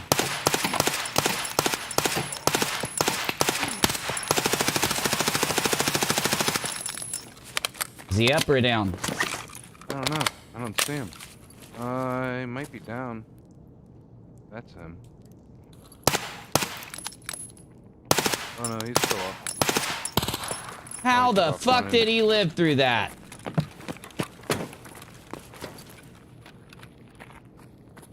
Hold the hallway, BCP. I'll pull him back in here.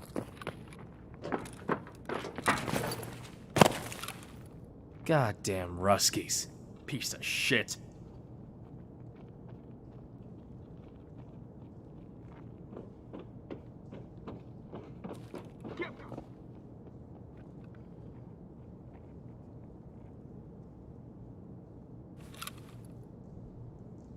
He got tore up, bro. I guess he was AFK for a second. Knew I saw a dude down there. Oh no, I saw him. I saw him run.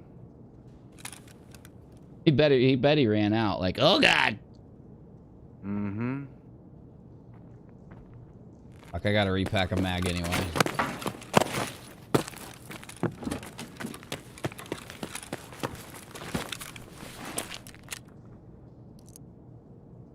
Entire mag blown on that dude. Entire mag of Quake Maker and Luger gone. He ran into the Oh, we had a and got grenade, lit up. dude.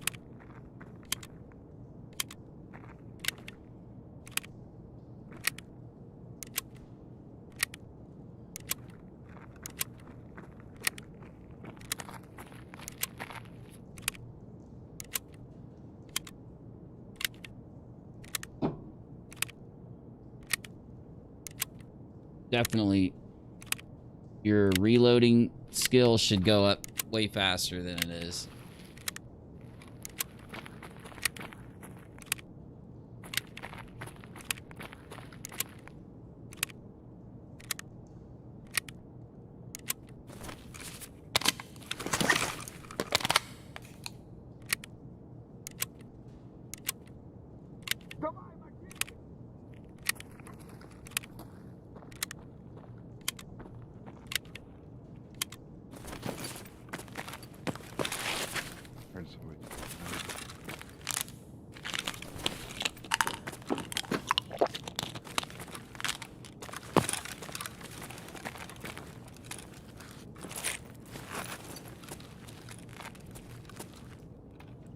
Oh my god, we tore those boxes. What the fuck?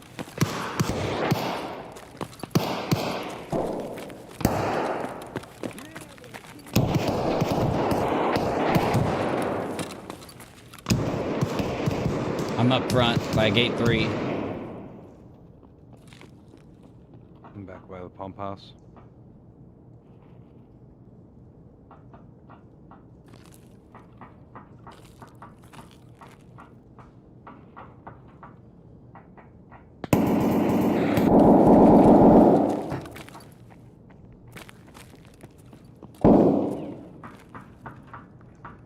They fighting like hell up in the office, ain't they? Down here.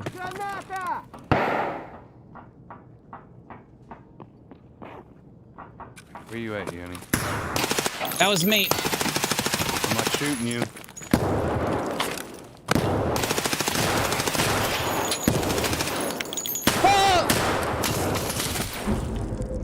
Fuck. He got me. It was that dude. It was that same dude from earlier. He's got a... No, you killed me.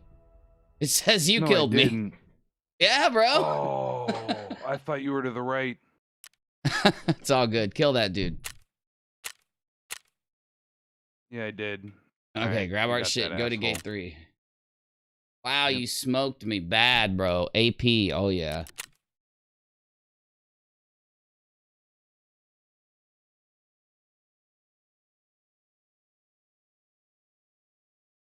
Spurgy? Oh, God.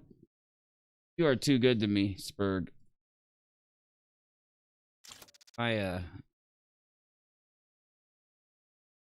I just love you and appreciate all of you. I don't have to do that shit, but damn, oh my god, you fucking are such a. No, thank you for being you. Woo, okay. I gotta call it a night, BCP. Hopefully you get that shit out. It ain't no big deal either way. I'm rich, and I got so many armor suits that I don't even know what to do with them. I'm about to sell a couple actually, because I liked that level 5 I was wearing. It really protected the living fuck out of me, dude. So I think I could probably just sell 2 of mine and get one of these. I'm gonna do it. Oh my god, I'm surrounded.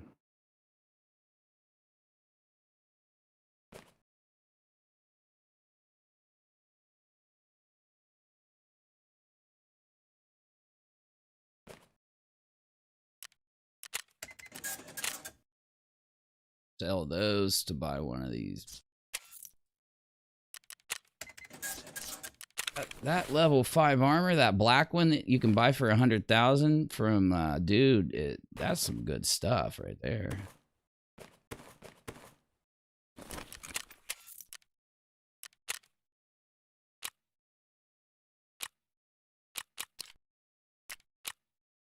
I'm trying to save all my red masks and all my gas masks. You get 5 gas masks and then 6 of those red masks, and you can get the level 5 tech, and those things are just psychotic.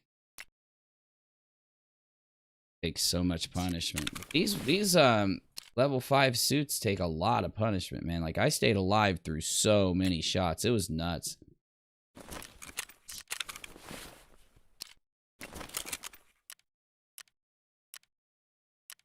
And yeah, I gotta go into customs and kill a bunch of scabs with an AK-74.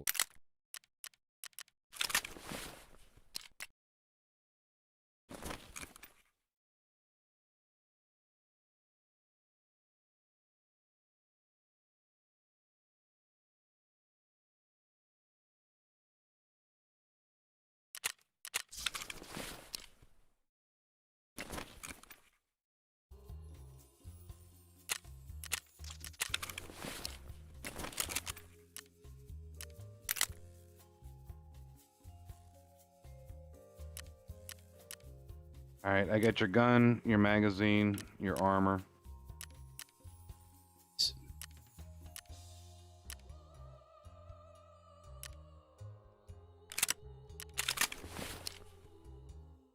Holy shit.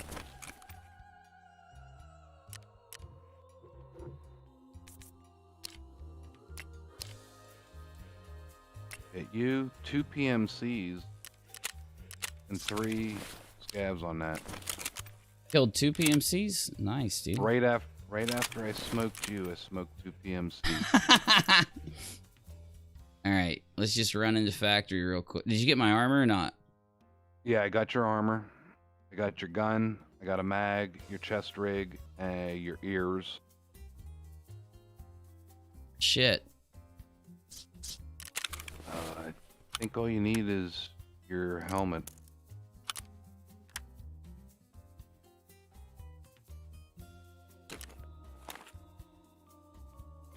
Here, jump in there real quick. Just do a quick trade off and go, and if we die, we die. Oh wait, I should have a grizzly. Oh my god, there's a grizzly. Damn, I get a heal, yes. A lot of experience, man. What ammo did you have in your gun?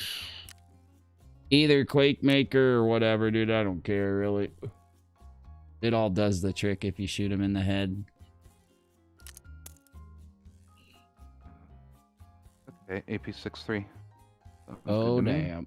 Hell yeah. I'm gonna put that one in your gun.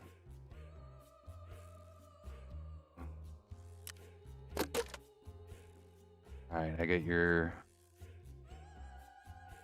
chest rig, your gun, your ears, your body armor.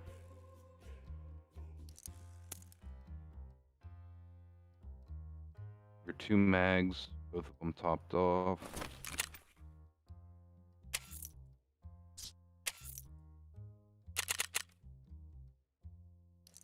I'm bringing a backpack.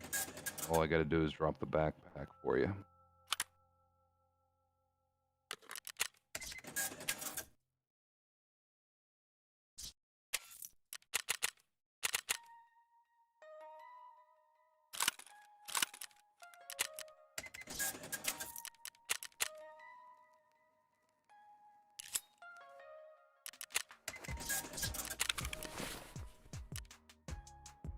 All right.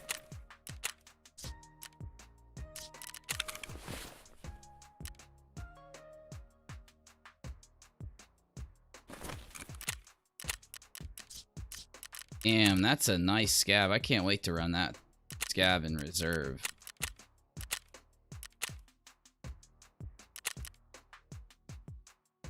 It's pretty awesome having a red rebel, I have to admit. It really is pretty tight. It's like a status symbol. I know, right?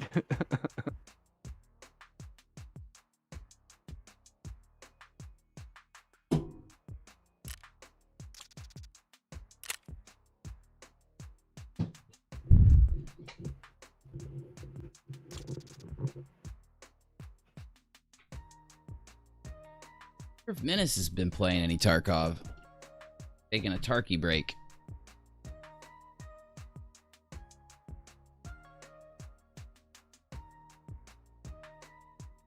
Everybody's been chilling the last couple days.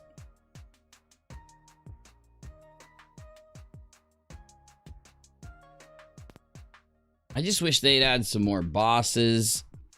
Add some roving scav packs, like going through maps and shit. Different, like, groups of enemies. Like, couple different... They added the cultists. Why not add some other groups of enemies, you know?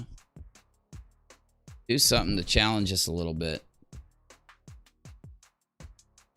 Because, I mean, that's what Tarkov is all about. Tarkov isn't about having a bunch of fancy shit. It's about getting into engagements with guns in these different, like, you know, different, like, setup. Each piece of a level is set up so that you might get into a different engagement at a different time. And it really does work. I mean, look at Tarkov. Tarkov ain't no Call of Duty. They've been around since 2017. Call of Duty's launched, what, 5, 6 titles since then? All of their... This new Call of Duty fucking sucks. The graphics are horrible on Battlefield and Call of Duty. And it's literally just the same game they release every year. Why not do something like Tarkov with Call of Duty? Release like an online static game that's skill-based that you go in and play. And, like, why doesn't any game do, like, what Tarkov does with a bunch of different missions and shit? Like, they put you on missions that you literally, if you die, you don't pass the mission and shit like that. I mean, like, there's so many different ideas that could be put in and just... It's like... Oh, my God. This way. Right here. Just drop it right here. Oh, my fuck. No. Keep going. Take a hard right. Oh, my God. Go, Uni. Right here. Just come up in here and drop me my gun real quick. Dude's tried to shoot us. Here's your Thank backpack. God. It's got all kinds of shit. I dropped one dude out there. Oh, fuck. It sounded like a grenade right outside our shit. Oh, thank God. I can't believe we did it.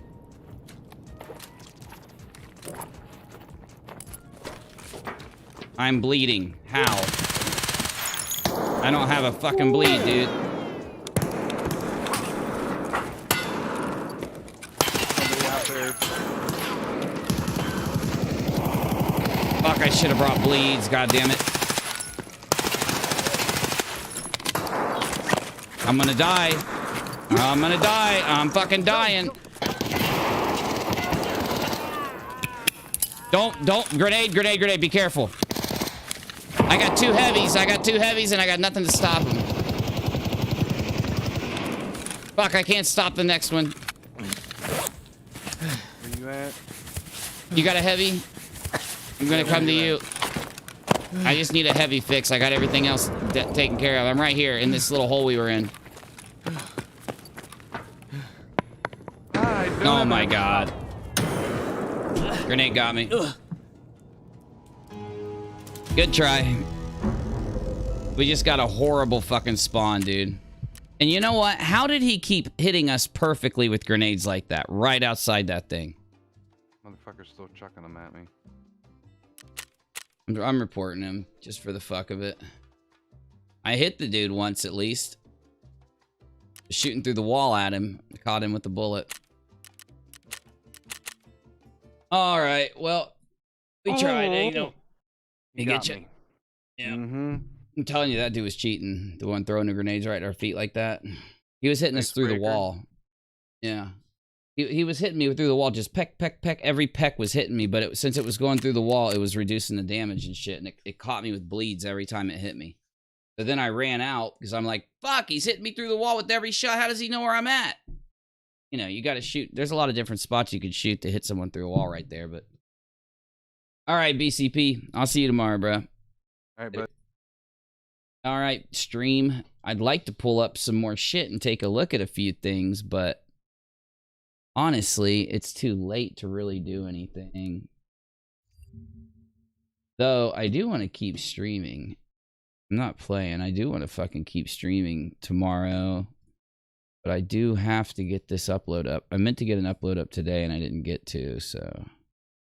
What's up, guys? Nolan here, and today this is more of a crowd control video since quote-unquote something is happening in Escape from Tarkov this Saturday. The GP coin event ended, and along with it we got this tweet from BSG showing a text message between two people in Russian. The only thing that we have to go off of in terms of translations and names and all that stuff is that whoever is sending these messages, whoever's phone that we are looking at, the person that they are sending these messages to has their contact name as Snot. And yes, I mean like from your nose, Snot. So maybe Snot is a reasonable nickname for these guys, whoever these guys are. I don't know. I don't see any connection anywhere to anything that I know in Escape from Tarkov for the name Snot. If you guys think of anything that might be relevant to the name Snot, please let me know in the comments. The conversation is weird, and maybe there's an identity to these people, but at least I didn't see it. However, the supposedly big picture got across, and the reason why I say supposedly is because we don't know if we missed anything because of any kinds of errors in the translations or who these people actually are or anything. If this is everything to get from these text messages, then we know that that event ended, everything went back to where it was before the event in terms of GP coins, and something was on for this Saturday between whoever these two people were that were text messaging each other. Of course, some people are saying that this is the wipe, both ironically and unironically, and until we really get any kind of information from BSG whatsoever, more than whatever this text message and this tweet is, I'm going to say with complete confidence that the wipe will not happen this weekend. We are very likely to get an event though, we just don't know what that would be. The reason why I don't say we are for sure getting an event is also because there was no response to this message in the text message as well. So there was no confirmation that whatever was on for this Saturday is actually happening. It's all very confusing, especially with it being a different language. We're just trying to do the best that we can. So regardless, I wanted to calm everybody down and say again, I do not think the wipe will happen this weekend. These things just do not add up. The reason I say this is because lore-wise, these would be much more significant people talking to each other, let alone even being identified at all. Pre-wipe events are messages from like the government or the United Nations or Fence himself in a sketchy sort of covert transmission. It's not just two random people through text message. At the absolute best, this would be the very first of many events leading up to the final trader unlock or fire sale of items over the span of weeks to actually get to a wipe, but I'm still not too confident about that either. So if you want my advice, do not expect there to be a wipe this weekend, but do expect there to be a reason to boot up the game and check out a new event. I'm keeping an eye out for any details that would make me think otherwise, and as always, I will let you guys know more once I do. Until then, though, you can get the latest Tarkov news from these playlists here. If you like this video, then you know the drill. Please subscribe. I really appreciate the people who do. If you're looking for people to play with, check out our Discord. Links below if you're interested. Otherwise, I hope you have a nice day. See you guys.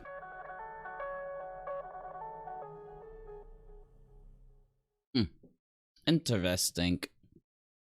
So something's going on in Tarkov this Saturday. That's good. It's good. Oh, look, all things sassy. A WICB went off the rails last night. Trigger warning. What the hell? I like Sassy. Sassy was in my last UNIRocktv video. I was watching her video. She did such a great job breaking down what happened from like a commentary standpoint that I subscribed.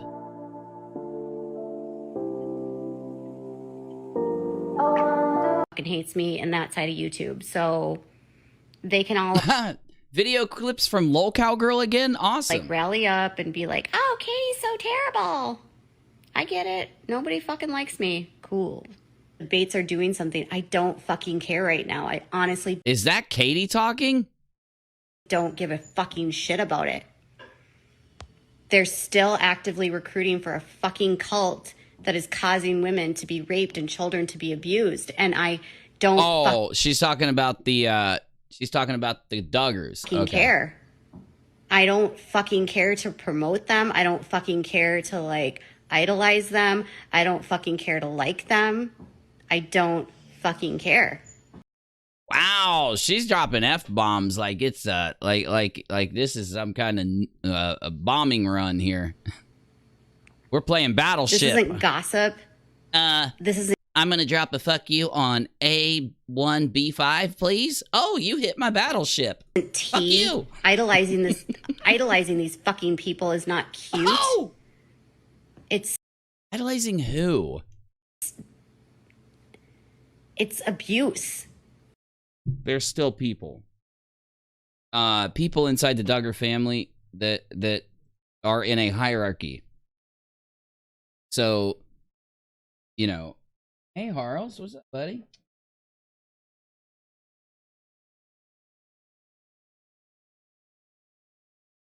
Oh.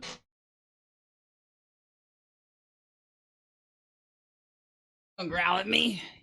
Growl, growl, growl, growl. You want to sit with me? Can't sit with me? Why? Why not, man? If you want to go into my DMs and ask me what I fucking think about Lawson Bates getting engaged, I want to say, fuck you.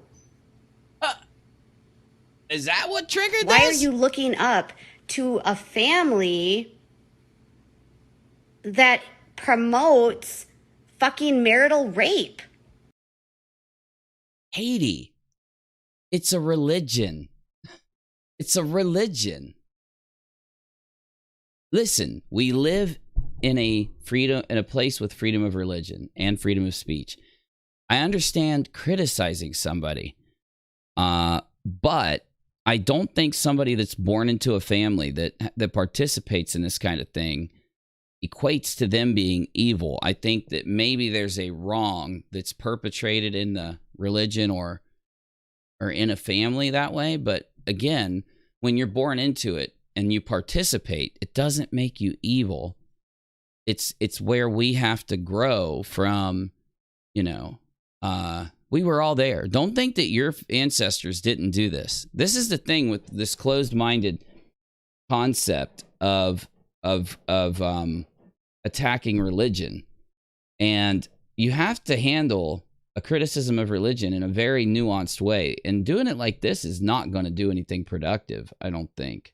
Also, notice LolCow Girl is spamming her fucking shit. What is it? If you pull someone's shit off social media, if you pull a report that you pay for from the court, maybe I can understand, hey, I paid for it, I'm putting my @ sign on it so I can get a little bit of sharing. You downloading someone else's content and putting your name on it is desperation. It is cringy. It is like, I want people to know that me, LolCow Girl, is sharing someone else's content. For fuck's sake. For fuck's sake. There's no reaction. You just literally copied it. You didn't do a reaction. You didn't do a talk on it. You didn't fucking tell people what you thought about it. You just taking the content and slapping your name on there. It's cringy. It makes you look bad. Yes, you may be copying the content because Katie looks bad in the video, but you look cringy, and that's why you're LolCow Girl.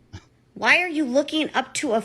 Spurg says, do you think it's Nat, Dustin, Element only? Nat fully blamed KJ last night. I find it sus that everybody tries hard to say, it's not Stave.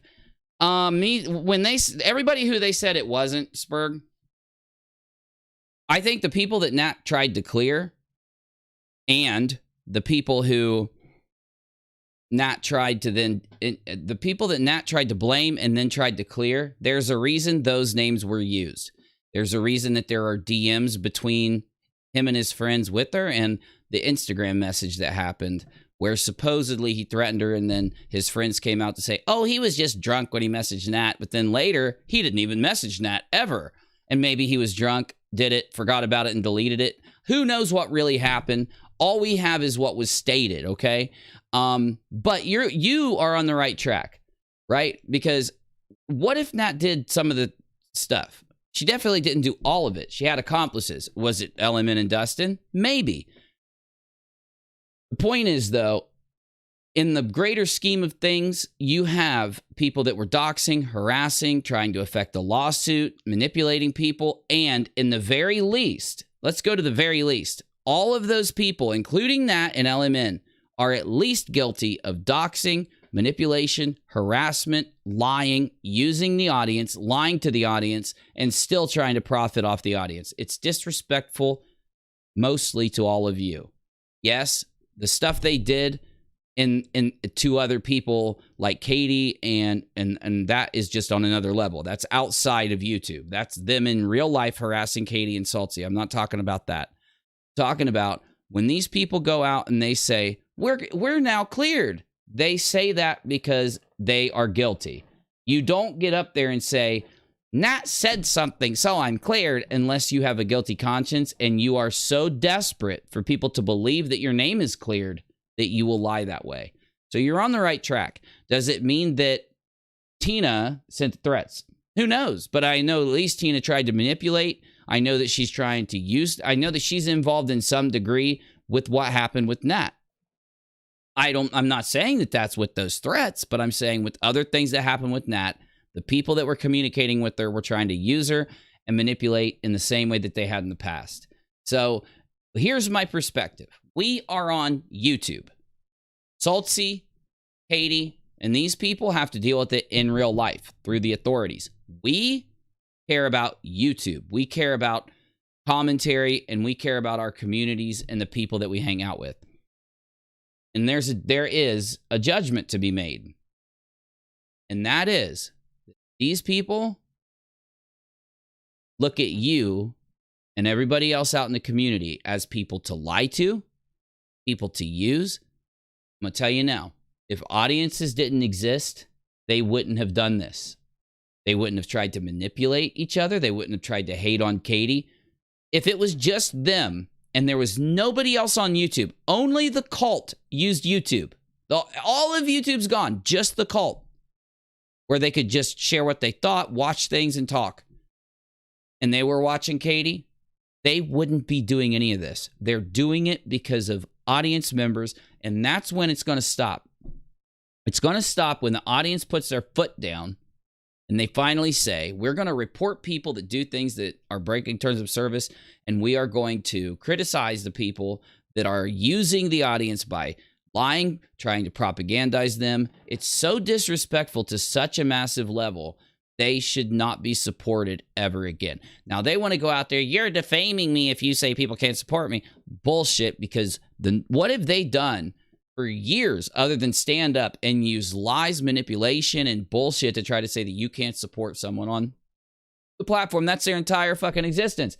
If they try to say that criticism leading to the determination that they are bad people that shouldn't be supported because they go real life, dox, and threaten people and do this fucked up shit and allow this fucked up shit. Well, by the way, at any time, the people around that could have went to fucking Saltsy and Katie and said, these motherfuckers are doing something. You know what we had to do? We had to determine it and go looking down and through all the evidence for fucking... Do you know how many hours I poured into talking to Saltsy and Katie and other people? Katie earlier on, Saltsy later on. Do you know how many hours I poured into that literally so that we could go down and say, this pocket of people are the source of the majority? What did I do? Before we had any knowledge, I narrowed it down to who exactly would be the ones. Everybody said I was crazy, but I said, it's going to be, this is my first determination. I said, it's going to be this group of people, and one of them is going to be the one doing the threats. That's what I said. I said, it's going to be the cult, and they're going to be all talking to each other, even back when we didn't know they were talking to each other. And it was just based off their behavior. And I said, they're going to be the ones, one of them, if not all of them, or some of them, are going to be responsible for the threats. And I'll be damned if the first criticism I made on this whole situation isn't the truth. And all of it is just behavioral analysis. People that go past YouTube are just too bad and not thorough enough with public information. They are not good at this. They suck at this. They don't know how to play this game. They don't know how to fucking... They don't even look at this. And they don't even look at what they're doing when they're doing what I'm doing right now, talking to this fucking camera. as if they're talking to you, a person. They just look at you as a username that'll throw money at them if they say the right thing. And that's why they go so extreme. They want your money. They don't want to fucking get your money through giving a community, through giving content, and through hard work and commentary, and deal with the fact that they're going to get low views, and deal with the fact that they got to work it up and work it up and work it up. They don't want to fucking do it that way. They don't want to spend years pumping it out, trying to be like, yo, I'm going to get people that are going to watch and chill if I give some type of value to the content I have. Yeah, even if it's a small group of people, I'm going to have something if I go out and grind it. That's not what they do. They want to lie, jabait you, and then trick you and propagandize you into coming. They want to sit and say, we're innocent. Ha! You know? We're innocent. It didn't do anything. Ha! A week ago, they're doxing people. Weeks before that, they're threatening to dox people. Weeks before that, they, I won't even go into the whole breakdown, but you know what I'm saying. You know what would be wrong of us? It would be wrong of us if we ignored everything that happened and just based our determination off of a couple little things. That would be wrong of us. What would be right of us when we aren't doing something wrong, when we're doing what we should be doing, even if our determination is that our opinion is that, let's say, 5 of them work together to do this, 2 of them work together to do this, this person did it. If you're basing it off of the evidence and you are trying to give credence to every side and work it and actually put thought into it, then you own your opinion. You own you. And it's because when you've put the work into this and you understand what's there and you're fair to everybody, then your opinion is going to, at least to some degree, be on point. Because you're rolling the dice. We've got a haystack. We've got a haystack. And we've got these hay-collared needles in the haystack. And we're trying to just find a couple of them and then say, okay, what could be possible? Just based off of analyzing their behavior and what they've done, we've been able to pin down, out of thousands upon thousands of people out there, thousands of channels, thousands of possibilities of who it could be that was behind this. We narrowed it down to under 10 people, and I'll be damned if those 10 people, now we know that at least 3 of them are involved in the threats out of that group, and possibly more. Now, here's the sucky part. They knew what they were doing was severely bad. Like, they could get in a lot of trouble for what they did. So they would have taken any step they could to hide it. So there's not even a guarantee that we will know the full extent of what happened. And I'll tell you why.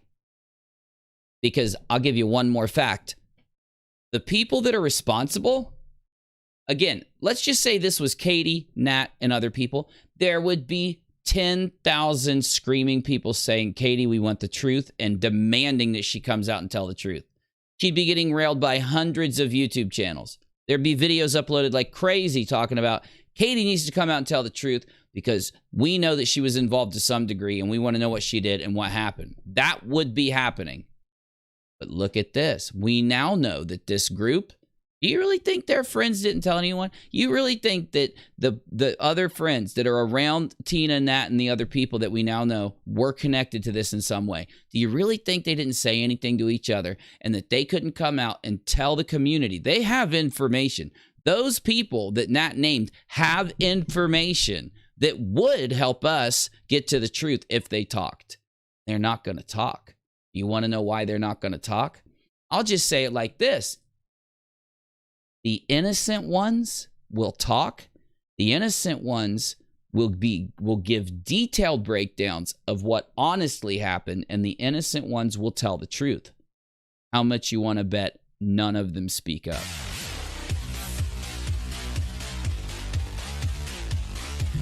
Come on, Busy. I'm tired. We got to go to bed. Spurg, love you guys. I appreciate you, and I'll be back. And we've We've got other stuff to do for the next couple days, so let's go.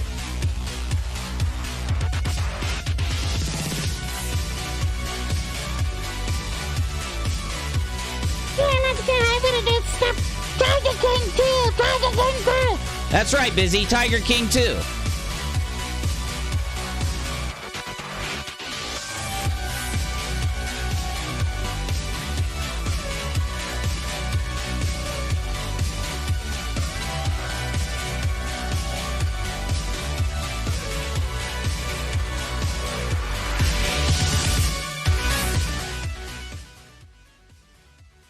UNIRock. What, Busy? Will you lay in bed and watch Tiger King 2 with me? Oh my God, Busy. Yes, I'll lay in bed and watch Tiger King 2 with you. As long as you're not going to wiggle around and hog all the covers.